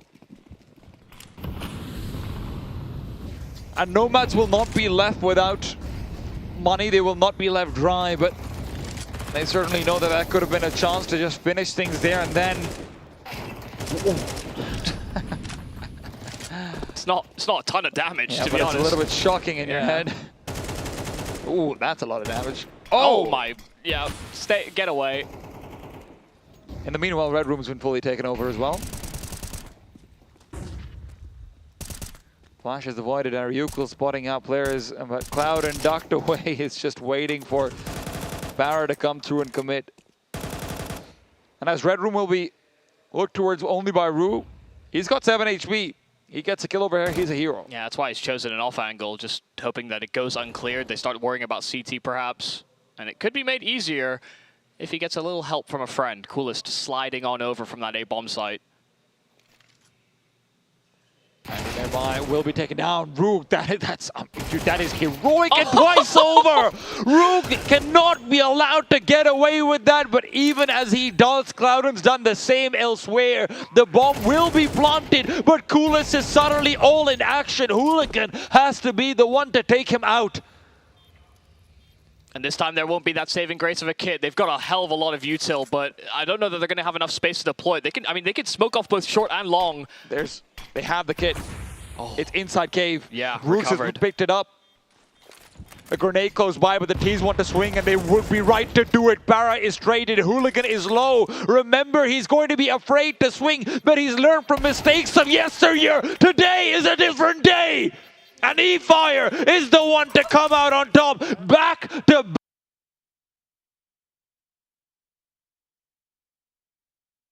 much. Crazy to think that Rooks gets these 2 kills, but the fact that they are able to pick up that kit with the available utility that those A players had held onto. Once again, it's just an almost impossible position to be in.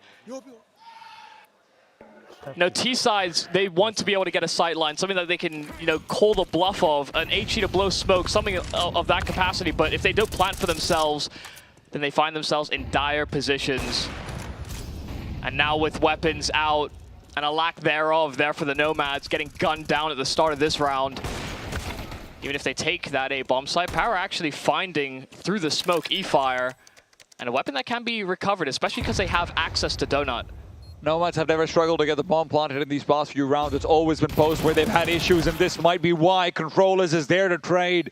And where Controllers and Coolest have had a slow game so far, it is now where they might strike. Coolest again, a clutch, a 1-on-2, but he's spotted. He's able to get the first practically for free.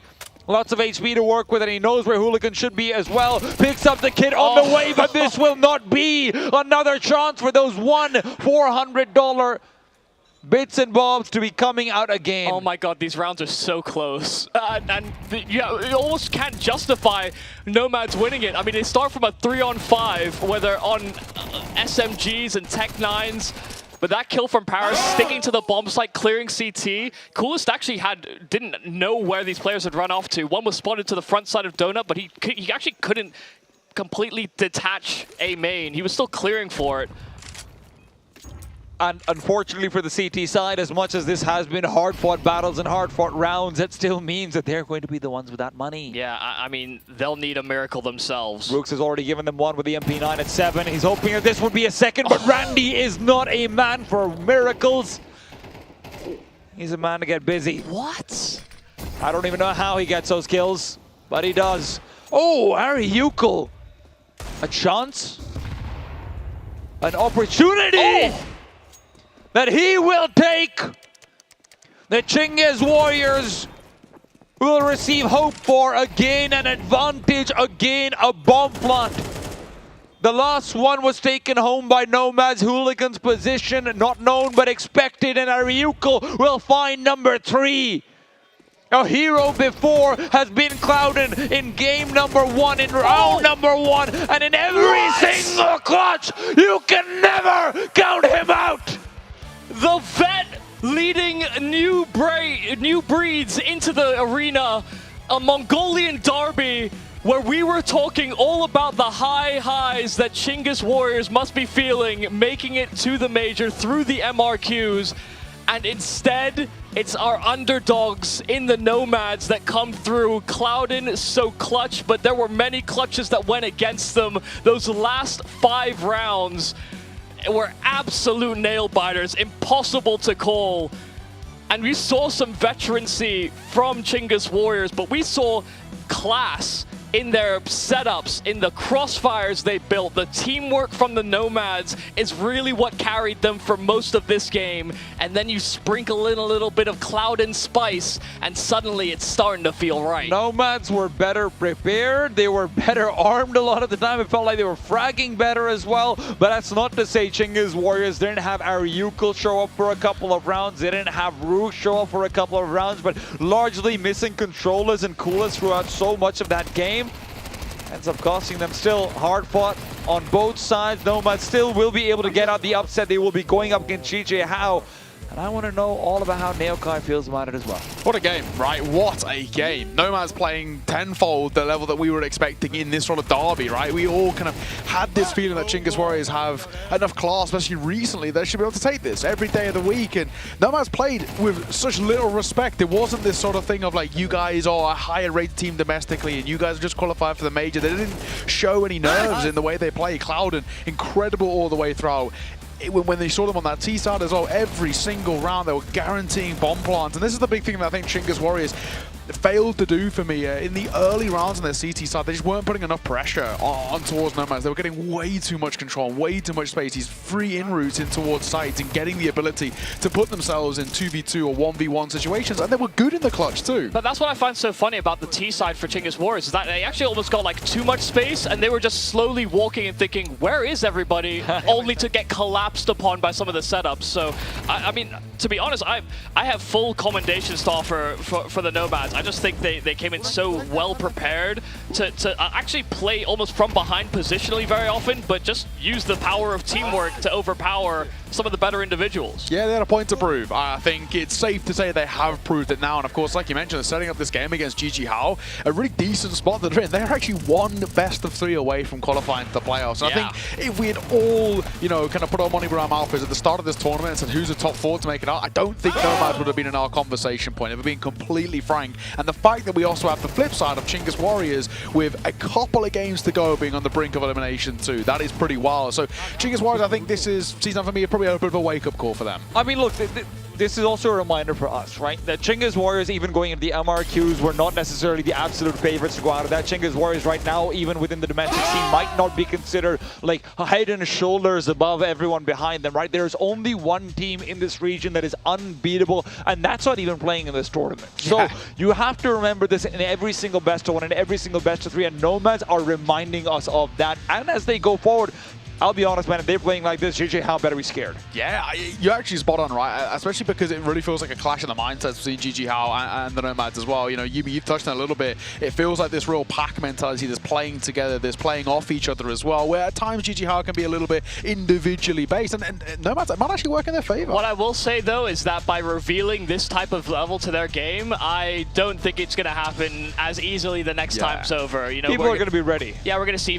more flashes. We're going to see more sectioning utility. I think Chingus Warriors just thought, oh, these guys are just not playing important spots on the map, and then it's like, never mind, they are, just not the way we thought. Yeah, Cloud and stats for him, absolutely incredible. 25 and 14 What with a 114 ADR. And you look towards the other side as well, and T-Time, you already touched on them, Coolest. Probably what we would argue between one of, if not the main man on this side, and he just didn't show up. He really couldn't get going. He was trying, that's the thing.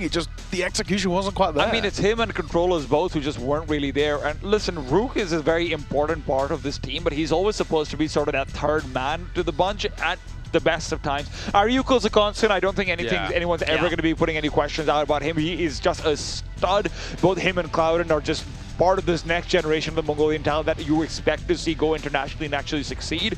But at the same time, that underperformance is not because they themselves were necessarily only having an off day. It really did come down to Nomads being consistently out-positioning them, consistently having weird bases for them not to be able to keep track of. Coolest and Controllers were just the biggest victims of it. When it updates as well, I'd actually be really interested to see sort of where Clouden ranks statistically. His first game was like a 2.16, I think it was, and now with this game as well, I mean, he's got to be he's been flying. Yeah, I think he's got to be at least top 3. I mean, I think Chao King will also be up there as well. Yeah. He's had a couple of great games, but no, Clouden has actually really been fantastic. He's seriously proving his worth, and this is a conversation that we've had actually a few times of like, if there ever is changes towards the top end of the Mongolian scene. And basically, if you actually kind of mitigate Mongols out of this conversation, every team is viable for a change in Mongolia, right? And with a player like Clouden who's on one of the quote-unquote lesser teams, not to kind of be rude in a sense, I mean, surely he is really building up his worth now. I just think that we see these flashes almost for like months of players that actually do look quite promising, and then we see them sort of peter out, level out to maybe more their median. And so I'm maybe not willing to jump into that just yet. I mean, Clouden is definitely, I mean, he's the young vet. There before too, yeah. He's the young vet on this roster, and he showed that class today. Well, here we go. Look at the winners bracket, may I say, the upper bracket. Rare Atom just swing for a spot in the playoffs. GG Hao versus Nomads. Same for them. All those 4 teams are one best of 3 away from booking their spots in towards the playoffs, and we know the teams that are there as well. That's where things get really, really spicy indeed. And I guess the good news is for the likes of Only One Word, XDM, Exul Sai, and Chingus Warriors, it's not the end of the road, of course. They do go in towards that lower bracket. They have a second chance of getting, of course, 2 more spots that are available there. But I think, T-Time, it's probably safe to say that, in a way, if we'd asked ourselves at the start of the tournament to make a bracket, these may be 2 of the teams, potentially, we could say, GG Hao and Rare Atom. We've had a fair few upsets. Yeah, we've had a good few upsets. Of course, here's the loser bracket side of thing, and now these are being set up as well. Reverse sweep taking on Chingus Warriors there. That one could be kind of spicy. Reverse sweep showed a little bit of class. The funny thing is, by the way, now, and I need to check HLTV later on to confirm this, but if JJ Howe also lose to Nomads, I think they would have to probably beat Chinggis Warriors for a spot. So we could actually end up having a very big ripple effect to the rest of the tournament. Still, I'm getting ahead of myself. This match, there's still a lot of Counter-Strike to be played. Exactly. We've got a good few days off as well. 4 days off for us three as well. So we're going to go road tripping around China. But these are the games that we're going to be getting when we come back as well. Reverse Sweep taking on Chinggis Warriors. Change the Game taking on Exhaustside. That one's actually low-key a banger. Ninja taking on XDM. Also could be a bit of a heater as well. And Gateron taking on only one word. Yeah, exactly that. So these are all elimination games too. So once they are done, you're done. As the video said, you know, you can get a chance, but after the second, you get buried. And that might be the case as well. We've actually got some really spicy games. We started to get rid of the riffraff, let's call them, the sides that maybe, you know, aren't at the level just yet. Don't talk about the Australians that way. That's mean. They came We've with still got one. We've still got one team they're still alive. I mean, they came from the upper bracket after that's our Hong Kong team. Yeah, true. It's, you know, a half-half. But either way, we've still got some little bit of hope for Australia. And of course, they've got hope when it gets towards the playoffs. FlyQuest, when they come off the back of Melbourne and off Blast as well. I'm pretty sure they're going to that too. So they're going to have a decent amount of experience coming in towards this tournament and what we're all fighting for, right? The EWC spot 300k, that lion's share with 100,000. It's really starting to spice up. And these sides, I think as well, they're getting that, what you could call a little bit of a benefit maybe, T-Time, of they're getting stage experience and they're actually getting comfort in this arena. This is a huge benefit. I think this is massive because look, on the other side, sure, these teams might be playing tournaments elsewhere. Those are going to be 2-3 matches, something like it. Yeah. You're traveling, you're going to be coming in kind of like jet lagged and whatnot as well. These guys are set up. They're ready to go. True. I mean, not to mention that now that we have the prospect of a break coming up in the next few days, I think a lot of these teams are going to, again, start to shift their game plans and maybe try and be unpredictable because, especially when we're talking about best of ones, that's how we cause more problems. It's true. For some of these newer teams, right, that's where you do get a little bit of benefit. But also, we are starting now to creep in slowly, at least definitely for the upper bracket, into the best of threes. And this is where we get to see the depth, right? For, you know, for example, for Just Swing, right, I actually want to see what the depth of the map pool is looking like. This is a side with players that we all know from ECL, for example, but they've got a lot to prove when it's coming up against a side like Rare Atom, right? Yeah, so we'll have to see. For now, we are done for the day. We're going to be throwing over towards the stage in just a second for an interview off the back of that. And I kind of can't wait to see what Nomads have got to say. So Baseline Jay, take it away.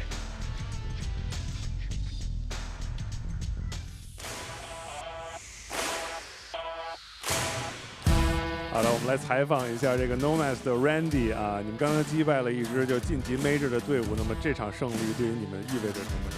So Randy, congratulations on the win. You guys just beat a team who's going to play in the Major. What does this victory mean to you guys? It means we played very good and all calls are all in-game leaders. Calls working violently. It seems to find. 这对于我们来说意义很大。然后我还有一个意义就是我说明我们队伍的指挥他的这些战术啊都奏效了啊。那么问一下这个他的队友 Clouden 啊，这 Clouden 真的太强了。那么就你知道 Clouden 就是他是比如是什么时候开始打 CS 的，他有多少小时，然后你们是怎么发掘他的 ？So I have to ask you about Clouden. I mean he's so insane. So based on what you know. When did he start playing CS? Like how many hours, and you know how did you guys discover him?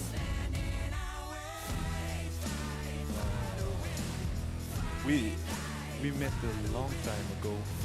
We are also friends in life, so I think he played so many hours, but I can't actually can't tell. But his clutches and his gameplays and. So good at this time. 我和 Clouden 其实也是现实中的朋友，我们也认识很多年了，但是我并不知道他有多少这个游戏时长，你们就去问他好了。但是他的游戏时长是非常长的，然后他今天的各种方面的表现，包括他的残局打的都是非常非常的好。好，那你们下一个对手是集结号，你们对这一场的比赛的感觉怎么样？ So you guys play GJ Hao next. You know, they just got Boris. They're super confident right now. How do you guys feel about playing GJ Hao? I think we are all ready for playing GJ Hao versus GJ Hao, so it's not the big one. 我觉得我们现在已经准备好面对集结号了，集结号对我们也造成不了太大的困难。好，那么你们有几天这个休息时间？你们这几天准备干些什么呢？So your next match is on I think the 26th or 25th, but you have a few days, right? So what are you guys, your team is gonna do in these days?